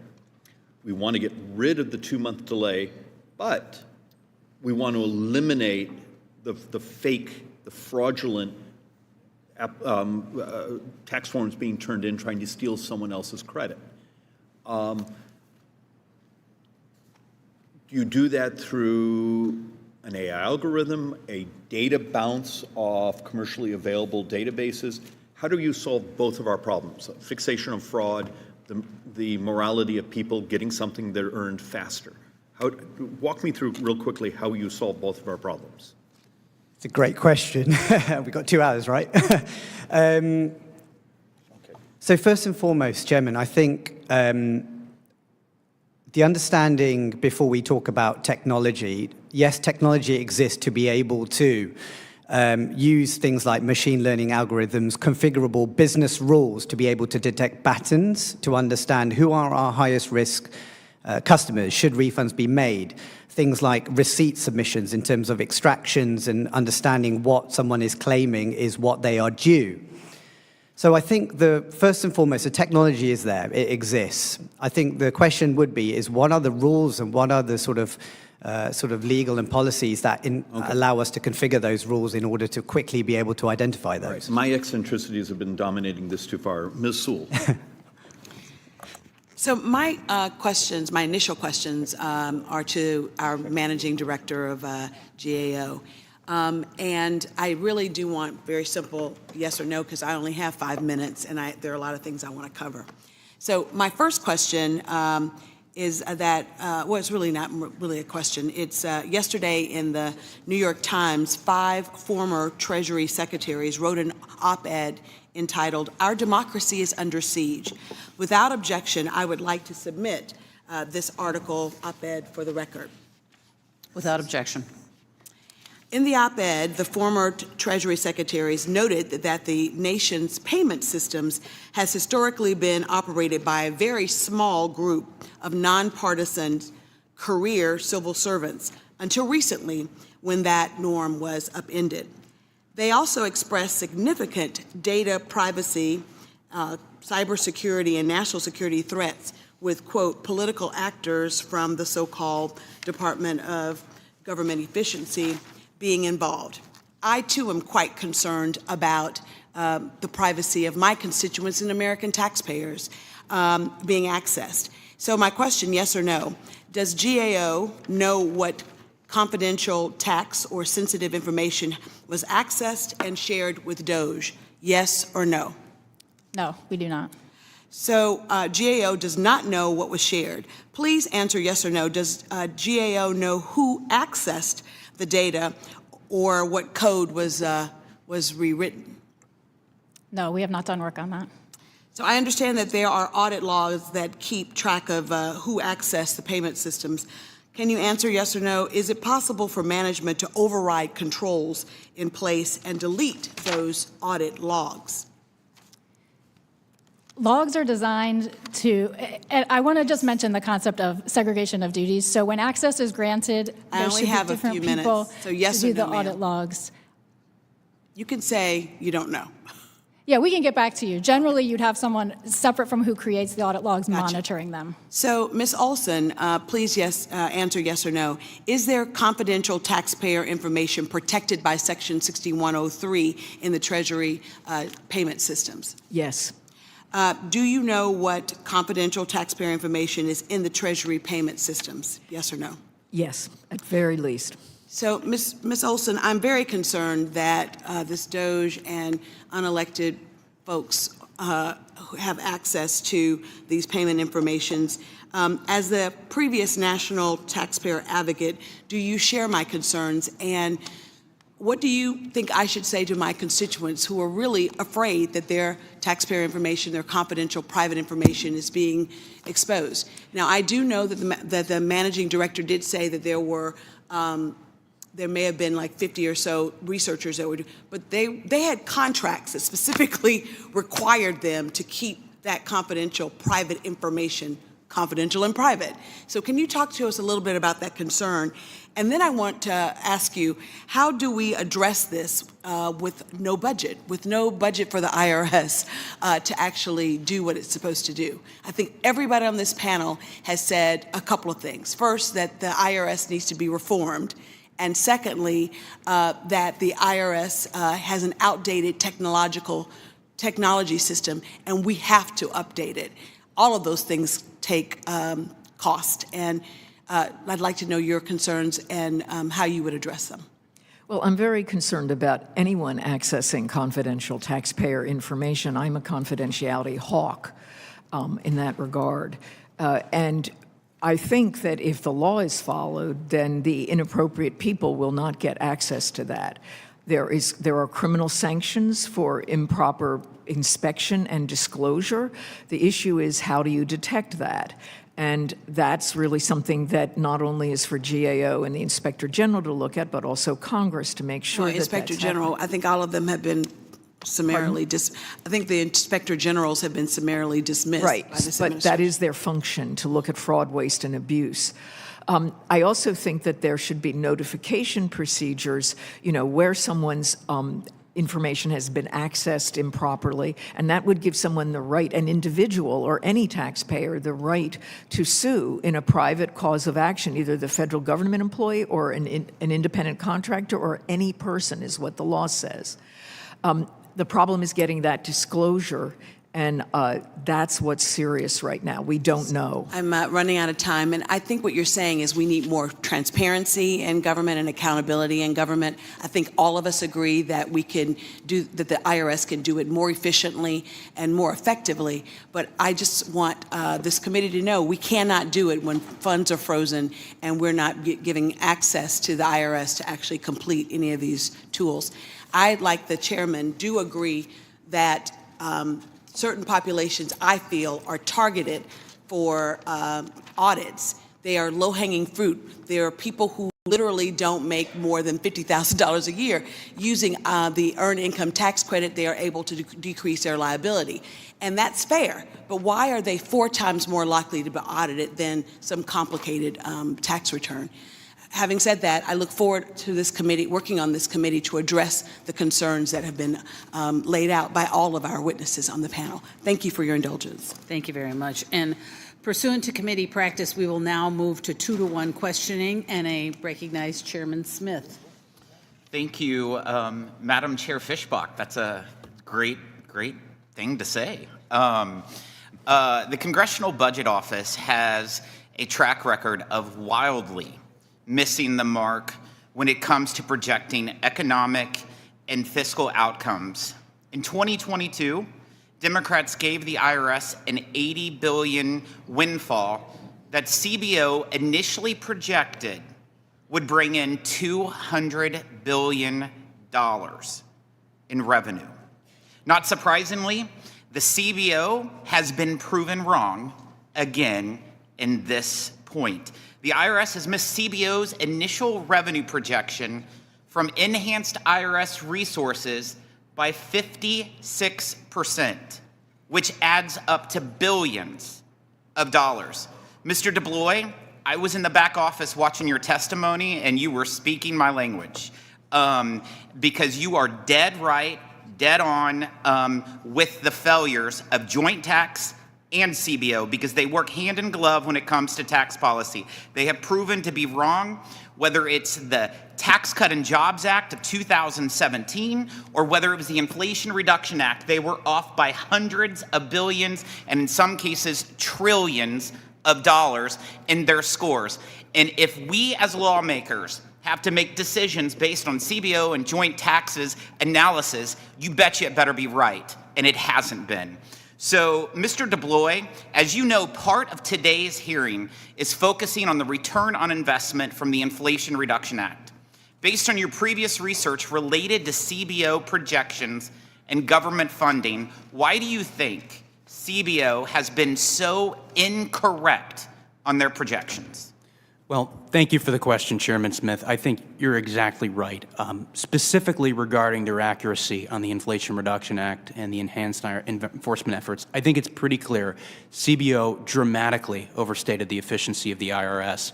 It's readily apparent when considering the estimated ROI they had for the enhanced enforcement effort returns compared to the actual ROI, which is off by a factor of sixfold just for fiscal year 2024. The actual ROI is less than 1, meaning for every $1 in revenue gained through the enhanced enforcement efforts, the IRS has already spent more than $1 to gain that. But consider today, and I know you've spoken to this in the past, under the CBO's broken model, if Congress were to rescind this slush fund to the IRS, they would assume that the deficit would increase. In reality, I think it's pretty clear that an $80 billion fund to the IRS isn't all that helpful towards deficit reduction, and the early results seem to suggest that. I would add more broadly, as I mentioned in my testimony, I think CBO does contain an implicit bias of underestimating the costs of increasing the size of government and overstating the costs associated with tax relief. This is due to a number of factors, from incorrect assumptions about welfare enrollment, the pace of economic recoveries, organic revenue growth that is generated when you give substantial tax cuts to the middle class.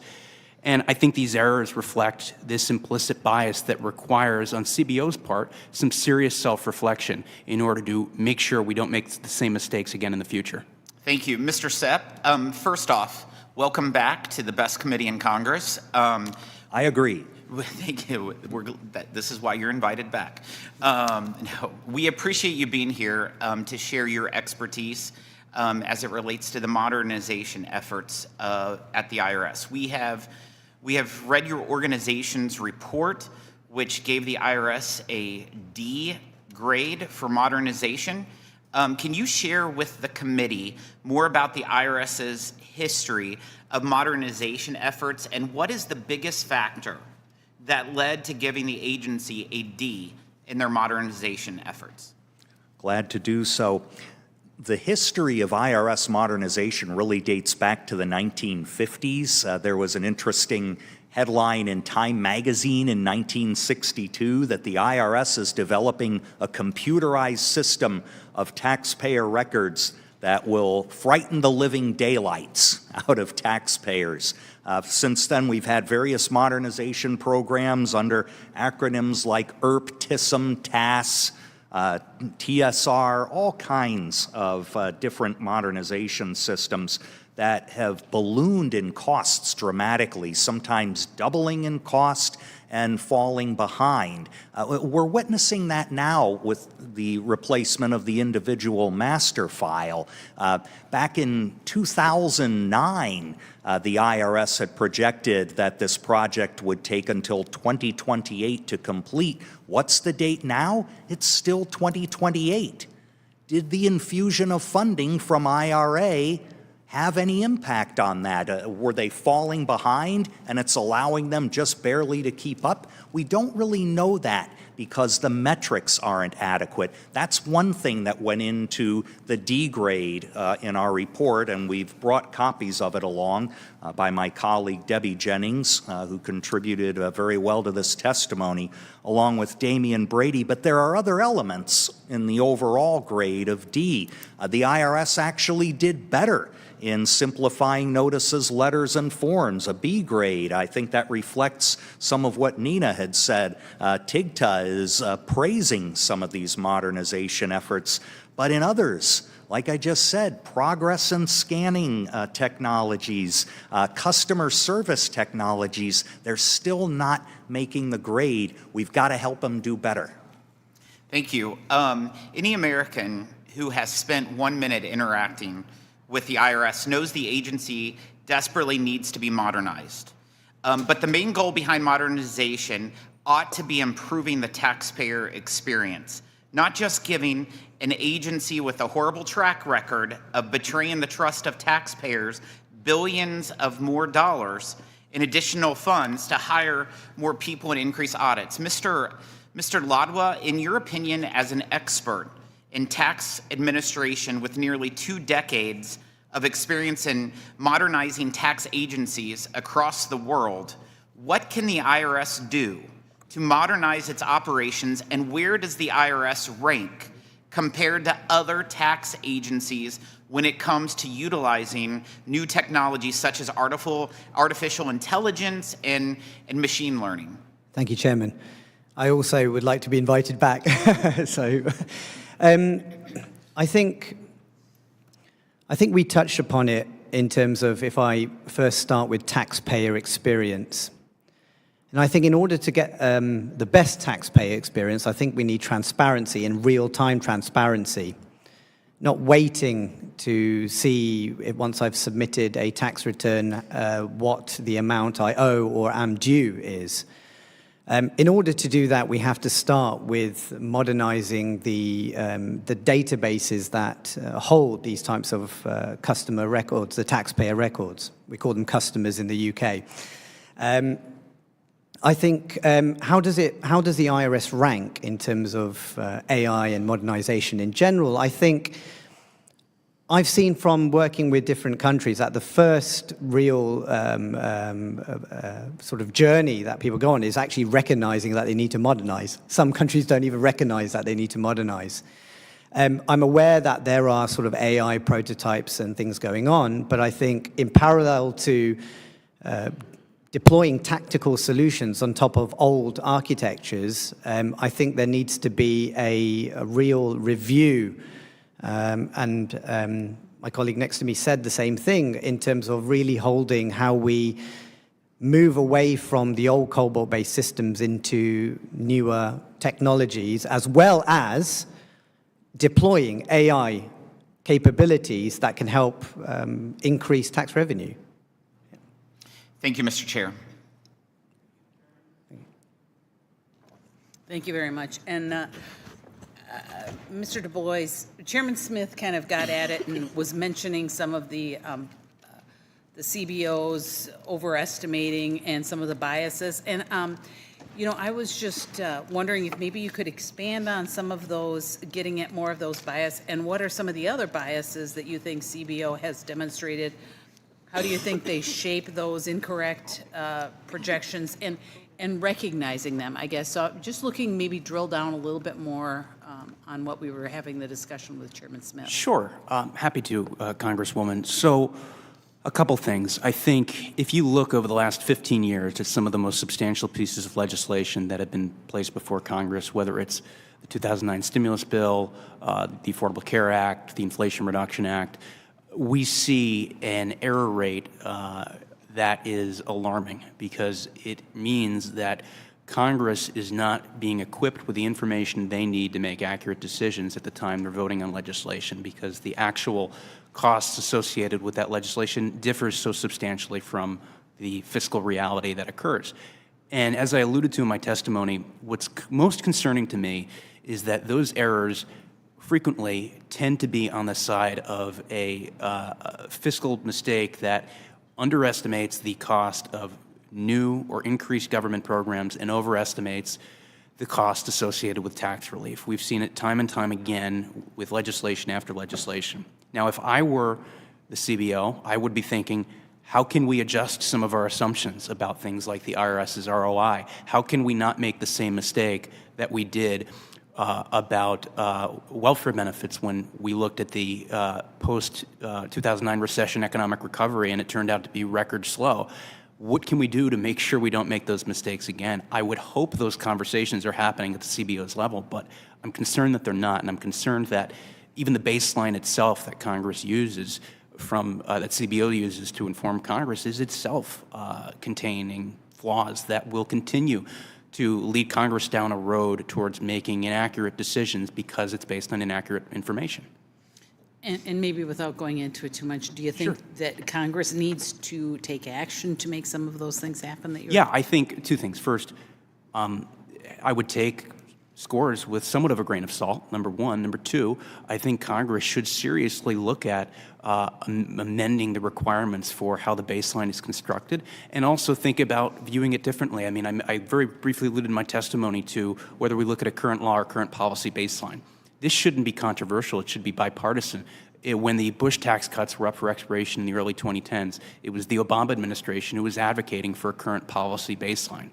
I think considering a current policy baseline in light of conversations around reconciliation is the right way to go, and yet CBO is continuing to use a current law baseline. So I think we need to have those conversations, and Congress should play a very important role in that. Thank you very much. And Mr. Sepp, Chairman Smith did kind of get at modernization and a little more broadly, and I wanted to ask you, a little bit about the direct file return and the Inflation Reduction Act contained $15 million for them to study the feasibility and costs of establishing the direct file program.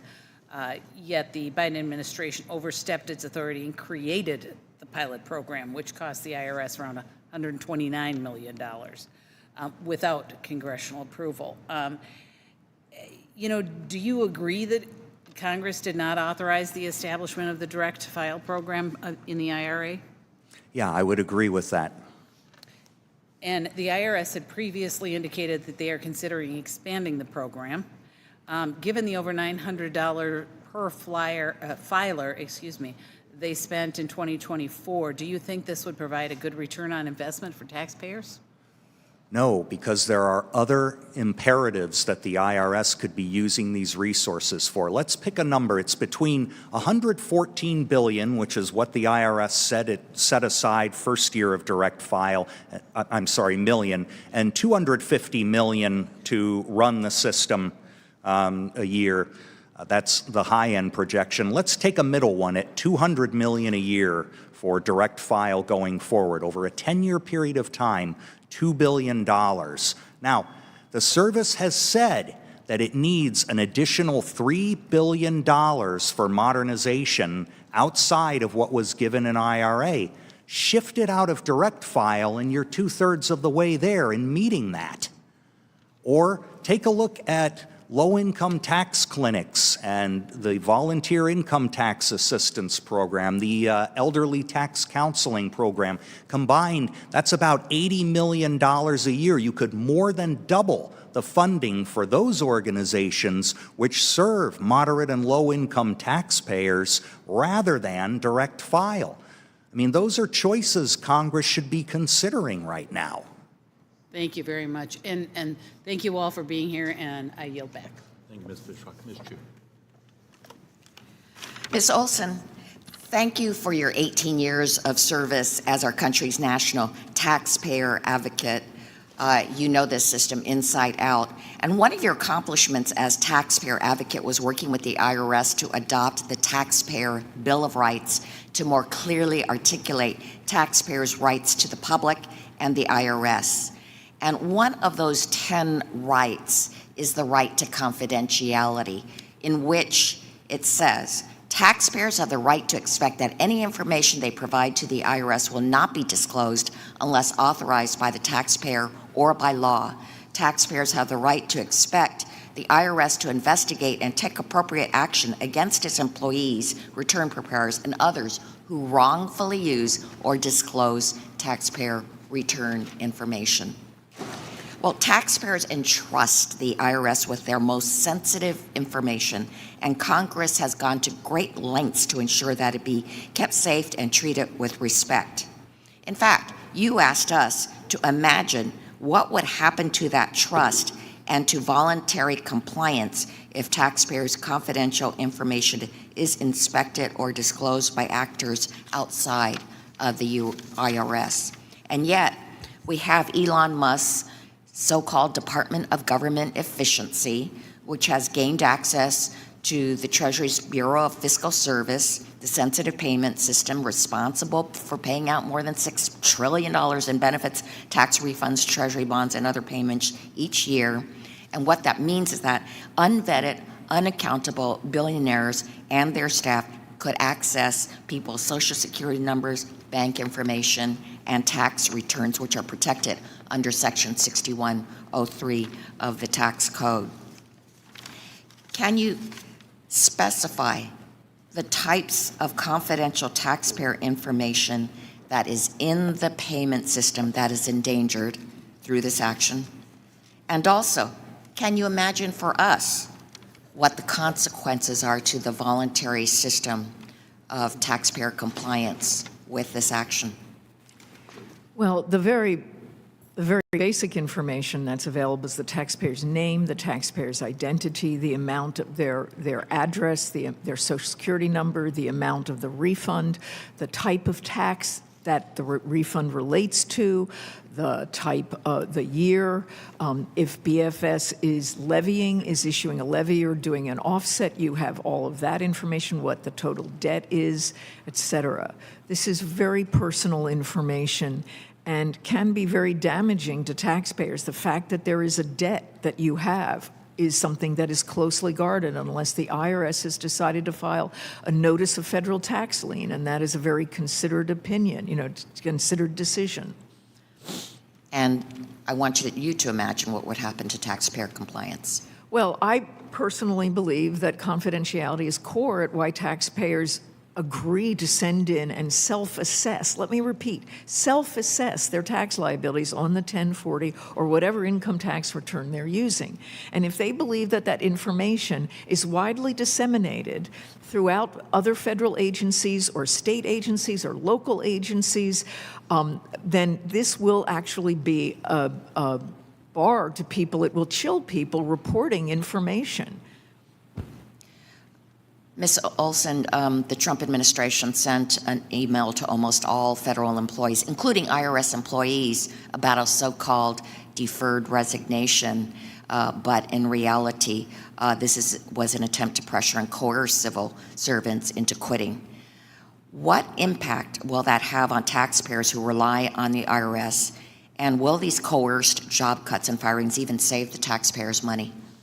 Well, I am concerned about the IRS workforce and my former employees, and I think what I said in my testimony, that in order to do true modernization, you have to retain the people who have institutional knowledge while you're bringing on more people. And trying to just willy-nilly disappear people or get them to retire means that you will very likely get the most talented people leaving because they can find their places in the private sector. So what you've done is a brain drain from the IRS, which will mean that modernization will not occur with that knowledge. Outside contractors cannot bring that internal knowledge of tax administration and the tax system, no matter how talented they are. And will it save us money? I doubt it in the long run. Thank you. I yield back. Ms. Olson, do you have any evidence that confidential taxpayer data has actually been illegally accessed or illegally disclosed? As GAO has said, we have not seen that. That's part of the problem, that there is no transparency. So we have on absolutely seen no evidence that that has happened, even though we've heard it today. Except for the fact that we actually had existing IRS policies that allowed security measures to fail, that prevented an employee from unauthorizing access and leaking the tax returns of Donald Trump and approximately 76 other individuals way before we ever even saw Elon Musk take an interest in this. We do know that that happened. You know what? I know that IRS employees are trained from day one about but we do confidentiality. I'm going to take my time back, Ms. Olson. I thank you very much. And if I may, Ms. Olson, thank you very much. But in stark contrast, Elon Musk's approach to this is about transparency. It's about open systems.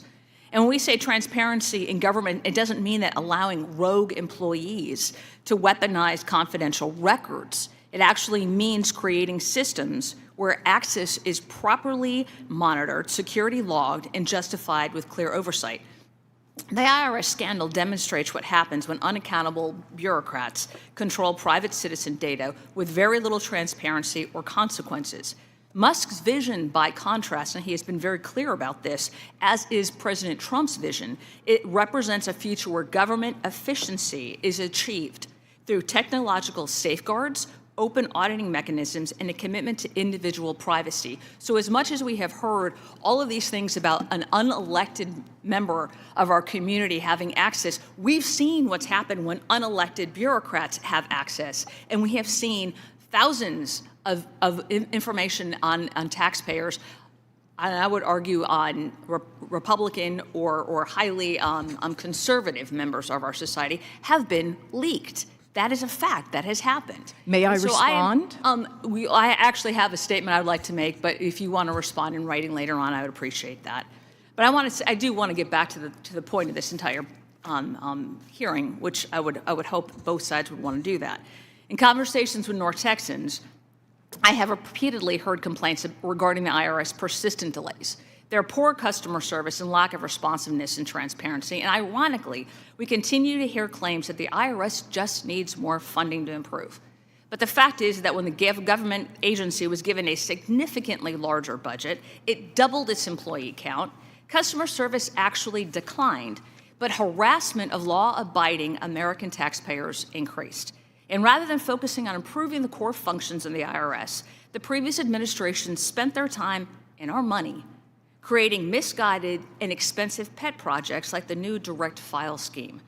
In its 2024 annual report to Congress, the National Taxpayer Advocate found that it took the IRS almost 2 years to resolve identity theft cases and issue refunds to victims. The advocate noted that, quote, these delays impacted nearly 500,000 taxpayers and were even worse than the delays seen in FY 2023. The delays were deemed unconscionable by the taxpayer advocate, and I could not agree more. In addition to an egregious delays in the processing of ERTC claims, delays in the processing of regular tax returns have hurt people across our country, especially small businesses and their most basic operations of the IRS. It must be modernized to better serve and protect small businesses. And I think that's exactly where you see the focus of this administration. Ms. Sepp, would you agree, or Mr. Sepp, would you agree that the IRS should focus on its congressionally mandated functions before embarking on questionable initiatives like the direct file program? Absolutely, it should. There are many priorities that should be in the front of the line here. And touching on this cybersecurity question, which we haven't really explored in detail, GAO has warned that the IRS lacks an oversight structure to protect taxpayer data from cyber as well as internal threats since 2018. And so how do we approach that comprehensively? I think it's a first things first kind of operation. We have to look at individual master file, business master file, cybersecurity, and devote the resources there. Thank you very much. And Mr. DeBlois, as has been mentioned, CBO failed to accurately project the amount of revenue that IRA funding would bring into the IRS, suggesting that perhaps the funding was not properly used on enhanced enforcement efforts in this instance. What can be done to improve the IRS's return on investment, and is it really enhanced enforcement efforts, or is it something else? Thank you, Congresswoman, for the question. I would say doubling down on the enhanced enforcement efforts would be a mistake. That's what caused the mess, so to speak, and I think evaluating the fundamental assumption that these enforcement efforts are a good idea is something we need to do. It's not just bad fiscal estimates and a poor ROI, it's the reality that these collection efforts are going to hit middle-class Americans. So collectively, I think Congress needs to reevaluate this $80 billion venture, realize it was a mistake that shouldn't be repeated, but also relieve the IRS of that funding and engage in better activities in the first place. Thank you very much. I yield back. Ms. Malliotakis. Thank you, Mr. Chairman. I want to use my time to highlight a real critical problem that has been facing my constituents, and that is the issue of stolen IRS checks. This has cost my constituents alone millions of dollars. And in 2022, there was $4.7 billion that was purposed for IRS business system modernization. The IRS's need for information technology modernization is critical, with the potential to reallocate IRA funds from enforcement to IT improvements. It's a key priority of the newly established Department of Government Efficiency. The IRS plays a critical role in ensuring taxpayers receive their hard-earned refunds securely and efficiently. However, outdated IT infrastructure and delivery systems have left many vulnerable to fraud and stolen tax reimbursement checks. In my district alone, 377 cases of stolen checks totaling $5,399,808 to be exact. Nationally, it has been reported that that for IRS checks alone, approximately 40,000 checks have been stolen in 2024, up from just 100 in 2022. So obviously we're going backwards, despite the funding that was put in place for IT modernization. The numbers are getting worse. The value stolen has been approximately $1 billion, as well as the hardship and stress that the intended recipients have had to endure as they seek to get their checks. Modernizing these systems is no longer optional. It is necessary to protect taxpayers, enhance efficiency, and reduce fraud. And we know the fraudsters are always ahead of the game, right? They're 2 steps ahead. By investing in secure digital payment options, real-time tracking, and enhanced verification measures, the IRS can better safeguard taxpayer funds and restore trust in the system. It's time for meaningful upgrades to ensure the agency meets the demands of the 21st century and prevent financial harm to American taxpayers.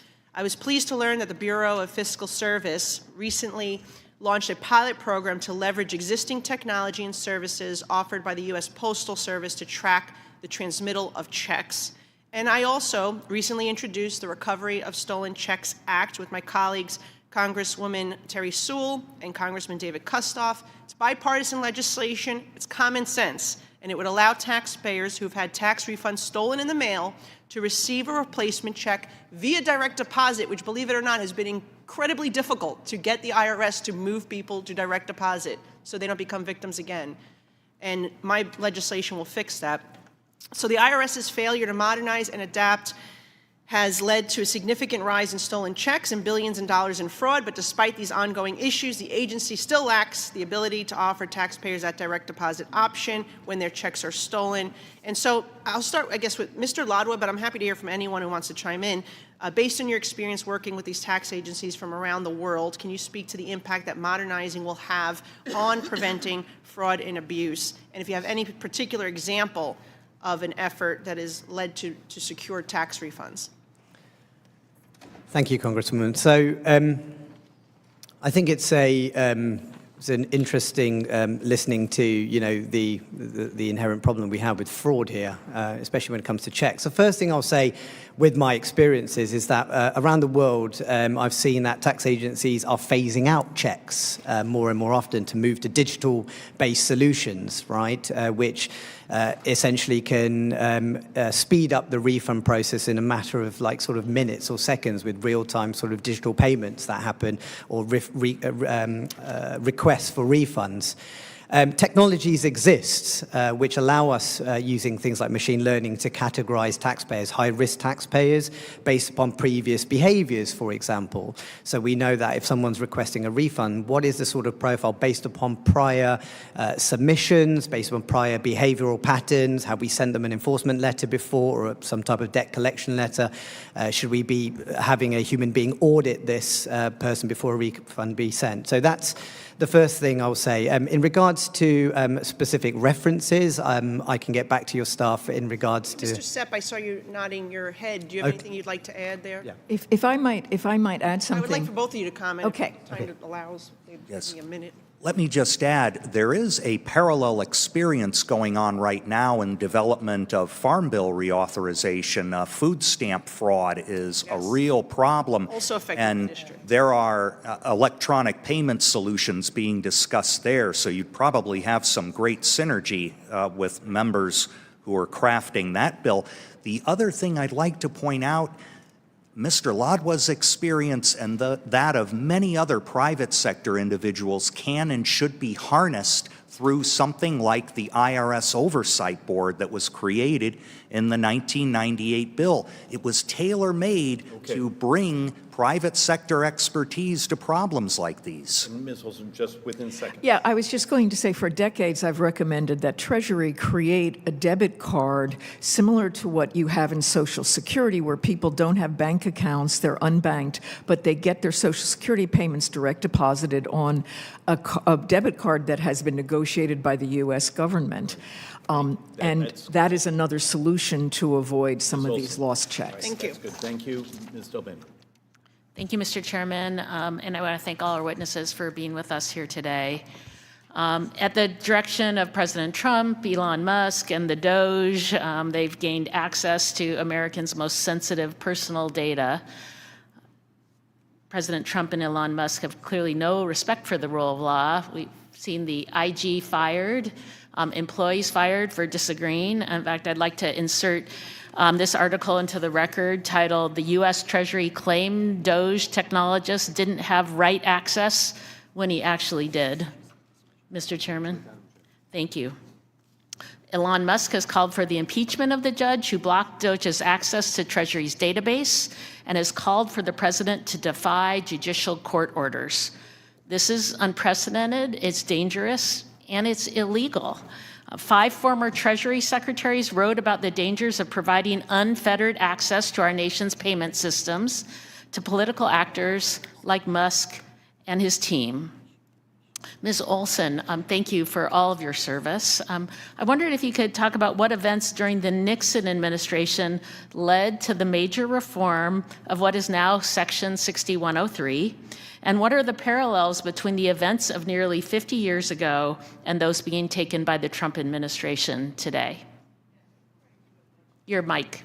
Before I do, I'd like to correct the record that Craig Littlejohn was not an IRS employee. He was, in fact, an IRS contractor, and he is serving time in jail for his unlawful leaking of individual taxpayer return and return information. So it was not the IRS employees who leaked that.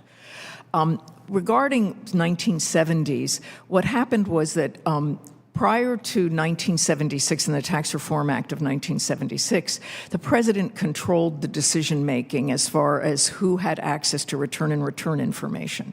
So the Department of Agriculture asked for all return information and returns on all American farmers. And that triggered Congress to be very concerned. What were you doing with this information? Why were you getting this information? At the same time, there was concern about the White House using return information both to target enemies, but also to inquire and interfere with audits of allies of the White House. So that politicization of return information led Congress to flip, so that whereas before 76, the president and the executive branch controlled who had access to that information, 6103 says very clearly that return information is confidential, returns and return information is confidential, and it is not to be shared except by statute, namely where Congress describes where and how it's going to be shared and subject to what limitations. Thank you. Can you speak to the importance of Treasury maintaining the disbursement of congressionally authorized payments and the risks of breaching a fundamental trust and suspending those funds? Well, I just think this is very personal information, and if we're asking people to come in and give us their financial information so we don't have to spend billions of dollars seeking it and tracking people down, then it's very important that they know that that information is held closely to the government's chest and not shared willy-nilly around agencies, only for specific purposes that Congress has authorized. And finally, how did the actions of the DOGE, the Department of Government Efficiency, and Elon Musk threaten the fundamental rights of taxpayers, and how does that impact the efficiency of our tax system? Well, see, that's very hard to answer because we don't know what they're doing. So we don't know if what they're doing is actually pursuant to a legally authorized exception or it's not. And that's where we have to have greater transparency on this. And I think the question marks are creating uncertainty and concern among taxpayers about how their information is being used and who's getting it. And that will erode trust in the tax system. And in the absence of an inspector general to provide accountability, who's going to provide that? I don't know. If you find out that your information has been improperly accessed, you have access to the courts to be able to sue, and if it's by a third party, it's subject to punitive damages. And that's after the effect? That's after the effect. And for the taxpayers who Craig Littlejohn unconscionably exposed their information, that is small comfort. So if we want transparency, one, we should have Congress needs to have a knowledge of what's going on, and any action needs to be approved by Congress. That is the Inspector General's task, to detect fraud, waste, and abuse. And in the tax agency, they particularly look at violations of 6103. It is their job to investigate that. It's unfortunate that there's not bipartisan consensus on that. Thank you so much. I yield back, Mr. Chairman. Thank you. And the chair recognizes Mr. Yacom from Indiana. Thank you, Madam Chair, and thank you to our witnesses for being here today. Ms. Olson, Mr. Littlejohn was an IRS contractor that stole the tax returns for thousands of Americans, including President Trump. He pled guilty to, do you know how many counts of unauthorized disclosure of tax return? I don't know. I understand maybe 70 some odd. One count. One count he pled guilty on.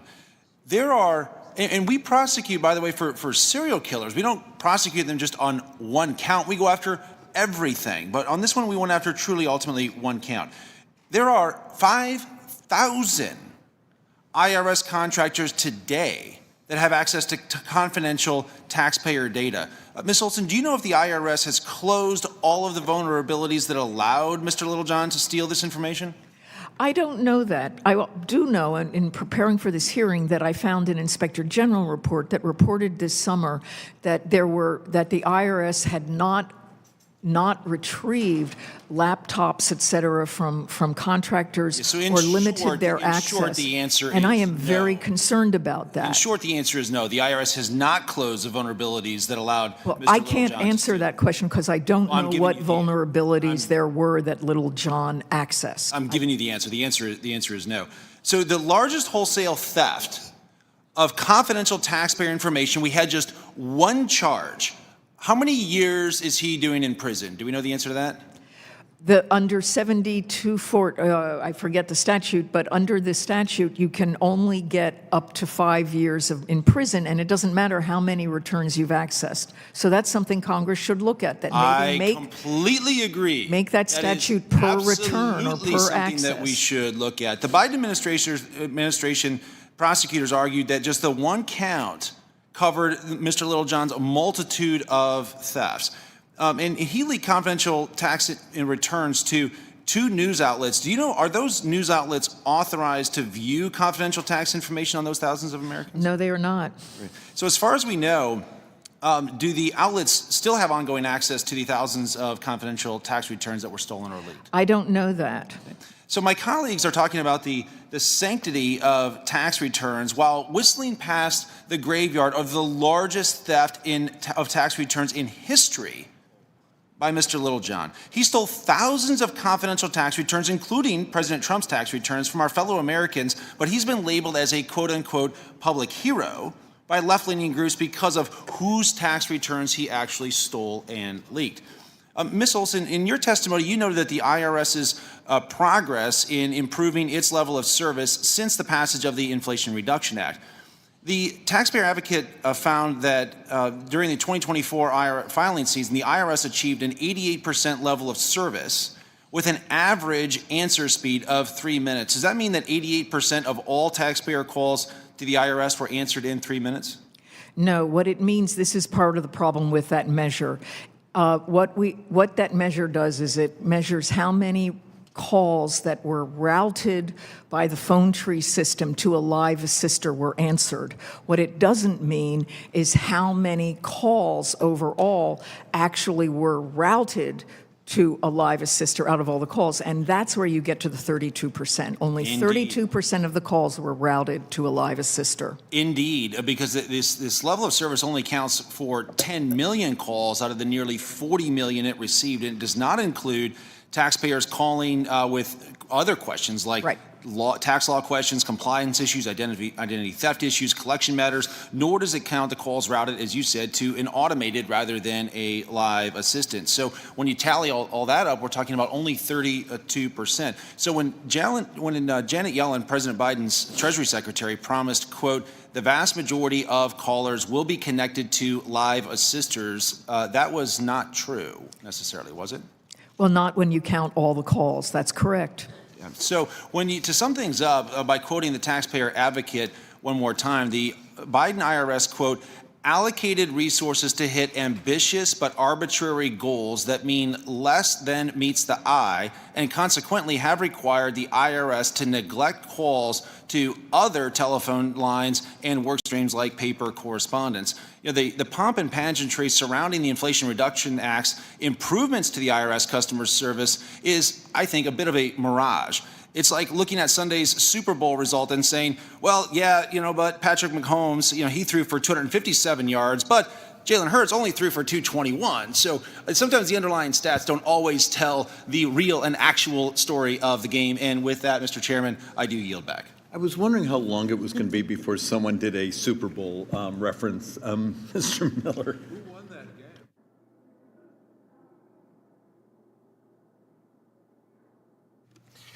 Thank you, Mr. Chairman, and thank you to our witnesses for their time and testimony today. We're here to discuss the importance of ensuring taxpayer dollars yield a real return when invested in IRS modernization efforts. The need for a modernized IRS is clear and urgent, as we have heard today. Taxpayers deserve an agency that keeps up with the times, operates efficiently, and acts responsible fiduciary of the American people's money, which is, I believe, what the IRS was intended to do. Modernization isn't just about convenience, it's about safeguarding taxpayer information and delivering a better customer service experience to the American people. They're entitled to this. We know that deploying new, efficient, and secure digital tools could save the federal government billions of dollars. Unfortunately, the IRS has struggled to deliver these intended outcomes, and rather than investing in new and more secure technologies, which is somewhat puzzling to me, and we'll get into it, the agency continues to utilize decades-old systems, which only make sensitive taxpayer information more vulnerable. Mr. Sepp, by now we are all well aware of the legacy systems at the IRS. Not only does the IRS continue to utilize hundreds of old and obsolete systems, including fax machines to store and analyze and transfer sensitive taxpayer information, but the IRS also fails to attempt to improve these systems. And look, let's be real. It looks like I just graduated from high school 2 days ago. I haven't even seen a fax machine out in the wild. I mean, anyone here that is working in technology or innovation in business and technology, or even for the public, government to operate off for the American people, I don't even know what a fax machine looks like. Excuse me. It is confounding to me, and I understand that to a certain extent you may say it's more secure because of a phone line, but I'm not buying it anymore. It's 1960s technology. I was born in 1988. We need to do better. Going back, Mr. Sepp, can you speak to the risk associated with continuing to use and failing to maintain or update these legacy IT systems, especially considering the sensitive and private taxpayer information that is stored on them? There's a huge risk. It's not only a 6103 risk with disclosure being in play, but accidental data breaches that could be massive. I mean, how many other agencies have 1 billion individuals on their master file? I mean, that would rival Social Security, if not exceed it. And again, GAO has said since 2018 those systems are vulnerable. If we don't devote the resources to that kind of security and we continue to worry about fax machines and keeping them up, we are headed for a major disaster. And I would just point out, we still don't have a clear idea of the milestones that the IRS intends to make with modernization and whether they're keeping them. Paperless processing initiative is one of them. By this year, the service is supposed to have all paper tax forms digitized. I don't know, maybe someone on the panel knows, have they met the 100% goal yet? We know the answer to that. You do? Oh, well, I'd speculate. So I shouldn't say I know the answer, but I would speculate that we know the answer to that. And throughout all these conversations, I would think to truly believe that the IRS would do something to meet somewhere in the middle amicably between a fax machine and where we are today in 2025, which I think is pretty reasonable that there's some other system that could be put in place that would be a lot more safe, secure, and protective of the American people's sensitive information as we are talking about here today. And you know what? This is where I see maybe a need for an outside individual to look at something like the IRS to make sure it is running more efficient and responsible for the American people, as we still have fax machines that are still in an agency which is 1960s technology, which confounds me up and down. So, you know what? I'm glad for Mr. Musk, and I'm glad that he is doing what he is doing with the federal government to clean this nonsense up and to make it more secure and more safe for the American people. Mr. Ladwa, I'm going to do my best to squeeze this one in. If not, we'll try. I'll just go right to the question.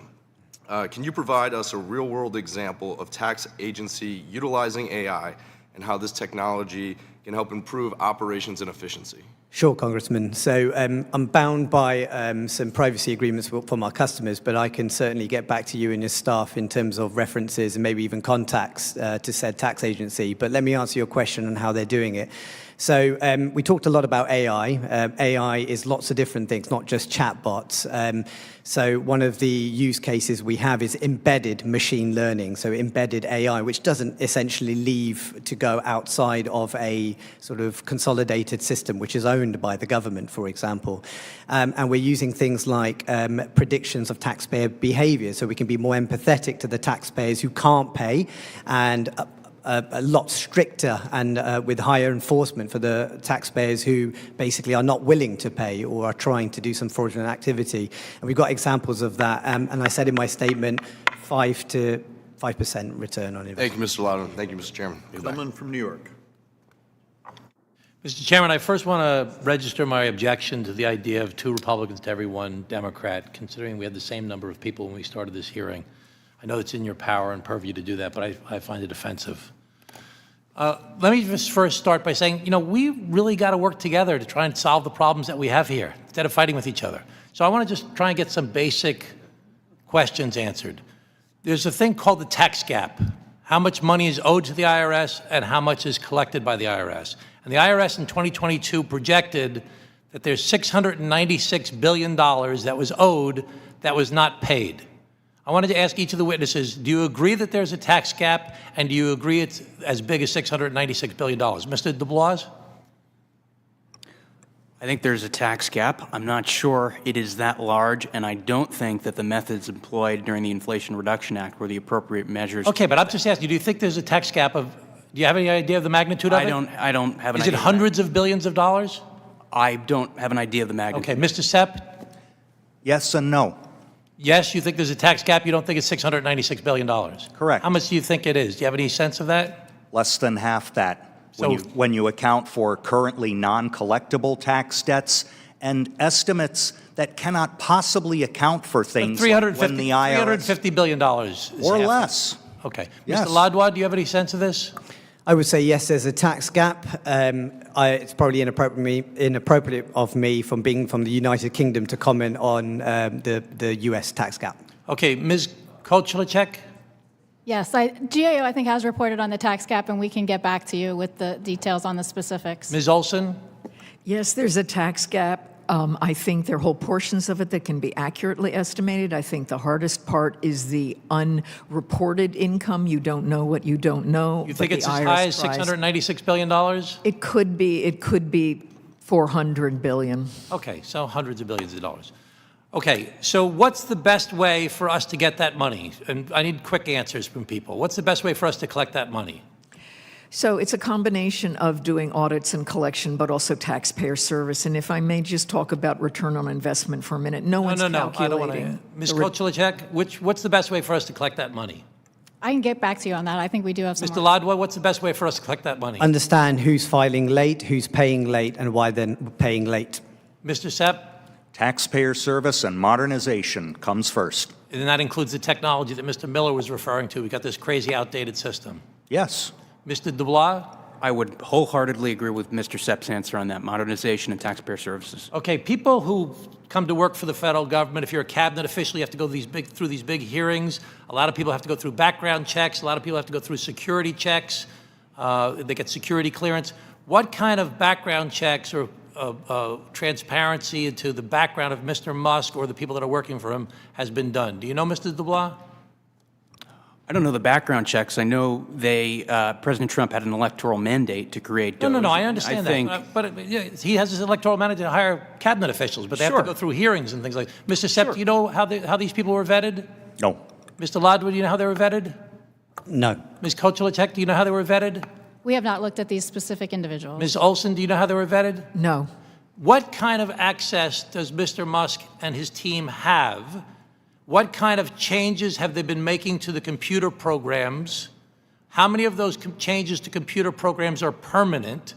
And how will that affect people going forward? Mr. Dubois, what's he doing? I don't know what he's doing. You don't know. I think Okay, he's Mr. looking Sepp, do you at. know what he's doing? No. Mr. Ladwa, do you know what he's doing? It would be inappropriate for me for comment on Ms. that. Kochelecek, do you know what he's doing? We have not looked at that. Ms. Olson? No. Does anybody here know what they're doing? Does anybody know what kind of keystrokes changes they're making and they're permanent? Does anybody know what their backgrounds are? Does anybody know what they're doing with the information that they have and how they're using it? I agree with my colleagues who noted before that Mr. Littlejohn, who disclosed this information, is a criminal and deserves to be in jail, and I'm happy that he's been prosecuted. And anybody who has violated 6103, that takes private data and shares it with other people should be prosecuted to the full extent of the law. We in Congress have an obligation as an equal branch of government to monitor what's going on right now. We're all for finding cost efficiencies. I know Mr. Bean, for example, has the DOGE committee. That's a great thing for us to look for efficiencies, to root out waste, fraud, and abuse. But there's a thing, a pesky thing, called the United States Constitution, and has the responsibilities of the United States Congress in the oversight and power of the purse. I yield back, Mr. Chairman. Thank you. Thank you. Mr. B. Thank you very much, Mr. Chairman. Good morning to you, and good morning, Ways and Means Committee. I know there's many members of the minority party that want to create a scandal out of President Trump's desire to know how many improper payments our government sends out each year. And as the co-chair of the House Doge Caucus, just want to take just one little tiny moment and set the record straight. Business as usual is no longer acceptable. President Trump campaigned on changing Washington, and that's exactly what he's doing. President Trump is head of the federal government, and Secretary Bissett is in charge of the Treasury Department. If President Trump and the Secretary Bissett want to open the books on Treasury payment systems, that's their prerogative, and we would encourage him to do so, subject to applicable legal rules. After review and sign-off by career Treasury Department attorneys, Secretary Bissett gave read-only access to 2 Treasury Department officials subject to safeguards that will prevent them from making changes to the payment system. Elon Musk himself does not have access to the system. Neither he nor DOGE have the power to cut off Social Security checks, Medicare benefits, or tax refunds. To clear up other issues, Elon Musk is a federal employee, special government employee, and he currently holds a top secret security clearance that was granted by President Biden in 2022. The U.S. DOGE Service is a duly created organization within the executive office of the president, and there is simply no evidence to suggest that Secretary Bissett or DOGE has compromised taxpayer privacy or broken any law. If you're doing what's right, you welcome audits. You welcome the sunshine. You welcome to open the books, and you want the world to see what you're doing. But if not, what do? You criticize the messenger. You criticize the auditor. So it doesn't make any sense to me why this is such an issue. The American taxpayer is dancing in the street and saying, finally somebody is auditing the books that have been hidden in the shadows far too long. Ms. Kochelecek, is there any evidence at all that confidential taxpayer data has been illegally accessed or illegally disclosed? We have not done any work to identify if that has occurred. In short, a no. There's no evidence. There's no evidence. So there's smoke, there's accusations, but no evidence. So let's talk modernization. Mr. Du Bois, Mr. Sepp, Mr. Ladwa, we've been given a D. The IRS has been given a D on the grade of modernization. Is the D the correct grade? Is that fair that they've been given a D? In our report card, which Debbie Jennings and my colleague Damian Brady contributed to, we think it's a fair grade. It's a fair grade, but wait a minute. We're using technology in your testimony, Mr. Sepp. You say we're using technology from the 60s. From the 60s. Wouldn't a grade of F be more appropriate? That was the overall grade based on a B in form design, a C in other Gotcha. things. So it is still a low grade, we agree. Mr. Ladwa, you see world over. You see foreign nations' IRSs. Is it just us, or is everybody stuck in the 60s? Or is it just the United States IRS tax collection? There are other countries, but a lot of them have already started their modernization some time ago. Okay, very good. Mr. Du Bois, why? Why is the IRS stuck in the decade of rotary phones and black and white televisions that were 3 feet wide? Well, I think it's a great question, Congressman, and I think that's the question that the folks over at DOGE and Mr. Musk want to answer, which is why they're rightly turning a microscope under this agency that comes with an electoral mandate from President Trump. There was a poll out this morning I saw coming in that DOGE has a net approval rating well outside the margin of error. As a taxpayer, I'm glad we're getting scrutiny on that, and I would add, There's been a lot of comments about unelected bureaucrats having access, or unelected individuals having access to information. The entirety of the Internal Revenue Service is unelected. I welcome a microscope on that type of expenditure. And you, like me, like any taxpayer, is ready to do a dance in the street. Finally, they're getting some accountability. But I just can't understand why the IRS is not going forward. It can't be money. We gave them $80 billion, and they doubled down on more fax machines and the same technology that Scott is here. So, Mr. Chairman, thank you for the hearing on modernization. Let's get to it. I yield back. Thank you, Mr. Chairman. I want to thank all of you for taking the time today to be here and testify about the importance of making sure that the U.S. government is working for her citizens and putting them first. We have all heard about the negative effects of the $80 billion that was given to the IRS through the Inflation Reduction Act and what that negativity has done on Americans. But I want to focus on how this increased funding to the IRS exacerbated external as well as internal threats. If you go back last year, at the end of last year, the U.S. Treasury Department experienced more than one cybersecurity breach by the Chinese government into sensitive U.S. financial information. In these breaches, Chinese hackers stole thousands of documents. We still don't know exactly the impact these breaches have had on our national security, but if it involves China, I think everybody in this panel would agree it's not good at all. The breach comes amid a number of cybersecurity breaches all over the country due to outdated cybersecurity infrastructure that has proven to be vulnerable to foreign operatives on a number of occasions. While these threats are growing, the IRS is spending more federal funding on targeting American taxpayers through enforcement than it is on improving cybersecurity and modernization to protect the American taxpayer. It's amazing to me. The IRS directed $4.75 billion of the $80 billion it received from the IRA towards system modernization. That is puny. To put that in comparison, the agency spent $45.64 billion on increasing enforcement efforts against American taxpayers, mainly the middle class. In August 2024, the U.S. Treasury Inspector General for Tax Administration released a report stating that the IRS had made little to no progress on implementing safeguards for Americans making less than $400,000 a year, even though they continue to jack up their enforcement efforts against those very individuals. That puts Americans in the crosshair and leaves China out of the crosshair, where they need to be in the crosshair. I find this unfortunate and very ironic, given the inability of the IRS simply to answer questions, respond to my constituents. I hear from them every day that they send an inquiry, my taxpayers send back information, and the IRS will not respond timely and will not provide information. Mr. Ladwa, could you explain the ways you've seen other modernized countries throughout the world ramp up cybersecurity efforts within their tax and revenue systems to thwart potential threats, particularly from adversarial nations like China and Russia?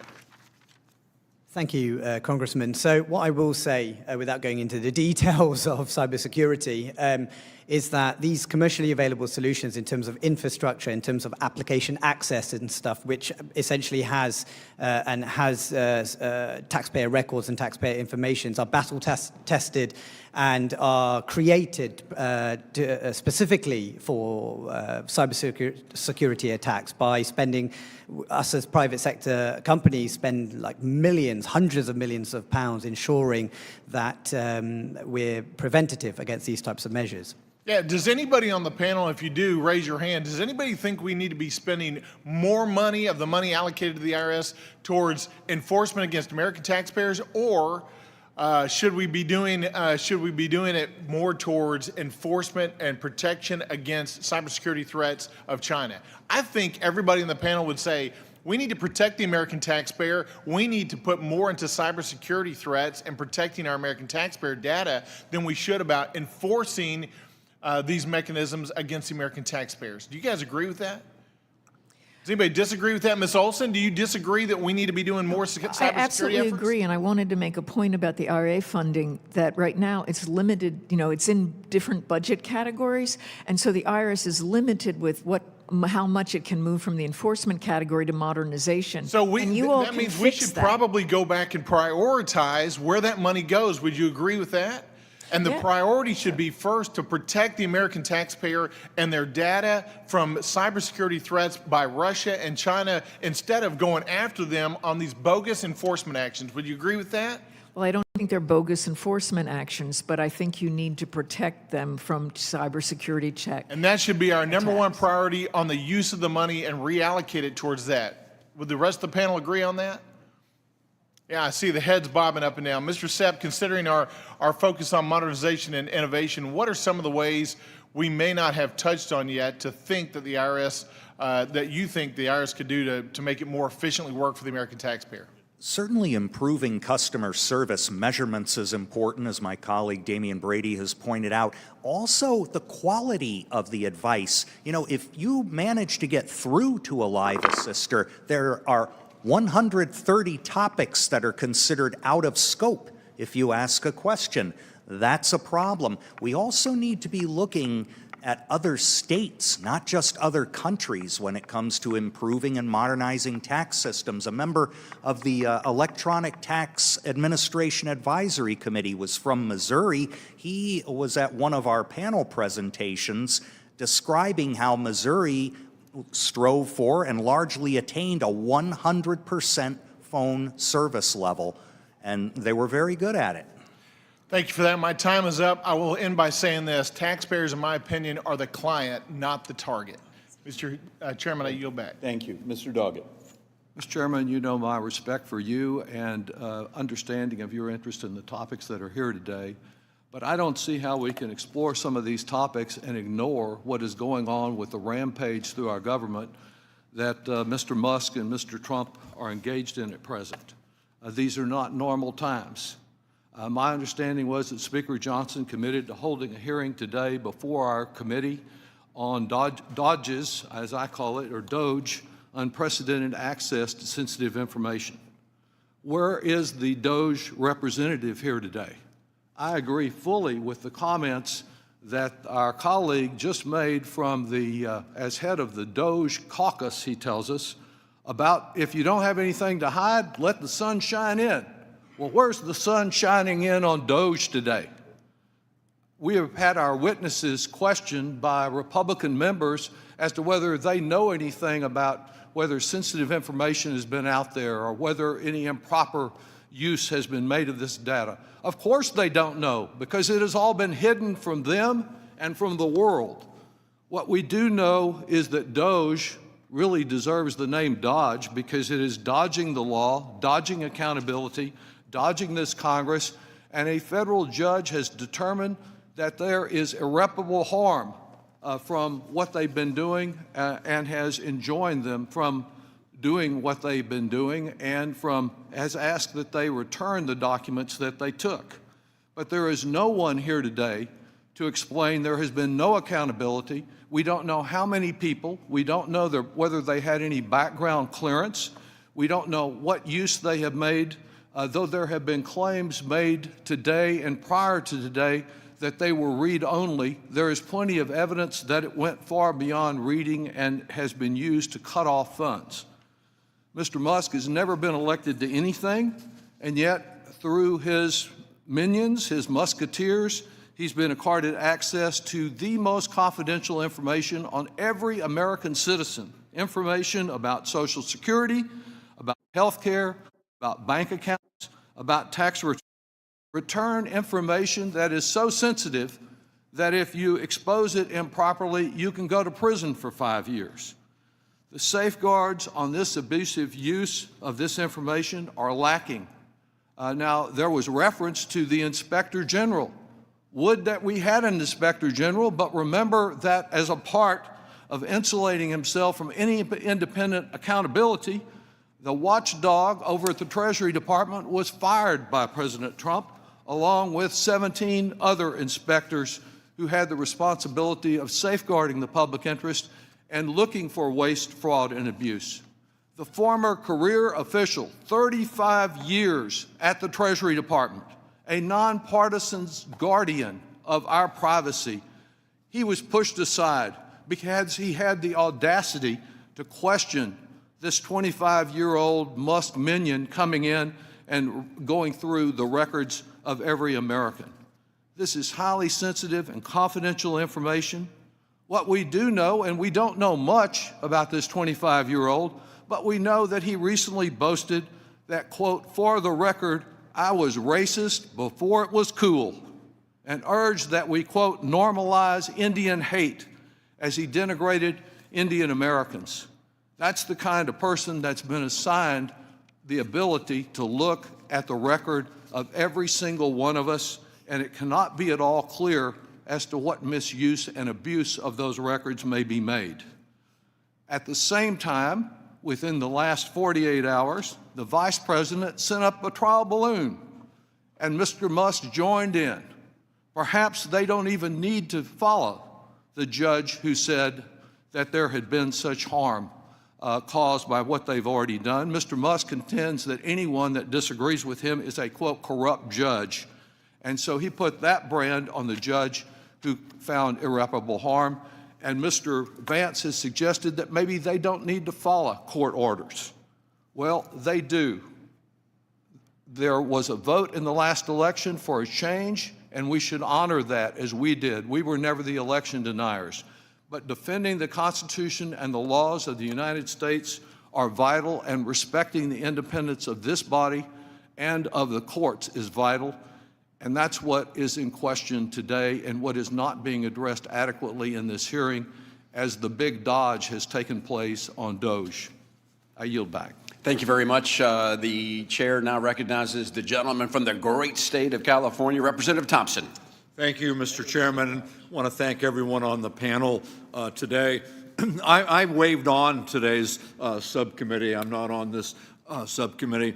But when I heard the topic, I was sure to wave on, because at home, my phone is ringing off the hook. In all my district offices, in my Capitol office, when I go home on the weekend, people stop me on the street, in the supermarket, and talk to me at events, because they're very concerned about this chaos that we're seeing in Washington, D.C., especially as it pertains to this unprecedented access to our nation's taxpayers' data. They are concerned.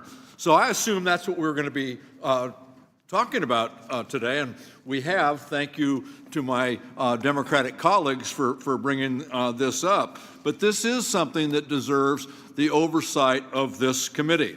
And I know that Ways and Means Republicans care deeply about taxpayer privacy, given that every one of them who were on the committee last year co-sponsored and voted for our chairman's bill to increase the criminal penalties for unauthorized disclosure of data, when our committee marked it up last May.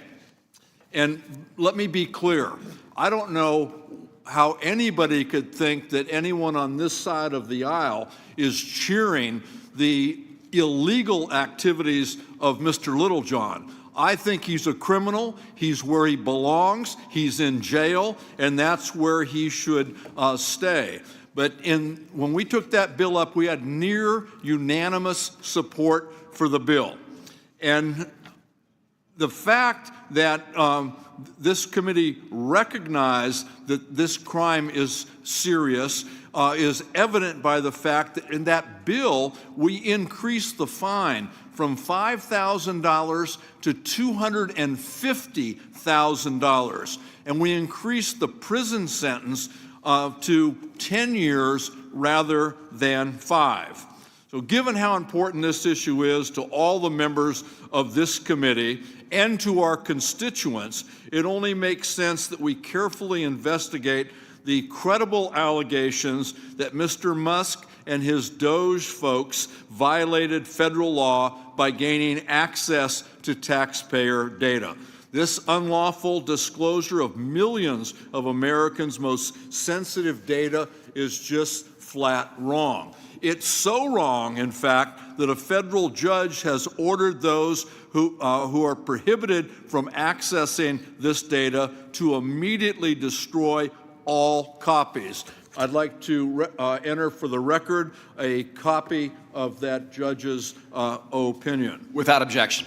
So it's troubling today to hear my Republican colleagues being so silent on this obviously serious issue that is before us and is troubling our constituents. So, Ms. Olson, as a former United States taxpayer advocate, you were responsible for assisting millions of taxpayers. In your time at the IRS, was it ever imaginable that an outside billionaire would be given access to the sensitive information of millions of American taxpayers that you advocated on behalf of? I will have to say that Commissioner Rosati was a billionaire, but he divested himself of his holdings that would create any conflict of interest. And he was a commissioner. He wasn't just somebody brought in from the outside because they were a big campaign donor. And under his statutory duties, it's his duty to administer the internal revenue laws of this country. And if you were the current taxpayer advocate, what message would you send to the IRS commissioner? Oh, I'd be saying that he needs to be very careful about who is getting in and looking at this, and that everything needs to be cleared through the statutes, that their access is under a congressionally mandated or required, access, grant of access to the return information. Thank you. I agree with my Republican colleagues that we need to be working with the IRS to bring them up to speed and bring them up into the time and make sure that they are working effectively and efficiently for our constituents. But isn't it true, Ms. Olson, that the IRS has been woefully underfunded for years in being able to address these needed upgrades? Yes. Be quick, Ms. Olson, be quick and answering. Quick. Yes. Thank you. I yield back. Very good. Thank you very much. Let's go to the great state of Illinois. Representative Davis, you're recognized. Thank you very much, Mr. Chairman, and I also want to thank all of the witnesses. You know, I was surprised that this hearing was framed as highlighting the lack of return on investment on the critical funding given to the Internal Revenue Service. Frankly, the only way that statement is true is if acting President Musk gives his millionaire buddies who cheated on their taxes back the $1 billion in revenue that the Biden IRS collected. And sadly, I have a concern that he may do just that.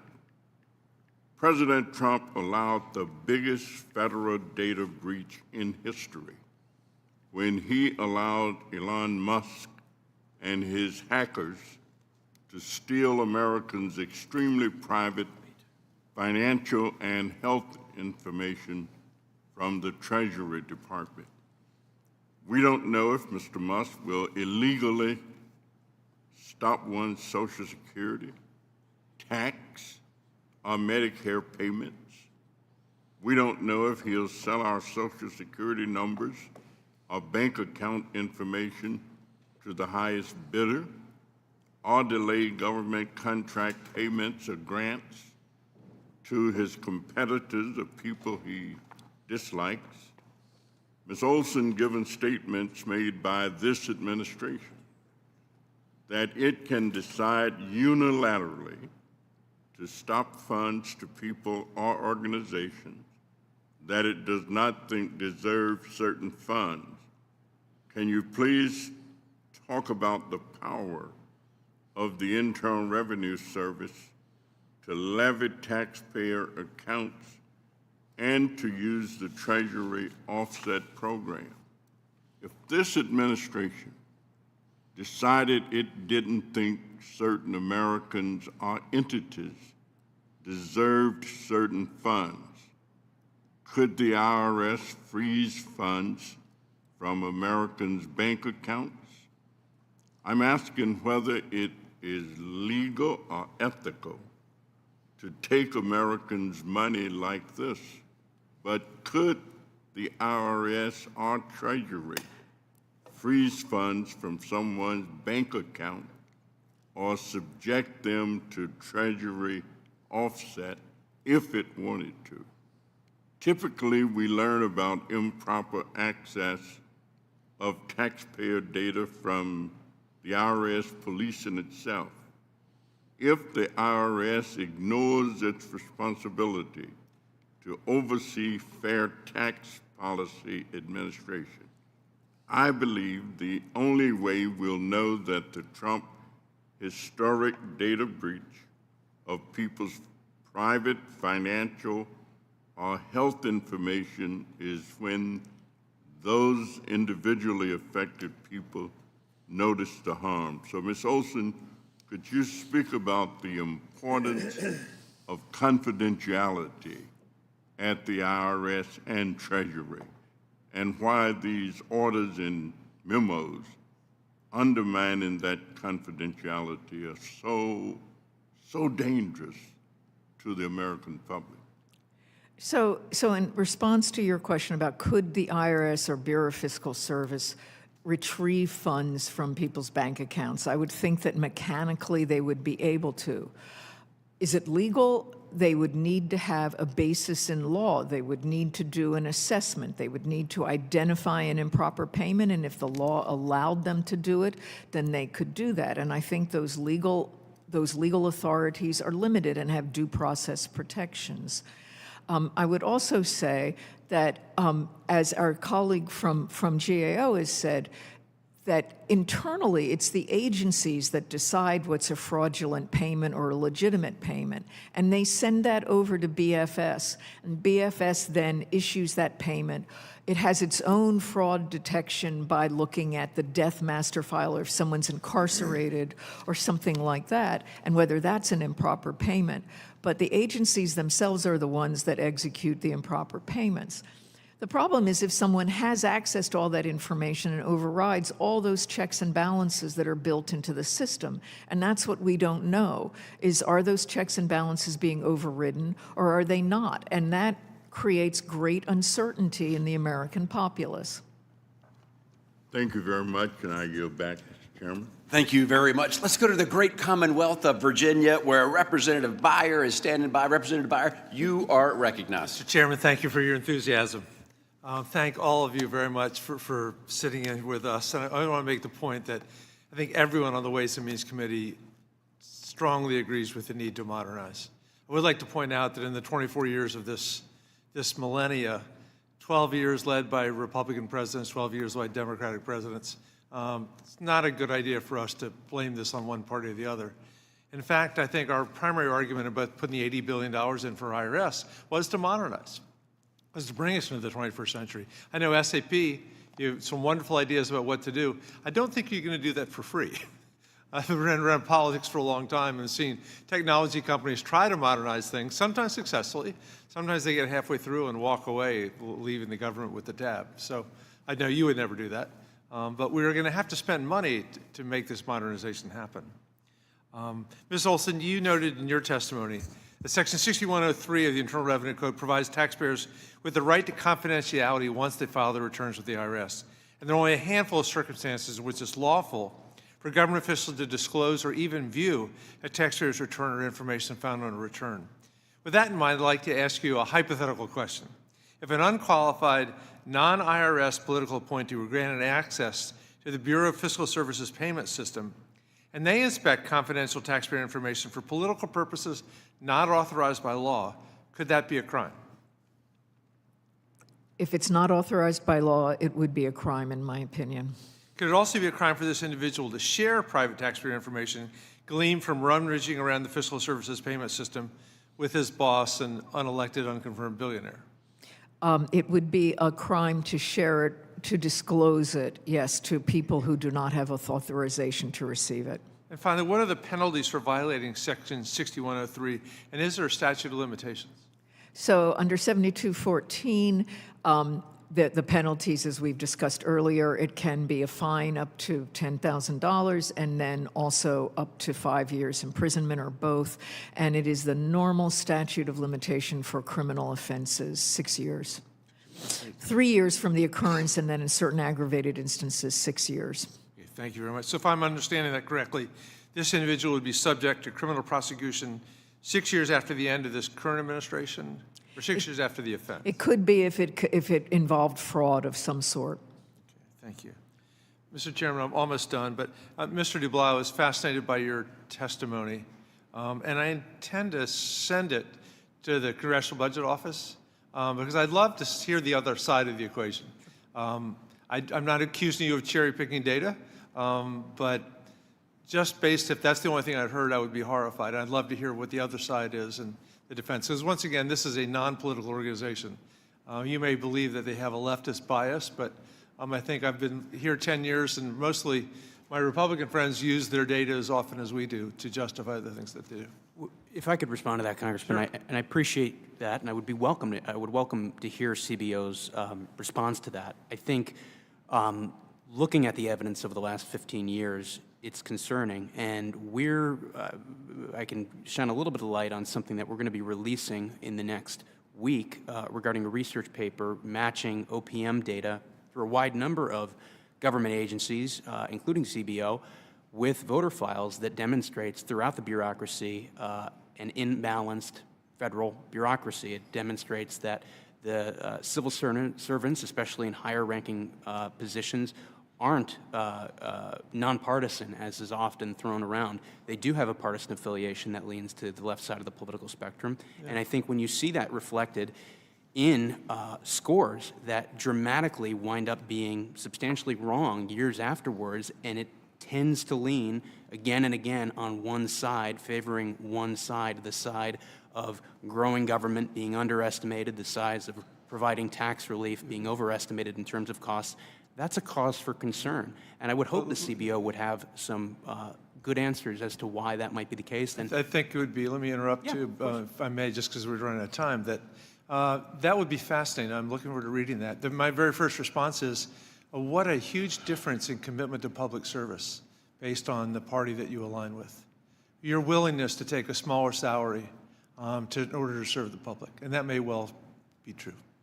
With that, I yield back. Thank you very much. Let's go to the Silver State, better known as the great state of Nevada. Representative Horsford, you are recognized. Thank you, Mr. Chairman, and to the ranking member, Ms. Sewell, for holding this hearing.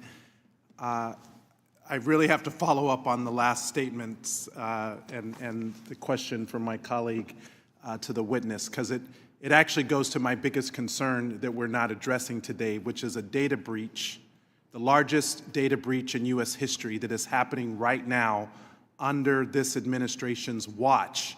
And there's absolutely nothing that the Republicans in the House are doing to protect the American people from a data breach. And if the witness is saying that you have matched employees' information from OPM, Office of Personal Management, with data files, voting files, in order to determine their political affiliation? In order to reach certain conclusions about what? Their civil service? No, I'm not asking you a question. You already explained your position, and I'll look forward to the report. But this is the concern, Mr. Chairman. Why are we not addressing the major issue, which is the largest data breach in U.S. history that's impacting all of our constituents? Not Democrats, not Republicans, not independents, all Americans.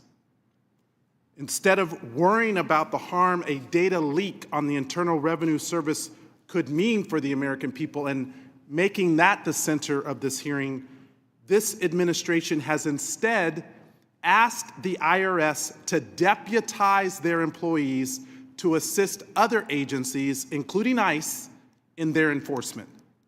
All the while, my constituents, and yours too, Mr. Chairman, our constituents' taxpayer data is less safe. And we're not addressing that. Yet under Internal Revenue Code 7803, it provides that taxpayers have the right to confidentiality. It was Chairman Smith who rightfully noted that it's this protection that should be afforded every citizen. This fundamental right has been reinforced time and again by several Congresses and administrations, including by the Taxpayer First Act, which I supported in 2019, and tightened protections for Section 6103. The American people trust our civil service to meet their needs, not the billionaire class. And I don't want to know people's political affiliation. When people call my office, I don't ask them what party they belong to. I ask them what they need and how my office can help support them. Ms. Olson, I'd like to focus on your testimony. You note that the IRS holds information spanning from family and business relationships, financial dealings, employment, investments, and medical and educational information.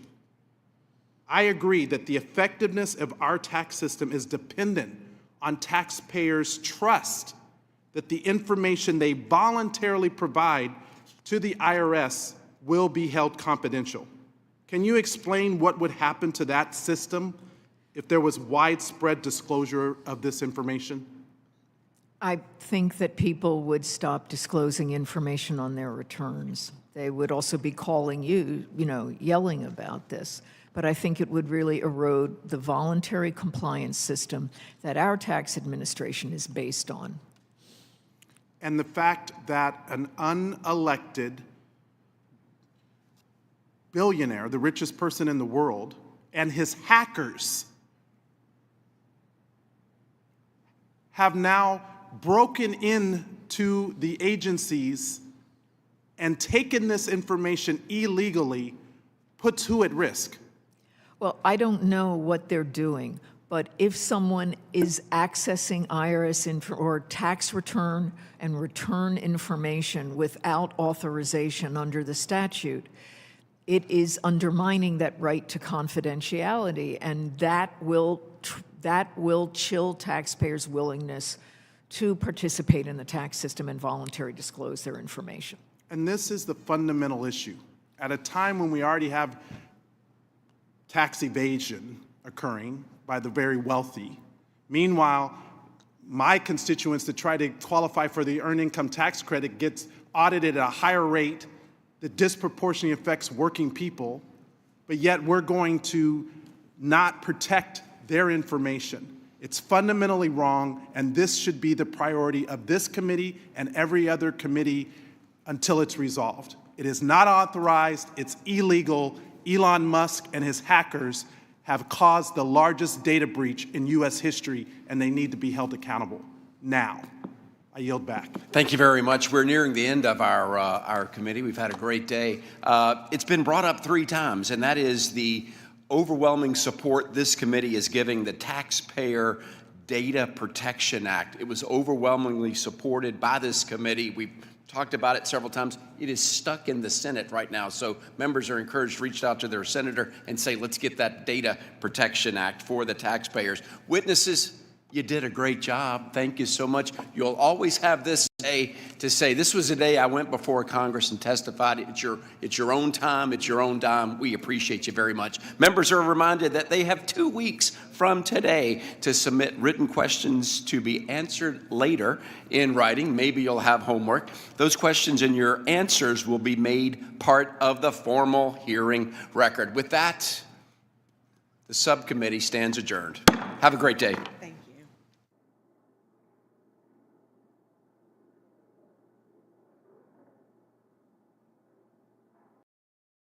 Parents, do your kids know what courage really means? It's about standing up for America even when there's a target on your back. That's why Mike Huckabee's team created the Kids Guide to the Courage of the President. This important guide tells kids everything they need to know about President Trump's unwavering courage, and you can get it for free.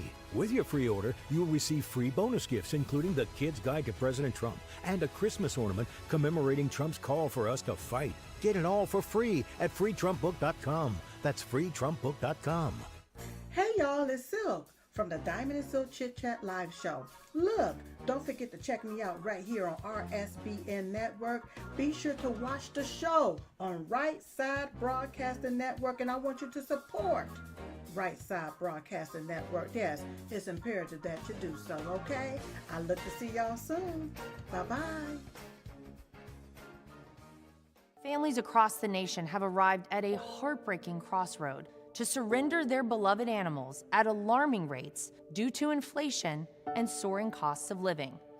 There are so many overcrowded shelters. So many dogs need a home, but it's all of us working together to solve this crisis.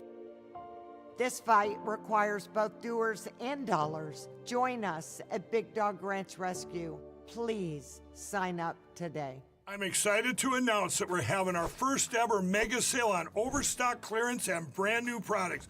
For example, save over 50% on this season's flannel sheets. Queen size only $59.98. Kings only $69.98. They sell out fast every year, so order now. Save 20% on our brand new My Crosses. They're designed in the likeness of the one I've worn every day for over 20 years. They come in men's and women's, and they're made right here in the USA. Get our 2025 6-piece My Towel sets for only $29.98. Our initial quantities are extremely low, so get them now before they go. And our best-selling standard MyPillows, just $14.98. So go to MyPillow.com or call the number on your screen. Use this promo code to take advantage of our first ever mega sale. But wait, remember that $75 free shipping rule? Well, that ship is sailed because right now, every order ships absolutely free. Welcome to Right Side Broadcasting Network, your trusted conservative news outlet.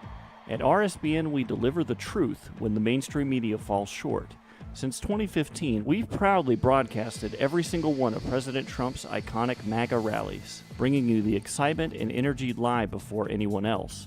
By watching RSBN, you get an unfiltered front row view of the action on the ground.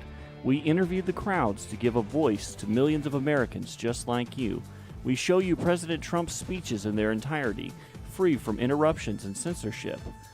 We cover the stories that matter to you with the integrity and passion you deserve. Thank you for choosing RSBN as your home for America First news. Together, we stand strong, united, and informed. So join us and be part of the right side of history.